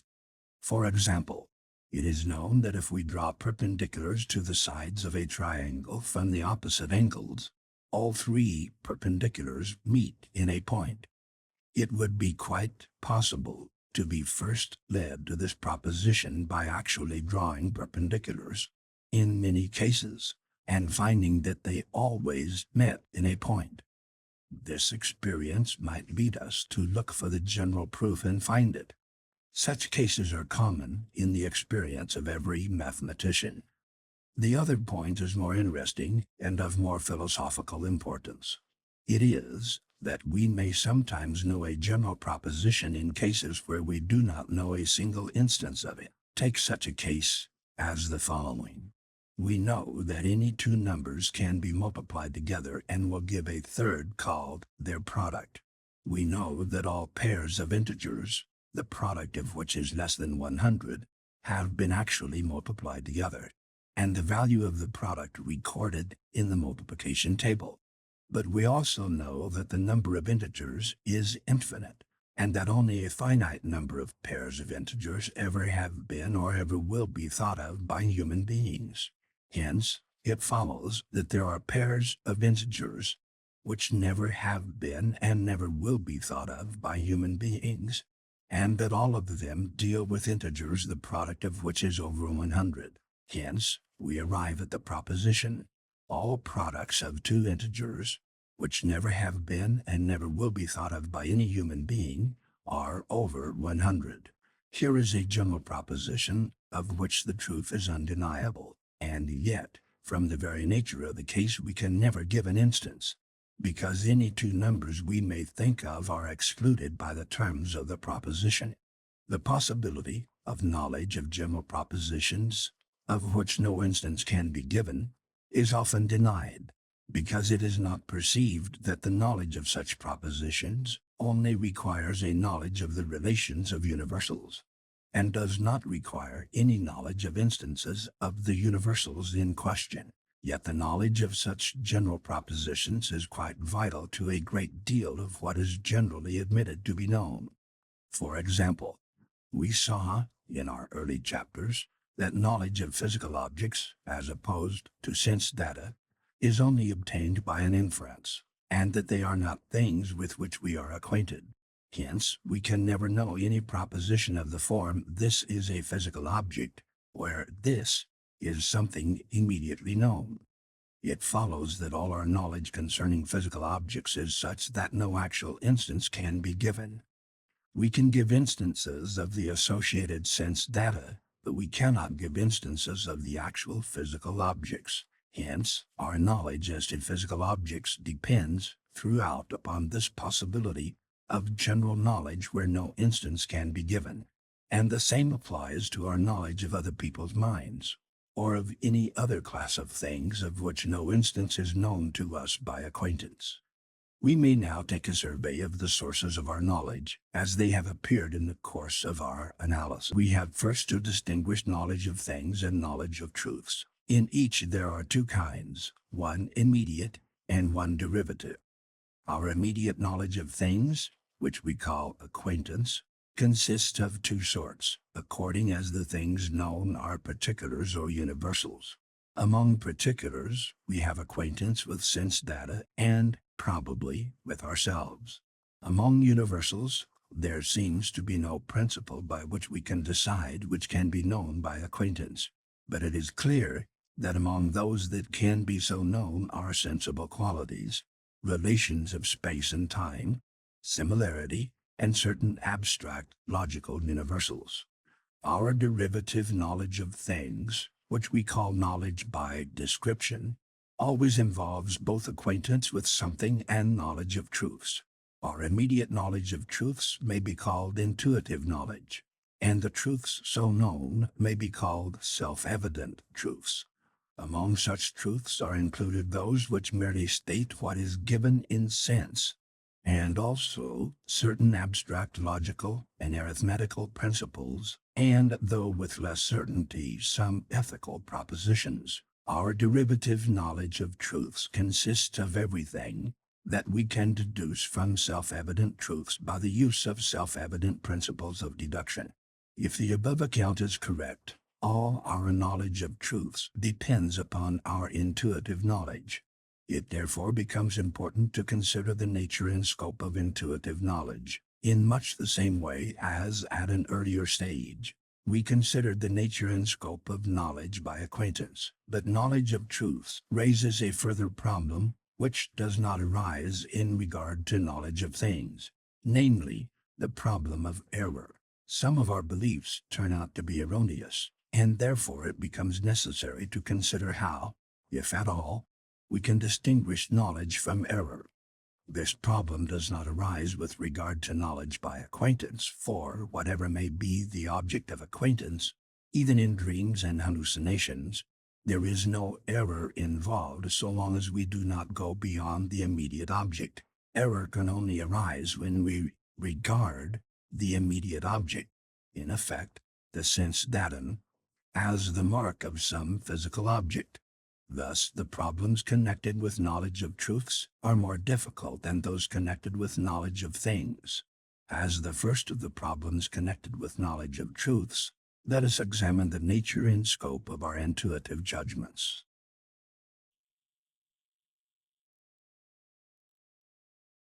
Chapter 11. On Intuitive Knowledge. There is a common impression that everything that we believe ought to be capable of proof, or at least of being shown to be highly probable. It is felt by many that a belief for which no reason can be given is an unreasonable belief. In the main, this view is just. Almost all our common beliefs are either inferred or capable of being inferred from other beliefs which may be regarded as giving the reason for them. As a rule, the reason has been forgotten, or has even never been consciously present to our minds. Few of us ever ask ourselves, for example, what reason there is to suppose the food we are just going to eat will not turn out to be poison. Yet we feel, when challenged, that a perfectly good reason could be found, even if we are not ready with it at the moment. And in this belief, we are usually justified. But let us imagine some insistent Socrates, who, whatever reason we give him, continues to demand a reason for the reason. We must sooner or later, and probably before very long, be driven to a point where we cannot find any further reason, and where it becomes almost certain that no further reason is even theoretically discoverable. Starting with the common beliefs of daily life, we can be driven back from point to point until we come to some general principle, or some instance of a general principle, which seems luminously evident, and is not itself capable of being deduced from anything more evident. In most questions of daily life, such as whether our food is likely to be nourishing and not poisonous, we shall be driven back to the inductive principle which we discussed in Chapter 6. But beyond that, there seems to be no further regress. The principle itself is constantly used in our reasoning, sometimes consciously, sometimes unconsciously. But there is no reasoning which, starting from some simpler self-evident principle, leads us to the principle of induction as its conclusion, and the same holds for other logical principles. Their truth is evident to us, and we employ them in constructing demonstrations, but they themselves, or at least some of them, are incapable of demonstration. Self-evidence, however, is not confined to those among general principles which are incapable of proof. When a certain number of logical principles have been admitted, the rest can be deduced from them. But the propositions deduced are often just as self-evident as those that were assumed without proof. All arithmetic, moreover, can be deduced from the general principles of logic. Yet the simple propositions of arithmetic, such as 2 and 2 are 4, are just as self-evident as the principles of logic. It would seem, also, though this is more disputable, that there are some self-evident ethical principles, such as we ought to pursue what is good. It should be observed that in all cases of general principles, particular instances dealing with familiar things are more evident than the general principles.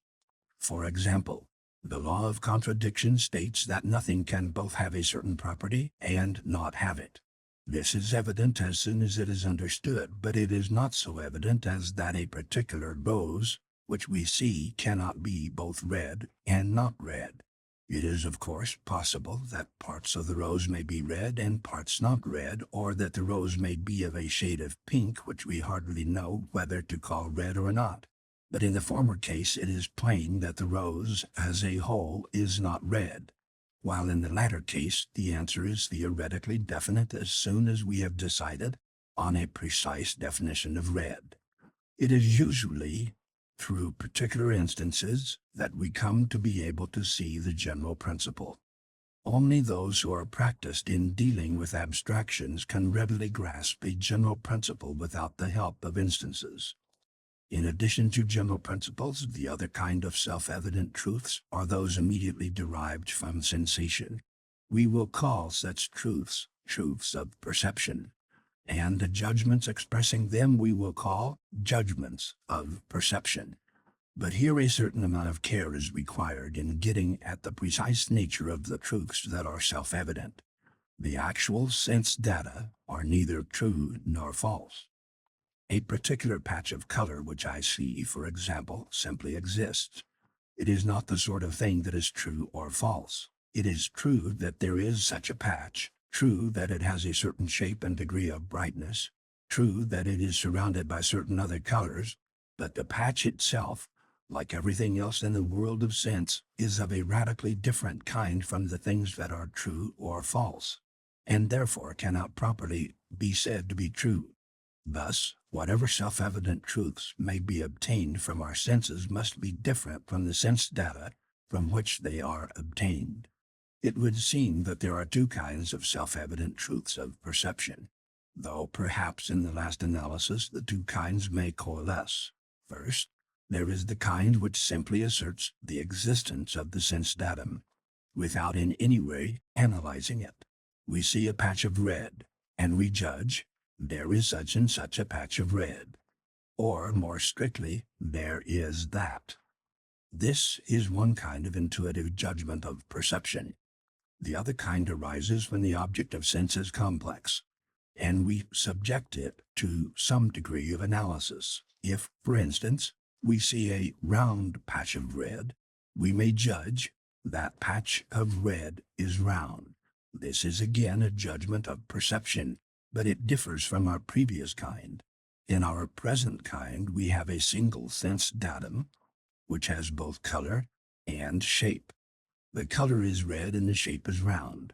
Our judgment analyzes the datum into color and shape, and then recombines them by stating that the red color is round in shape. Another example of this kind of judgment is, this is to the right of that, where this and that are seen simultaneously. In this kind of judgment, the sense datum contains constituents which have some relation to each other, and the judgment asserts that these constituents have this relation. Another class of intuitive judgments, analogous to those of sense and yet quite distinct from them, are judgments of memory. There is some danger of confusion as to the nature of memory, owing to the fact that memory of an object is apt to be accompanied by an image of the object, and yet the image cannot be what constitutes memory. This is easily seen by merely noticing that the image is in the present, whereas what is remembered is known to be in the past. Moreover, we are certainly able, to some extent, to compare our image with the object remembered, so that we often know, within somewhat wide limits, how far our image is accurate. But this would be impossible unless the object, as opposed to the image, were in some way before the mind.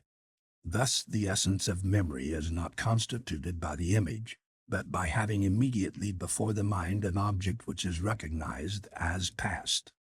But for the fact of memory in this sense, we should not know that there ever was a past at all, nor should we be able to understand the word past any more than a man born blind can understand the word light.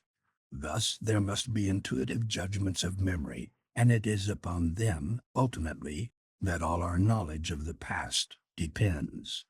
The case of memory, however, raises a difficulty, for it is notoriously fallacious, and thus throws doubt on the trustworthiness of intuitive judgments in general.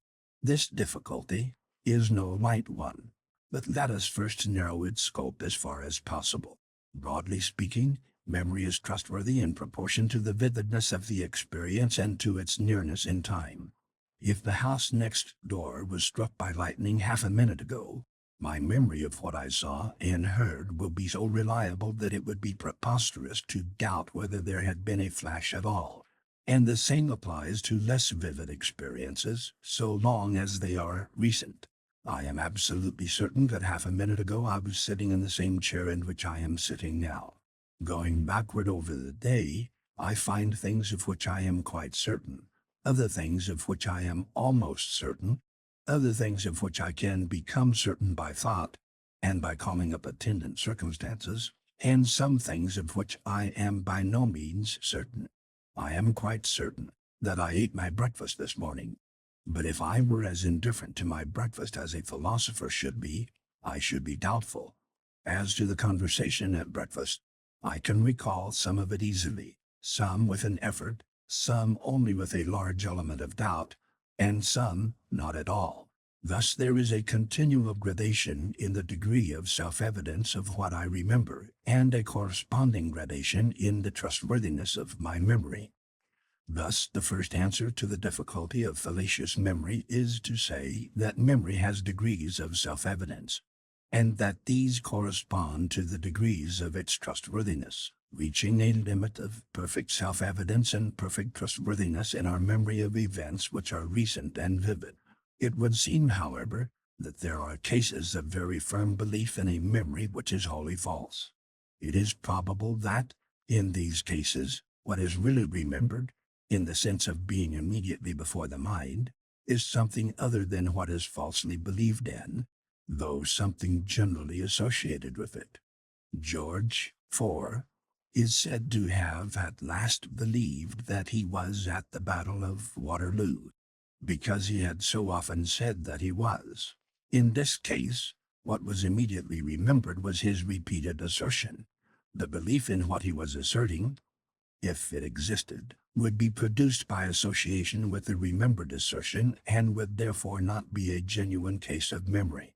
It would seem that cases of fallacious memory can probably all be dealt with in this way. In effect, they can be shown to be not cases of memory in the strict sense at all. One important point about self-evidence is made clear by the case of memory, and that is that self-evidence has degrees. It is not a quality which is simply present or absent, but a quality which may be more or less present, in gradations ranging from absolute certainty down to an almost imperceptible faintness. Truths of perception and some of the principles of logic have the very highest degree of self-evidence. Truths of immediate memory have an almost equally high degree. The inductive principle has less self-evidence than some of the other principles of logic, such as, what follows from a true premise must be true. Memories have a diminishing self-evidence as they become remoter and fainter. The truths of logic and mathematics have, broadly speaking, less self-evidence as they become more complicated. Judgments of intrinsic, ethical, or aesthetic value are apt to have some self-evidence, but not much. Degrees of self-evidence are important in the theory of knowledge, since, if propositions may, as seems likely, have some degree of self-evidence without being true, it will not be necessary to abandon all connection between self-evidence and truth, but merely to say that, where there is a conflict, the more self-evident proposition is to be retained, and the less self-evident rejected. It seems, however, highly probable that two different notions are combined in self-evidence, as above explained, that one of them, which corresponds to the highest degree of self-evidence, is really an infallible guarantee of truth, while the other, which corresponds to all the other degrees, does not give an infallible guarantee, but only a greater or less presumption. This, however, is only a suggestion which we cannot as yet develop further. After we have dealt with the nature of truth, we shall return to the subject of self-evidence in connection with the distinction between knowledge and error. Chapter 12. Truth and Falsehood. Our knowledge of truths, unlike our knowledge of things, has an opposite, namely, error.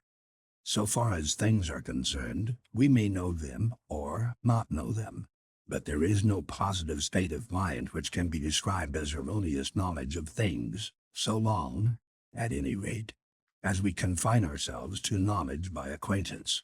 Whatever we are acquainted with must be something.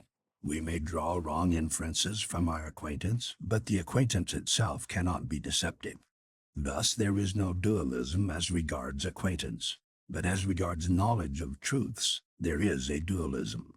We may believe what is false as well as what is true.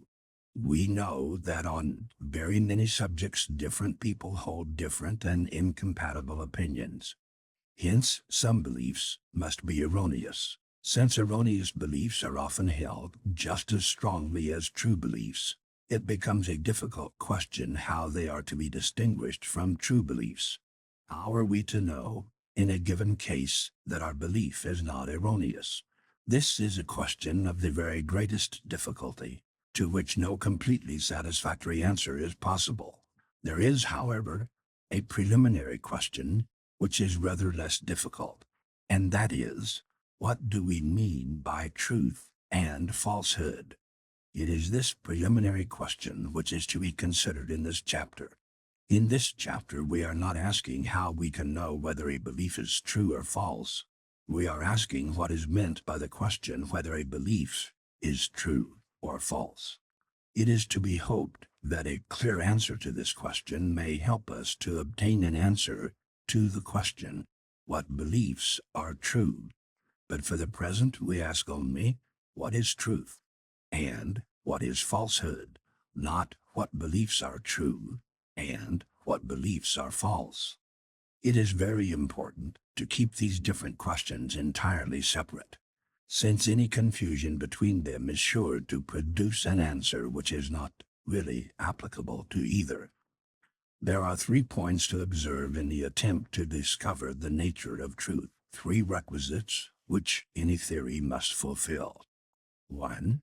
Our theory of truth must be such as to admit of its opposite, falsehood.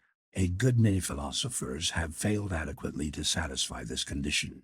They have constructed theories according to which all our thinking ought to have been true, and have then had the greatest difficulty in finding a place for falsehood. In this respect, our theory of belief must differ from our theory of acquaintance, since in the case of acquaintance it was not necessary to take account of any opposite. 2. It seems fairly evident that if there were no beliefs, there could be no falsehood, and no truth either, in the sense in which truth is correlative to falsehood. If we imagine a world of mere matter, there would be no room for falsehood in such a world. And although it would contain what may be called facts, it would not contain any truths, in the sense in which truths are things of the same kind as falsehoods. In fact, truth and falsehood are properties of belief and statements. Hence, a world of mere matter, since it would contain no beliefs or statements, would also contain no truth or falsehood. 3. But as against what we have just said, it is to be observed that the truth or falsehood of a belief always depends upon something which lies outside the belief itself. If I believe that Charles I died on the scaffold, I believe truly, not because of any intrinsic quality of my belief, which could be discovered by merely examining the belief, but because of an historical event which happened 2.5 centuries ago. If I believe that Charles I died in his bed, I believe falsely. No degree of vividness in my belief, or of care in arriving at it, prevents it from being false. Again, because of what happened long ago, and not because of any intrinsic property of my belief. Hence, although truth and falsehood are properties of beliefs, they are properties dependent upon the relations of the beliefs to other things, not upon any internal quality of the beliefs. The third of the above requisites leads us to adopt the view, which has on the whole been commonest among philosophers, that truth consists in some form of correspondence between belief and fact. It is, however, by no means an easy matter to discover a form of correspondence to which there are no irrefutable objections. By this, partly, and partly by the feeling that if truth consists in a correspondence of thought with something outside thought, thought can never know when truth has been attained. Many philosophers have been led to try to find some definition of truth, which shall not consist in relation to something wholly outside belief. The most important attempt at a definition of this sort is the theory that truth consists in coherence.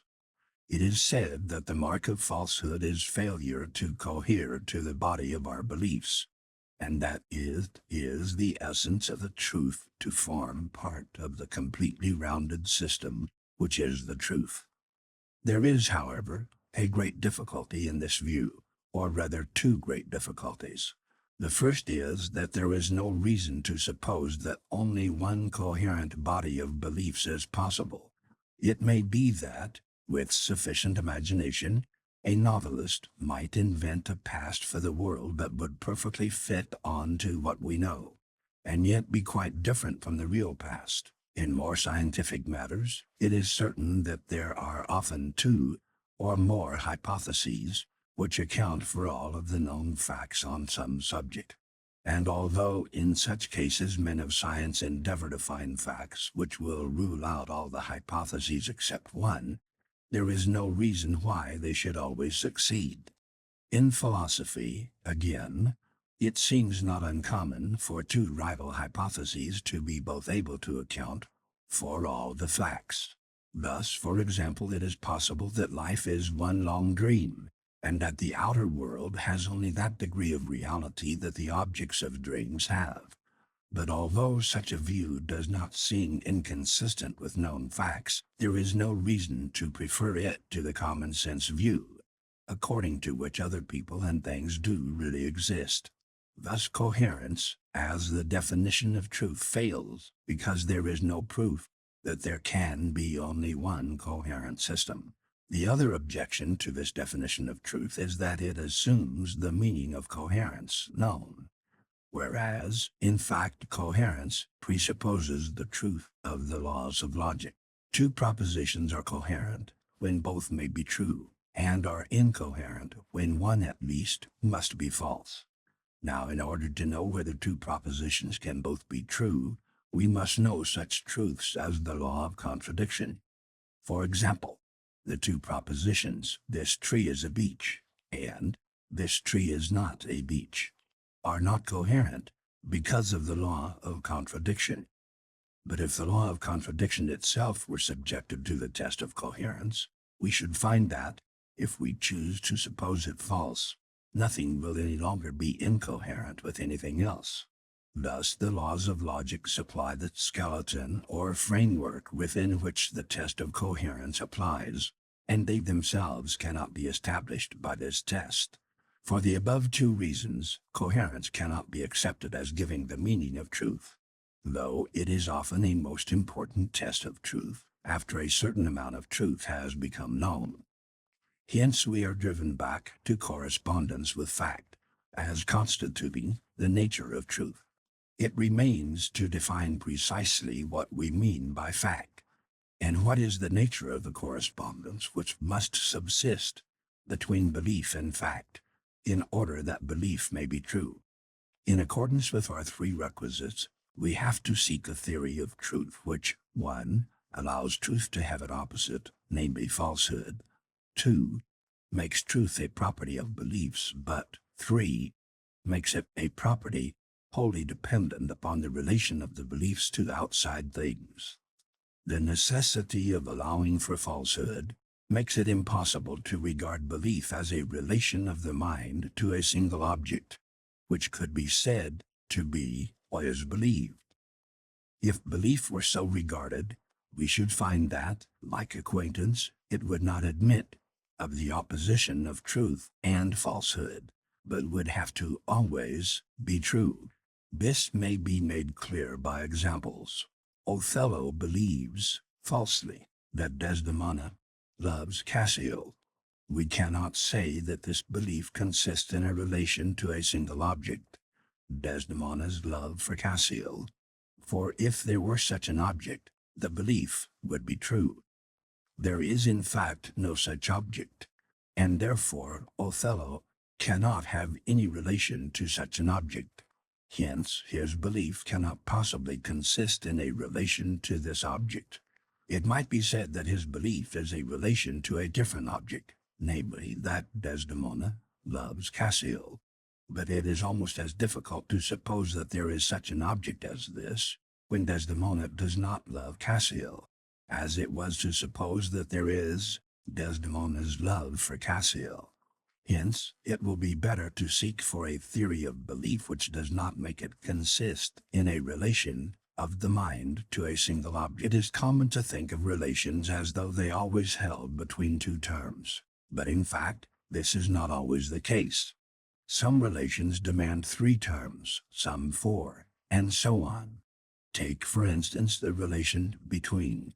So long as only 2 terms come in, the relation between is impossible. 3 terms are the smallest number that render it possible. York is between London and Edinburgh. But if London and Edinburgh were the only places in the world, there could be nothing which was between one place and another. Similarly, jealousy requires 3 people. There can be no such relation that does not involve 3 at least. Such a proposition as A wishes B to promote C's marriage with D involves a relation of 4 terms. That is to say, A and B, and C and D all come in, and the relation involved cannot be expressed otherwise than in a form involving all 4. Instances might be multiplied indefinitely, but enough has been said to show that there are relations which require more than 2 terms before they can occur. The relation involved in judging or believing must, if falsehood is to be duly allowed for, be taken to be a relation between several terms, not between 2. When Othello believes that Desdemona loves Cassio, he must not have before his mind a single object, Desdemona's love for Cassio, or that Desdemona loves Cassio, for that would require that there should be objective falsehoods which subsist independently of any minds, and this, though not logically refutable, is a theory to be avoided if possible. Thus it is easier to account for falsehood if we take judgment to be a relation in which the mind and the various objects concerned all occur severally. That is to say, Desdemona and loving and Cassio must all be terms in the relation which subsists when Othello believes that Desdemona loves Cassio. This relation, therefore, is a relation of 4 terms, since Othello also is one of the terms of the relation. When we say that it is a relation of 4 terms, we do not mean that Othello has a certain relation to Desdemona, and has the same relation to loving, and also to Cassio. This may be true of some other relation than believing, but believing plainly is not a relation which Othello has to each of the 3 terms concerned, but to all of them together. There is only one example of the relation of believing involved, but this one example knits together 4 terms. Thus the actual occurrence, at the moment when Othello is entertaining his belief, is that the relation called believing is knitting together into one complex whole the 4 terms, Othello, Desdemona, loving, and Cassio. What is called belief or judgment is nothing but this relation of believing or judging, which relates a mind to several things other than itself. An act of belief or of judgment is the occurrence between certain terms at some particular time of the relation of believing or judging. We are now in a position to understand what it is that distinguishes a true judgment from a false one. For this purpose we will adopt certain definitions. In every act of judgment there is a mind which judges, and there are terms concerning which it judges. We will call the mind the subject in the judgment, and the remaining terms the objects. Thus, when Othello judges that Desdemona loves Cassio, Othello is the subject, while the objects are Desdemona and loving and Cassio. The subject and the objects together are called the constituents of the judgment. It will be observed that the relation of judging has what is called a sense or direction. We may say metaphorically that it puts its objects in a certain order which we may indicate by means of the order of the words in the sentence. In an inflected language, the same thing will be indicated by inflections. In effect, by the difference between nominative and accusative. Othello's judgment that Cassio loves Desdemona differs from his judgment that Desdemona loves Cassio, in spite of the fact that it consists of the same constituents, because the relation of judging places the constituents in a different order in the two cases. Similarly, if Cassio judges that Desdemona loves Othello, the constituents of the judgment are still the same, but their order is different. This property of having a sense or direction is one which the relation of judging shares with all other relations. The sense of relations is the ultimate source of order and series, and a host of mathematical concepts. But we need not concern ourselves further with this aspect. We spoke of the relation called judging, or believing, as knitting together into one complex whole, the subject and the objects. In this respect, judging is exactly like every other relation. Whenever a relation holds between two or more terms, it unites the terms into a complex whole. If Othello loves Desdemona, there is such a complex whole as Othello's love for Desdemona. The terms united by the relation may be themselves complex or may be simple, but the whole which results from their being united must be complex. Wherever there is a relation which relates certain terms, there is a complex object formed of the union of those terms. And conversely, wherever there is a complex object, there is a relation which relates its constituents. When an act of believing occurs, there is a complex, in which believing is the uniting relation, and subject and objects are arranged in a certain order by the sense of the relation of being. Among the objects, as we saw in considering Othello believes that Desdemona loves Cassio, one must be a relation. In this instance, the relation loving. But this relation, as it occurs in the act of believing, is not the relation which creates the unity of the complex whole, consisting of the subject and the objects. The relation loving, as it occurs in the act of believing, is one of the objects. It is a brick in the structure, not the cement. The cement is the relation believing. When the belief is true, there is another complex unity, in which the relation which was one of the objects of the belief relates the other objects. Thus, in effect, if Othello believes truly that Desdemona loves Cassio, then there is a complex unity. Desdemona's love for Cassio, which is composed exclusively of the objects of the belief, in the same order as they had in the belief, with the relation which was one of the objects occurring now as the cement that binds together the other objects of the belief. On the other hand, when a belief is false, there is no such complex unity composed only of the objects of the belief. If Othello believes falsely that Desdemona loves Cassio, then there is no such complex unity as Desdemona's love for Cassio. Thus, a belief is true when it corresponds to a certain associated complex, and false when it does not. Assuming for the sake of definiteness that the objects of the belief are two terms and a relation, the terms being put in a certain order by the sense of the believing. Then, if the two terms in that order are united by the relation into a complex, the belief is true. If not, it is false. This constitutes the definition of truth and falsehood that we were in search of. Judging or believing is a certain complex unity of which a mind is a constituent. If the remaining constituents, taken in the order which they have in the belief, form a complex unity, then the belief is true. If not, it is false.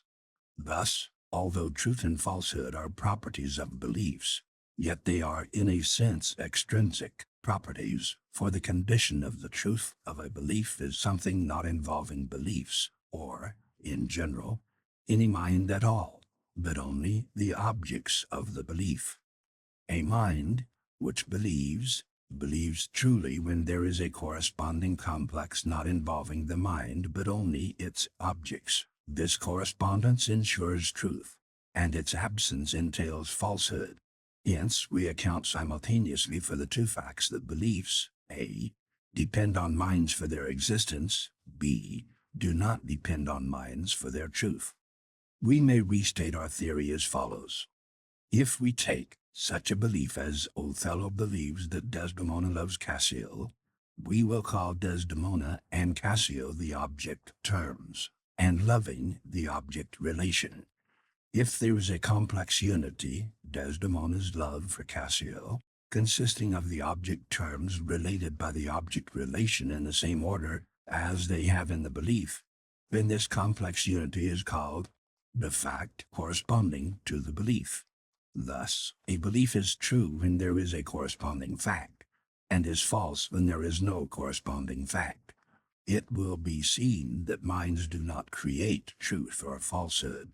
They create beliefs, but when once the beliefs are created, the mind cannot make them true or false, except in the special case where they concern future things which are within the power of the person believing, such as catching trains. What makes a belief true is a fact, and this fact does not, except in exceptional cases, in any way involve the mind of the person who has the belief. Having now decided what we mean by truth and falsehood, we have next to consider what ways there are of knowing whether this or that belief is true or false. This consideration will occupy the next chapter, Chapter 13. Knowledge, Error, and Probable Opinion. The question as to what we mean by truth and falsehood, which we considered in the preceding chapter, is of much less interest than the question as to how we can know what is true and what is false. This question will occupy us in the present chapter. There can be no doubt that some of our beliefs are erroneous. Thus we are led to inquire what certainty we can ever have that such and such a belief is not erroneous. In other words, can we ever know anything at all, or do we merely sometimes by good luck believe what is true? Before we can attack this question, we must, however, first decide what we mean by knowing, and this question is not so easy as might be supposed. At first sight, we might imagine that knowledge could be defined as true belief. When what we believe is true, it might be supposed that we had achieved a knowledge of what we believe. But this would not accord with the way in which the word is commonly used. To take a very trivial instance, if a man believes that the late Prime Minister's last name began with a B, he believes what is true, since the late Prime Minister was Sir Henry Campbell Bannerman. But if he believes that Mr. Balfour was the late Prime Minister, he will still believe that the late Prime Minister's last name began with a B. Yet this belief, though true, would not be thought to constitute knowledge. If a newspaper by an intelligent anticipation announces the result of a battle before any telegram giving the result has been received, it may by good fortune announce what afterwards turns out to be the right result, and it may produce belief in some of its less experienced readers. But in spite of the truth of their belief, they cannot be said to have knowledge. Thus, it is clear that a true belief is not knowledge when it is deduced from a false belief. In like manner, a true belief cannot be called knowledge when it is deduced by a fallacious process of reasoning, even if the premises from which it is deduced are true. If I know that all Greeks are men and that Socrates was a man, and I infer that Socrates was a Greek, I cannot be said to know that Socrates was a Greek, because although my premises and my conclusion are true, the conclusion does not follow from the premises. But are we to say that nothing is knowledge except what is validly deduced from true premises? Obviously, we cannot say this. Such a definition is at once too wide and too narrow. In the first place, it is too wide, because it is not enough that our premises should be true. They must also be known. The man who believes that Mr. Balfour was the late Prime Minister may proceed to draw valid deductions from the true premise that the late Prime Minister's name began with a B, but he cannot be said to know the conclusions reached by these deductions. Thus, we shall have to amend our definition by saying that knowledge is what is validly deduced from known premises. This, however, is a circular definition. It assumes that we already know what is meant by known premises. It can, therefore, at best, define one sort of knowledge, the sort we call derivative, as opposed to intuitive knowledge. We may say, derivative knowledge is what is validly deduced from premises known intuitively. In this statement, there is no formal defect, but it leaves the definition of intuitive knowledge still to seek. Leaving on one side, for the moment, the question of intuitive knowledge, let us consider the above suggested definition of derivative knowledge. The chief objection to it is that it unduly limits knowledge. It constantly happens that people entertain a true belief, which has grown up in them because of some piece of intuitive knowledge from which it is capable of being validly inferred, but from which it has not, as a matter of fact, been inferred by any logical process. Take, for example, the beliefs produced by reading. If the newspapers announce the death of the king, we are fairly well justified in believing that the king is dead, since this is the sort of announcement which would not be made if it were false. And we are quite amply justified in believing that the newspaper asserts that the king is dead. But here the intuitive knowledge upon which our belief is based is knowledge of the existence of sense data derived from looking at the print which gives the news. This knowledge scarcely rises into consciousness, except in a person who cannot read easily. A child may be aware of the shapes of the letters and pass gradually and painfully to a realization of their meaning, but anybody accustomed to reading passes at once to what the letters mean, and is not aware, except on reflection, that he has derived this knowledge from the sense data called seeing the printed letters. Thus, although a valid inference from the letters to their meaning is possible, and could be performed by the reader, it is not in fact performed, since he does not in fact perform any operation which can be called logical inference. Yet it would be absurd to say that the reader does not know that the newspaper announces the king's death. We must therefore admit as derivative knowledge whatever is the result of intuitive knowledge, even if by mere association, provided there is a valid logical connection, and the person in question could become aware of this connection by reflection. There are in fact many ways, besides logical inference, by which we pass from one belief to another. The passage from the print to its meaning illustrates these ways. These ways may be called psychological inference. We shall then admit such psychological inference as a means of obtaining derivative knowledge, provided there is a discoverable logical inference which runs parallel to the psychological inference. This renders our definition of derivative knowledge less precise than we could wish, since the word discoverable is vague. It does not tell us how much reflection may be needed in order to make the discovery. But in fact, knowledge is not a precise conception. It merges into probable opinion, as we shall see more fully in the course of the present chapter.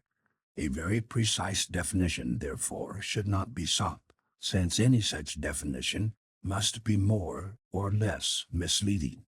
The chief difficulty in regard to knowledge, however, does not arise over derivative knowledge, but over intuitive knowledge. So long as we are dealing with derivative knowledge, we have the best of intuitive knowledge to fall back upon. But in regard to intuitive beliefs, it is by no means easy to discover any criterion by which to distinguish some as true and others as erroneous. In this question, it is scarcely possible to reach any very precise result. All our knowledge of truths is infected with some degree of doubt, and a theory which ignored this fact would be plainly wrong. Something may be done, however, to mitigate the difficulties of the question. Our theory of truth, to begin with, supplies the possibility of distinguishing certain truths as self-evident, in a sense which ensures infallibility.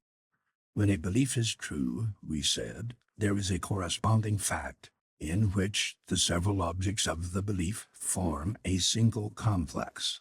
The belief is said to constitute knowledge of this fact, provided it fulfills those further somewhat vague conditions which we have been considering in the present chapter.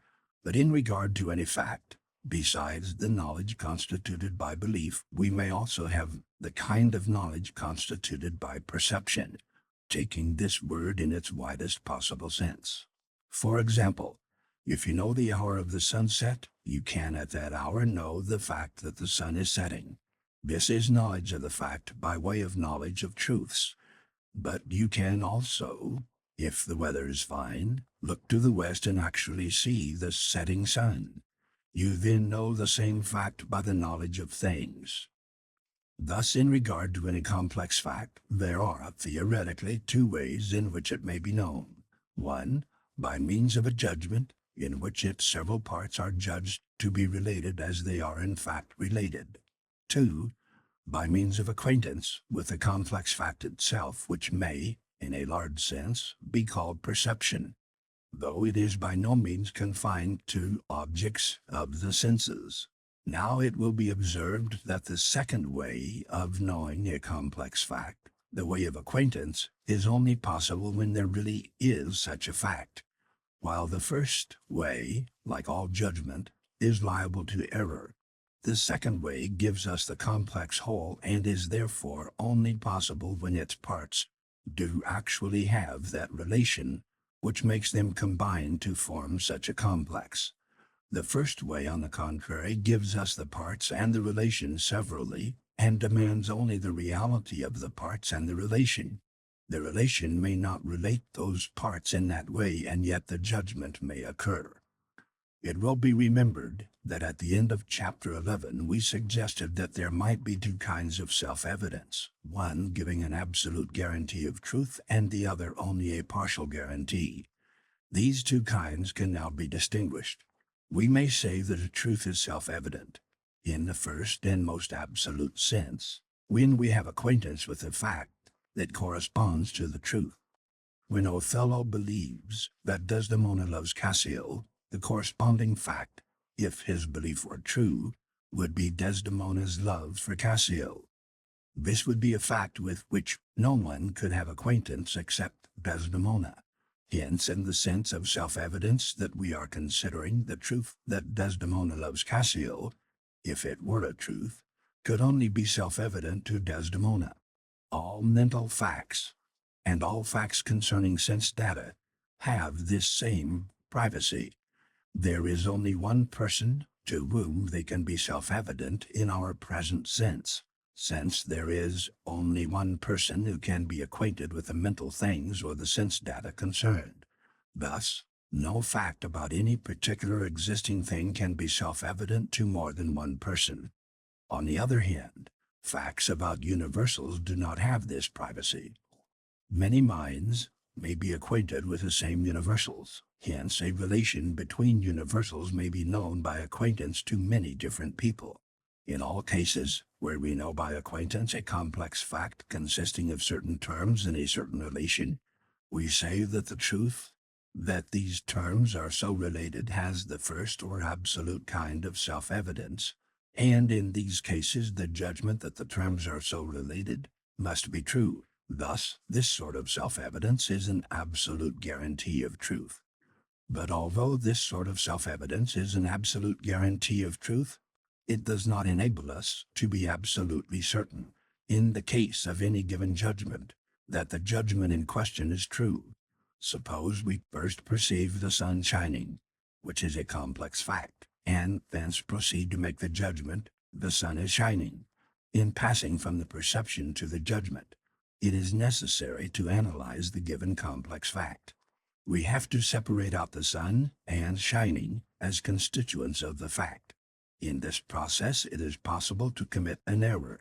Hence, even where a fact has the first or absolute kind of self-evidence, a judgment believed to correspond to the fact is not absolutely infallible, because it may not really correspond to the fact, but if it does correspond, in the sense explained in the preceding chapter, then it must be true. The second sort of self-evidence will be that which belongs to judgments in the first instance, and is not derived from direct perception of a fact as a single complex whole.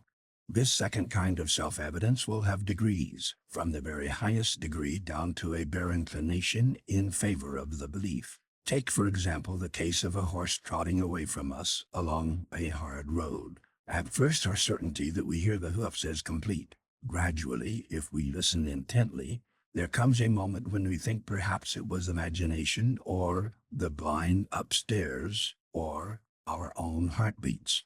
At last we become doubtful whether there was any noise at all. Then we think we no longer hear anything, and at last we know we no longer hear anything. In this process, there is a continual gradation of self-evidence, from the highest degree to the least, not in the sense data themselves, but in the judgments based on them. Or again, suppose we are comparing two shades of color, one blue and one green. We can be quite sure they are different shades of color, but if the green color is gradually altered to be more and more like the blue, becoming first a blue-green, then a greeny blue, then blue, there will come a moment when we are doubtful whether we can see any difference, and then a moment when we know that we cannot see any difference. The same thing happens in tuning a musical instrument, or in any other case where there is a continuous gradation.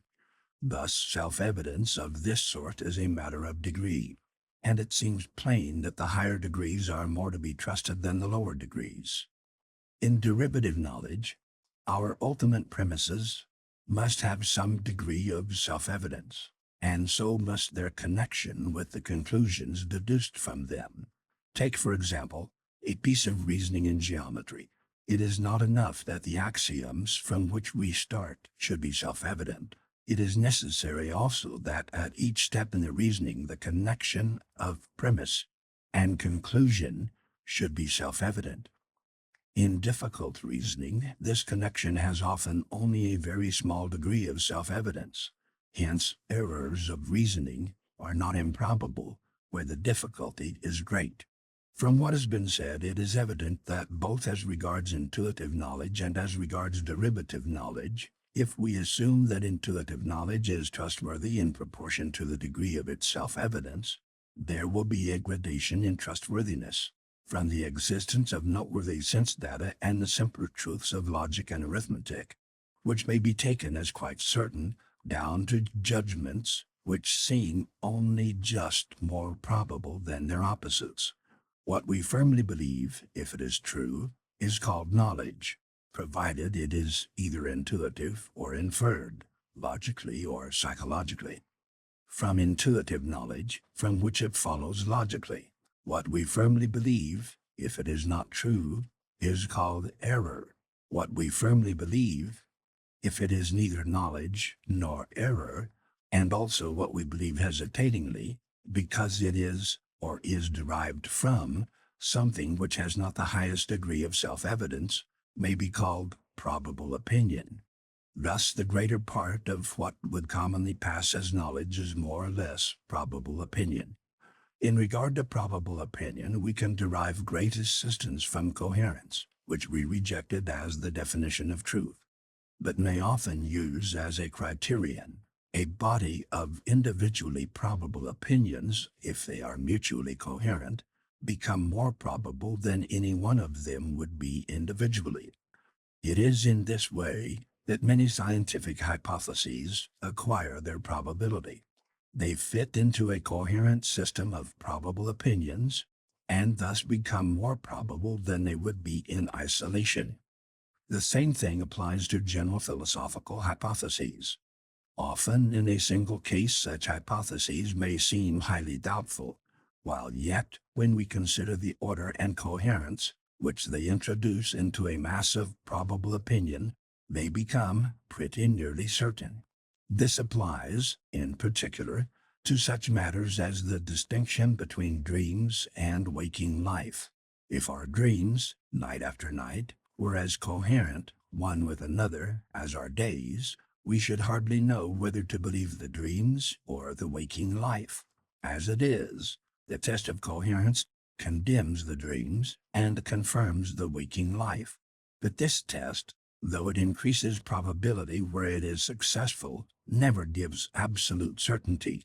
Unless there is certainty already at some point in the coherent system, thus the mere organization of probable opinion will never, by itself, transform it into indubitable knowledge.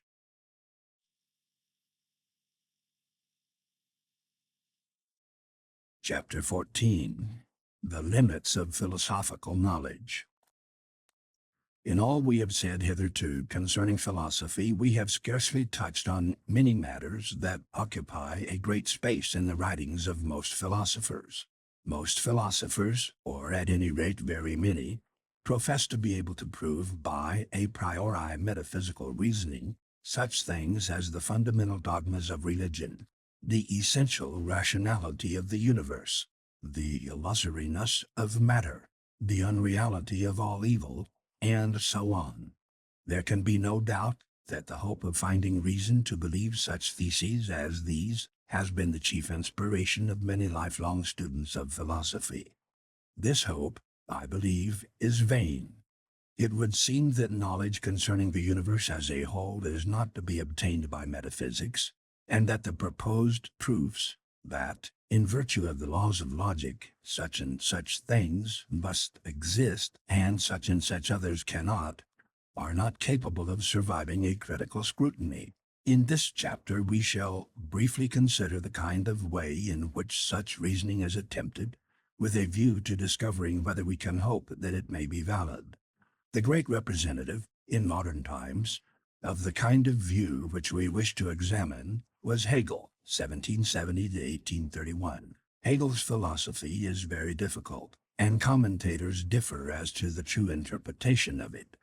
According to the interpretation I shall adopt, which is that of many, if not most, of the commentators, and has the merit of giving an interesting and important type of philosophy, his main thesis is that everything short of the whole is obviously fragmentary, and obviously incapable of existing without the complement supplied by the rest of the world. Just as a comparative anatomist, from a single bone, sees what kind of animal the whole must have been, so the metaphysician, according to Hegel, sees from any one piece of reality what the whole of reality must be, at least in its large outlines. Every apparently separate piece of reality has, as it were, hooks which grapple it to the next piece. The next piece in turn has fresh hooks, and so on, until the whole universe is reconstructed. This essential incompleteness appears, according to Hegel, equally in the world of thought and in the world of things. In the world of thought, if we take any idea which is abstract or incomplete, we find on examination that if we forget its incompleteness, we become involved in contradictions. These contradictions turn the idea in question into its opposite or antithesis, and in order to escape we have to find a new, less incomplete idea, which is the synthesis of our original idea and its antithesis.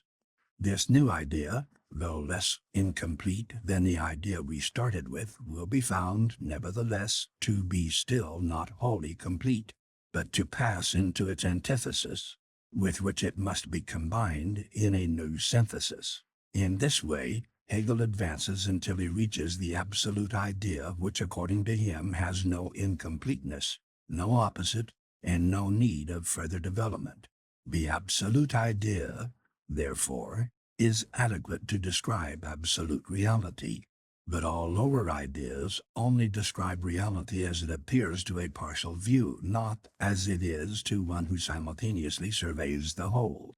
Thus, Hegel reaches the conclusion that absolute reality forms one single harmonious system, not in space or time, not in any degree evil, wholly rational, and wholly spiritual.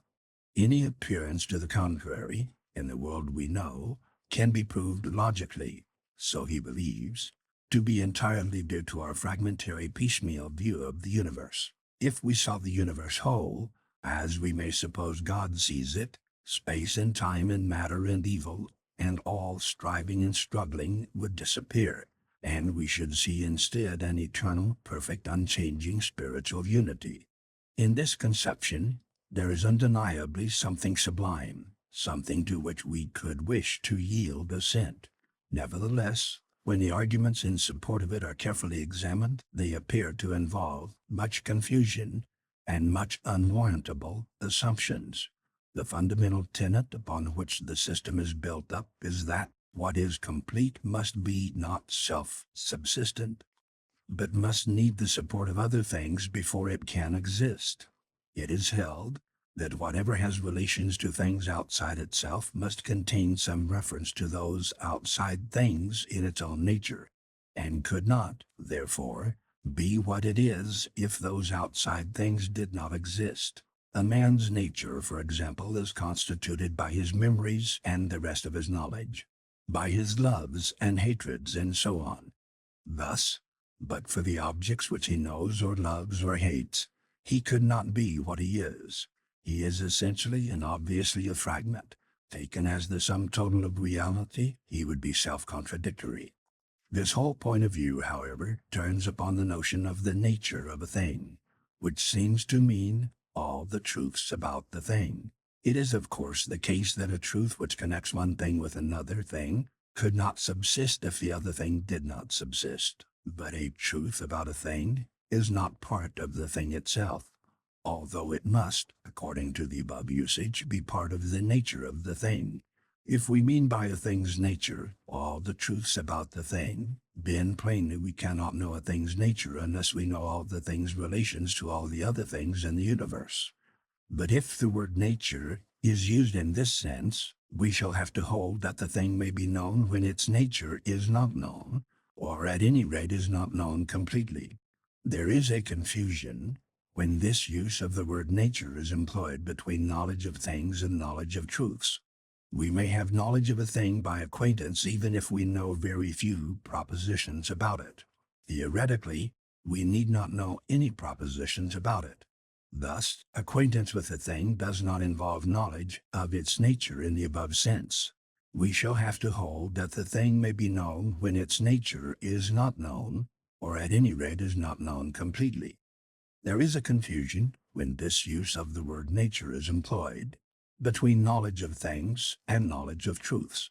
We may have knowledge of a thing by acquaintance, even if we know very few propositions about it. Theoretically, we need not know any propositions about it. Thus, acquaintance with a thing does not involve knowledge of its nature in the above sense. And although acquaintance with a thing is involved in our knowing any one proposition about a thing, knowledge of its nature, in the above sense, is not involved. Hence, 1. Acquaintance with a thing does not logically involve a knowledge of its relations, and 2. A knowledge of some of its relations does not involve a knowledge of all of its relations, nor a knowledge of its nature in the above sense.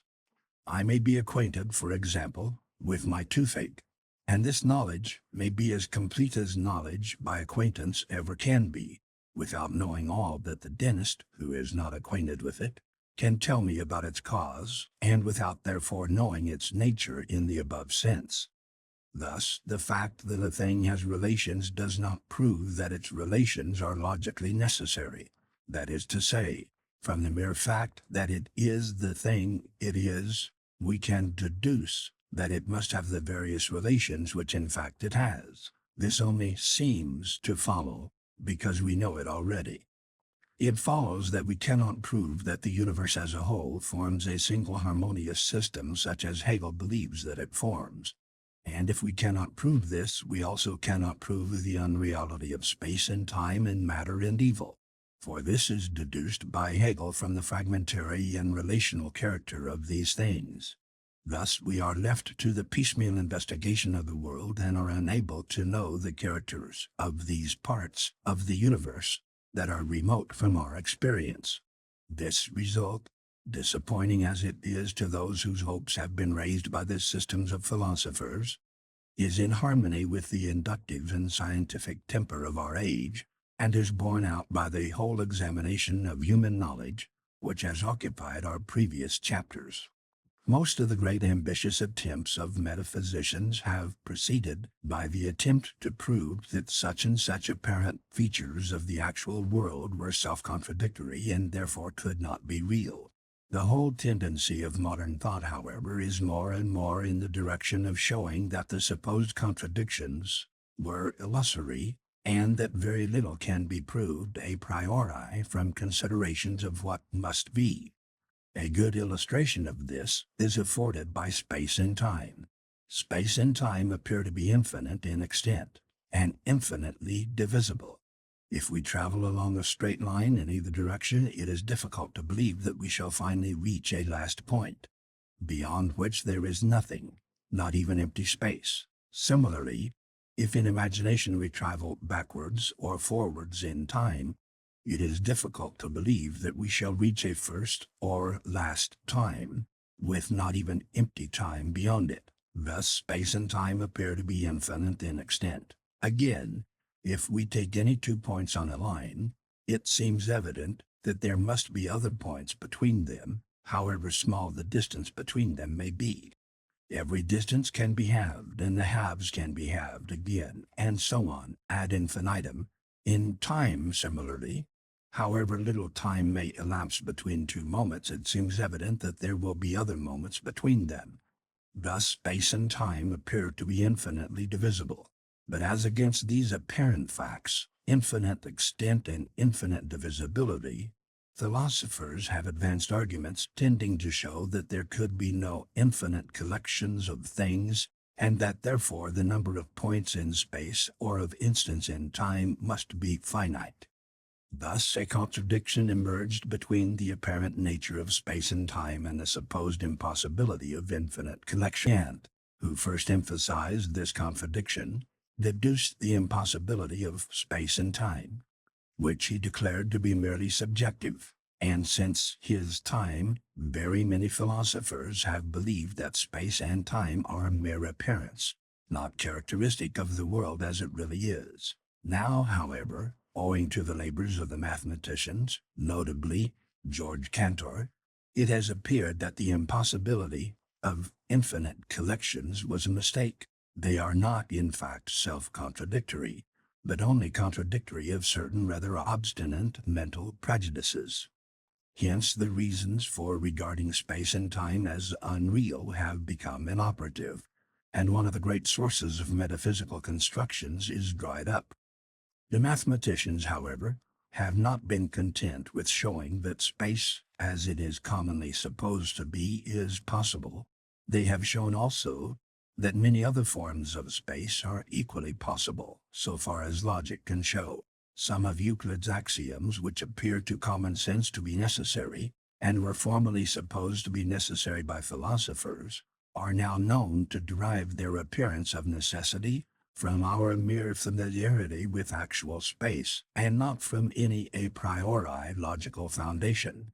By imagining worlds in which these axioms are false, the mathematicians have used logic to loosen the prejudices of common sense, and to show the possibility of spaces differing, some more, some less, from that in which we live.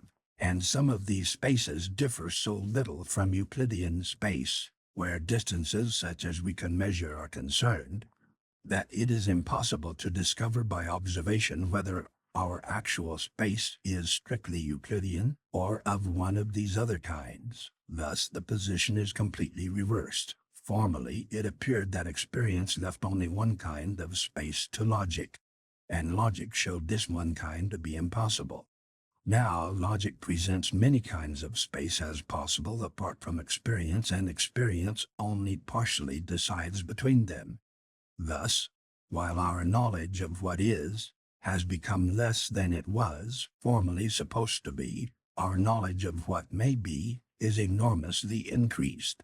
Instead of being shut in within narrow walls, of which every nook and cranny could be explored, We find ourselves in an open world of free possibilities, where much remains unknown because there is so much to know. What has happened in the case of space and time has happened to some extent in other directions as well. The attempt to prescribe to the universe by means of a priori principles has broken down. Logic, instead of being, as formerly, the bar to possibilities, has become the great liberator of the imagination, presenting innumerable alternatives which are closed to unreflective common sense, and needing to experience the task of deciding where decision is possible between the many worlds which logic offers for our choice. Thus, knowledge as to what exists becomes limited to what we can learn from experience, not to what we can actually experience, for as we have seen, there is much knowledge by description concerning things of which we have no direct experience. But in all cases of knowledge by description, we need some connection of universals, enabling us from such and such a datum to infer an object of a certain sort as implied by our datum. Thus, in regard to physical objects, for example, the principle that sense data are signs of physical objects is itself a connection of universals, and it is only in virtue of this principle that experience enables us to acquire knowledge concerning physical objects.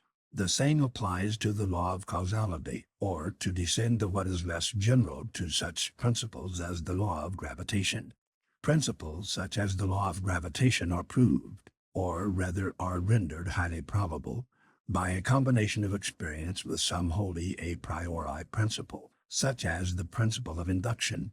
Thus, our intuitive knowledge, which is the source of all our other knowledge of truths, is of two sorts: pure empirical knowledge, which tells us of the existence and some of the properties of particular things with which we are acquainted, and pure a priori knowledge, which gives us connections between universals and enables us to draw inferences from the particular facts given in empirical knowledge. Our derivative knowledge always depends upon some pure a priori knowledge, and usually also depends upon some pure empirical knowledge. Philosophical knowledge, if what has been said above is true, does not differ essentially from scientific knowledge. There is no special source of wisdom which is open to philosophy, but not to science. And the results obtained by philosophy are not radically different from those obtained from science. The essential characteristic of philosophy, which makes it a study distinct from science, is criticism. It examines critically the principles employed in science and in daily life. It searches out any inconsistencies there may be in these principles, and it only accepts them when, as the result of a critical inquiry, no reason for rejecting them has appeared.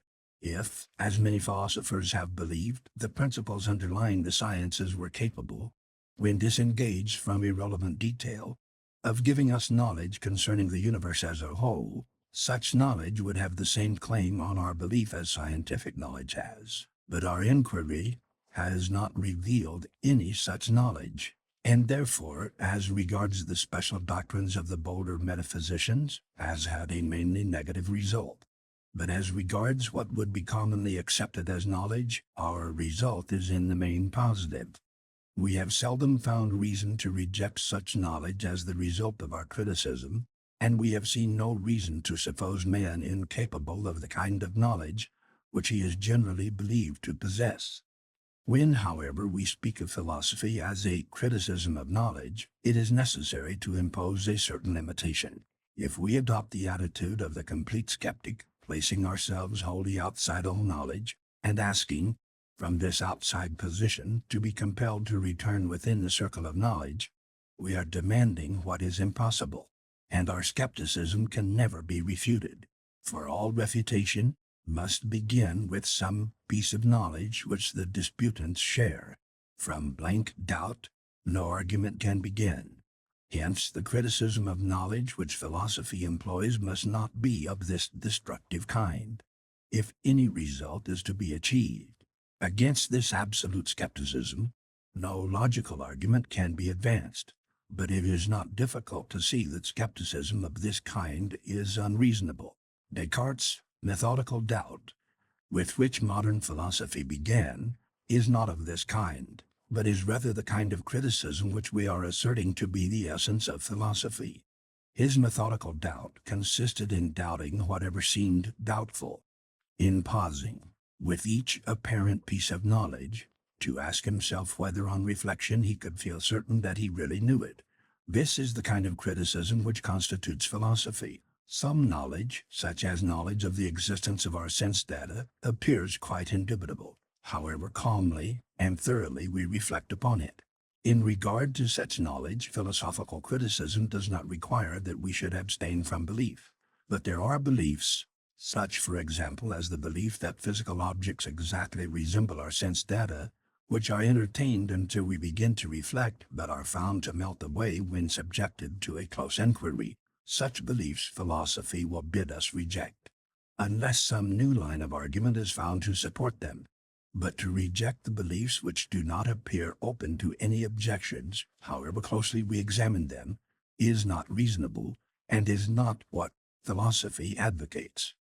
The criticism aimed at, in a word, is not that which without reason determines to reject, but that which considers each piece of apparent knowledge on its merits and retains whatever still appears to be knowledge when this consideration is completed. That some risk of error remains must be admitted, since human beings are fallible. Philosophy may claim justly that it diminishes the risk of error, and that in some cases it renders the risk so small as to be practically negligible. To do more than this is not possible in a world where mistakes must occur, and more than this no prudent advocate of philosophy would claim to have performed.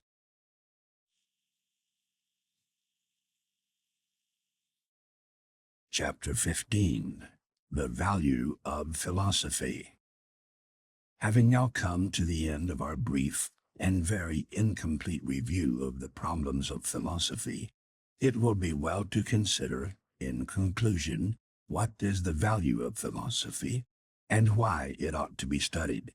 It is the more necessary to consider this question in view of the fact that many men, under the influence of science or of practical affairs, are inclined to doubt whether philosophy is anything better than innocent but useless trifling, hair-splitting distinctions and controversies on matters concerning which knowledge is impossible. This view of philosophy appears to result partly from a wrong conception of the ends of life, partly from a wrong conception of the kind of goods which philosophy strives to achieve.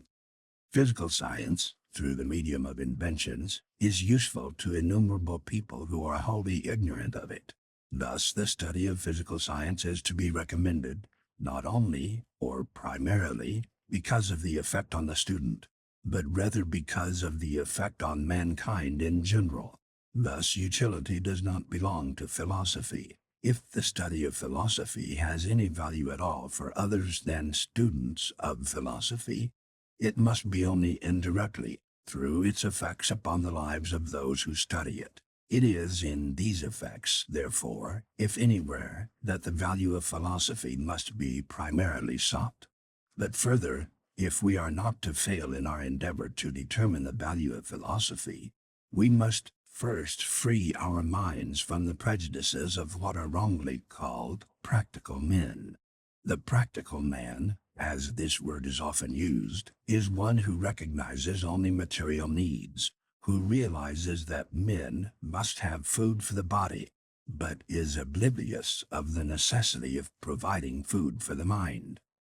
If all men were well off, if poverty and disease had been reduced to their lowest possible point, there would still remain much to be done to produce a valuable society, and even in the existing world the goods of the mind are at least as important as the goods of the body. It is exclusively among the goods of the mind that the value of philosophy is to be found, and only those who are not indifferent to these goods can be persuaded that the study of philosophy is not a waste of time. Philosophy, like all other studies, aims primarily at knowledge. The knowledge it aims at is the kind of knowledge which gives unity and system to the body of the sciences. and the kind which results from a critical examination of the grounds of our convictions, prejudices, and beliefs.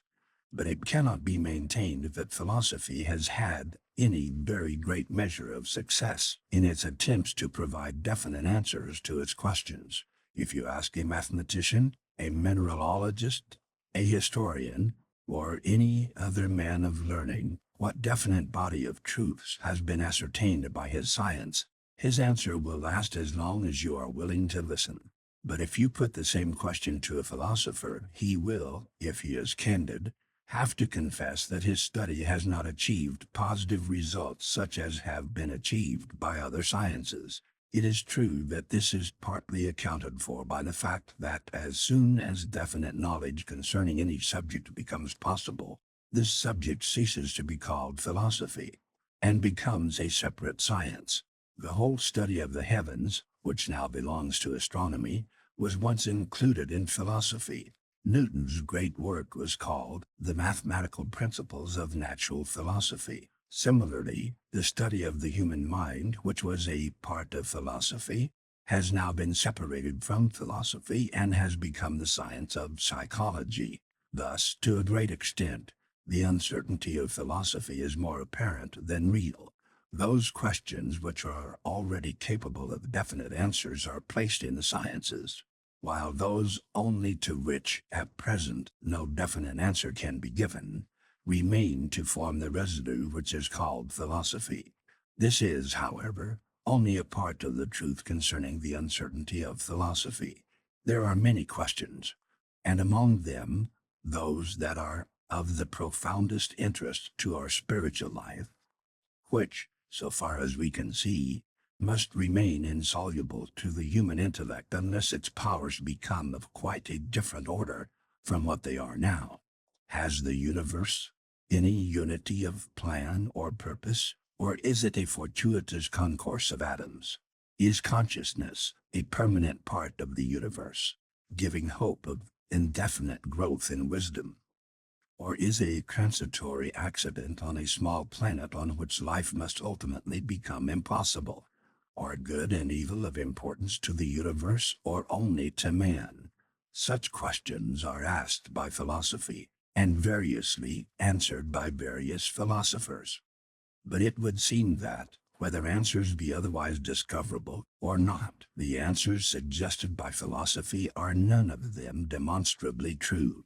Yet, however slight may be the hope of discovering an answer, it is part of the business of philosophy to continue the consideration of such questions, to make us aware of their importance, to examine all the approaches to them, and to keep alive that speculative interest in the universe, which is apt to be killed by confining ourselves to definitely ascertainable knowledge. Many philosophers, it is true, have held that philosophy could establish the truth of certain answers to such fundamental questions.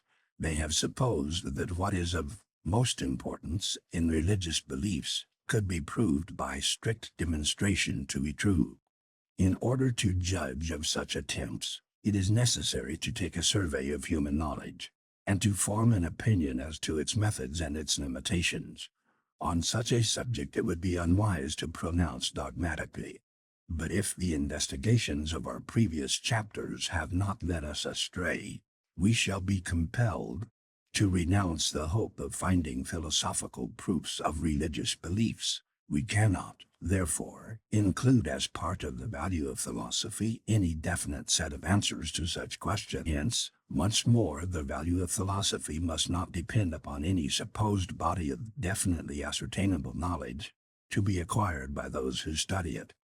The value of philosophy is, in fact, to be sought largely in its very uncertainty. The man who has no tincture of philosophy goes through life imprisoned in the prejudices derived from common sense, from the habitual beliefs of his age or his nation, and from convictions which have grown up at his mind without the cooperation or consent of his deliberate reason. To such a man the world tends to become definite, finite, obvious. Common objects rouse no questions, and unfamiliar possibilities are contemptuously rejected. As soon as we begin to philosophize, on the contrary, we find As we saw in our opening chapters, that even the most everyday things lead to problems to which only very incomplete answers can be given.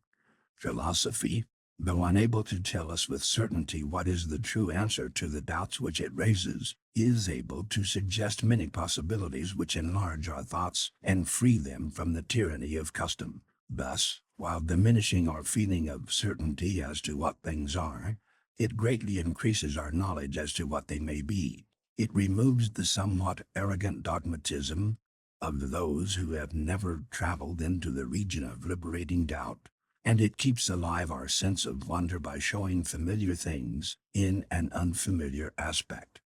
Apart from its utility in showing unsuspected possibilities, philosophy has a value, perhaps its chief value, through the greatness of the objects which it contemplates, and the freedom from narrow and personal aims resulting from this contemplation. The life of the instinctive man is shut up within the circle of his private interest. Family and friends may be included, but the outer world is not regarded except as it may help or hinder what comes within the circle of instinctive wishes. In such a life there is something feverish and confined, in comparison with which the philosophic life is calm and free.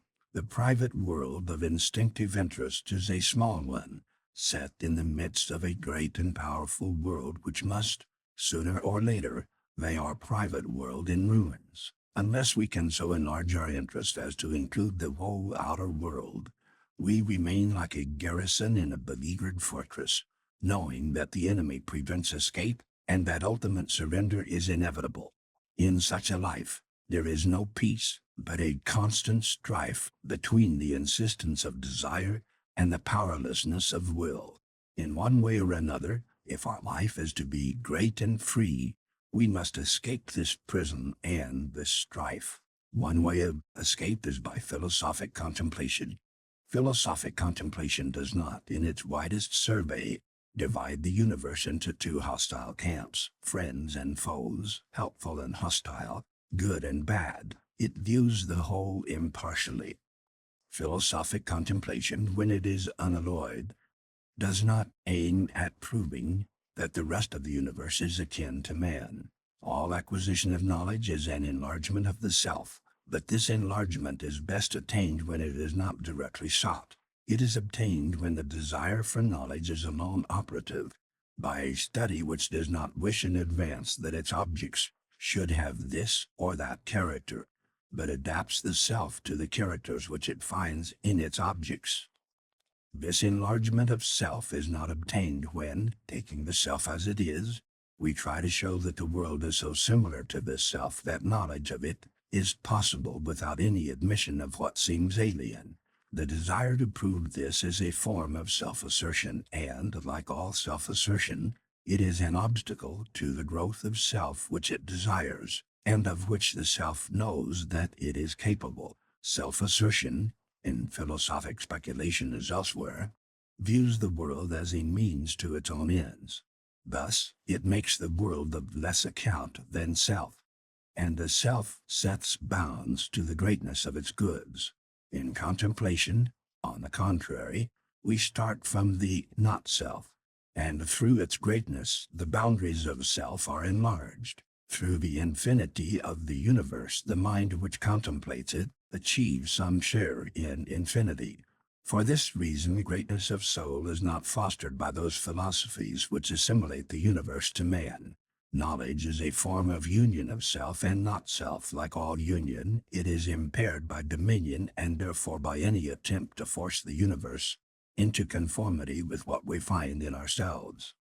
There is a widespread philosophical tendency towards the view which tells us that man is the measure of all things, that truth is man-made, that space and time and the world of universals are properties of the mind, and that if there be anything not created by the mind, it is unknowable and of no account for us.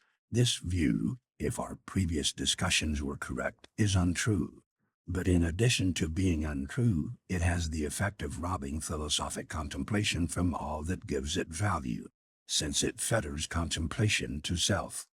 What it calls knowledge is not a union with the not-self, but a set of prejudices, habits, and desires making an impenetrable veil between us and the world beyond. The man who finds pleasure in such a theory of knowledge is like the man who never leaves the domestic circle for fear his word might not be law. The true philosophic contemplation, on the contrary, finds its satisfaction in every enlargement of the not-self, in everything that magnifies the objects contemplated, and thereby the subject contemplating. Everything, in contemplation, that is personal or private, everything that depends upon habit, self-interest, or desire, distorts the object, and hence impairs the union which the intellect seeks. By thus making a barrier between subject and object, such personal and private things become a prison to the intellect. The free intellect will see as God might see, without a here and now, without hopes and fears, without the trammels of customary beliefs and traditional prejudices, calmly, dispassionately, in the sole and exclusive desire of knowledge. Knowledge as impersonal, as purely contemplative, as it is possible for man to attain. Hence, also, the free intellect will value more the abstract and universal knowledge into which the accidents of private history do not enter, than the knowledge brought by the senses, and dependent, as such knowledge must be, upon an exclusive and personal point of view and a body whose sense organs distort as much as they reveal. The mind, which has become accustomed to the freedom and impartiality of philosophic contemplation, will preserve something of the same freedom and impartiality in the world of action and emotion. It will view its purposes and desires as parts of the whole, with the absence of insistence that results from seeing them as infinitesimal fragments in a world of which all the rest is unaffected by any one man's deeds.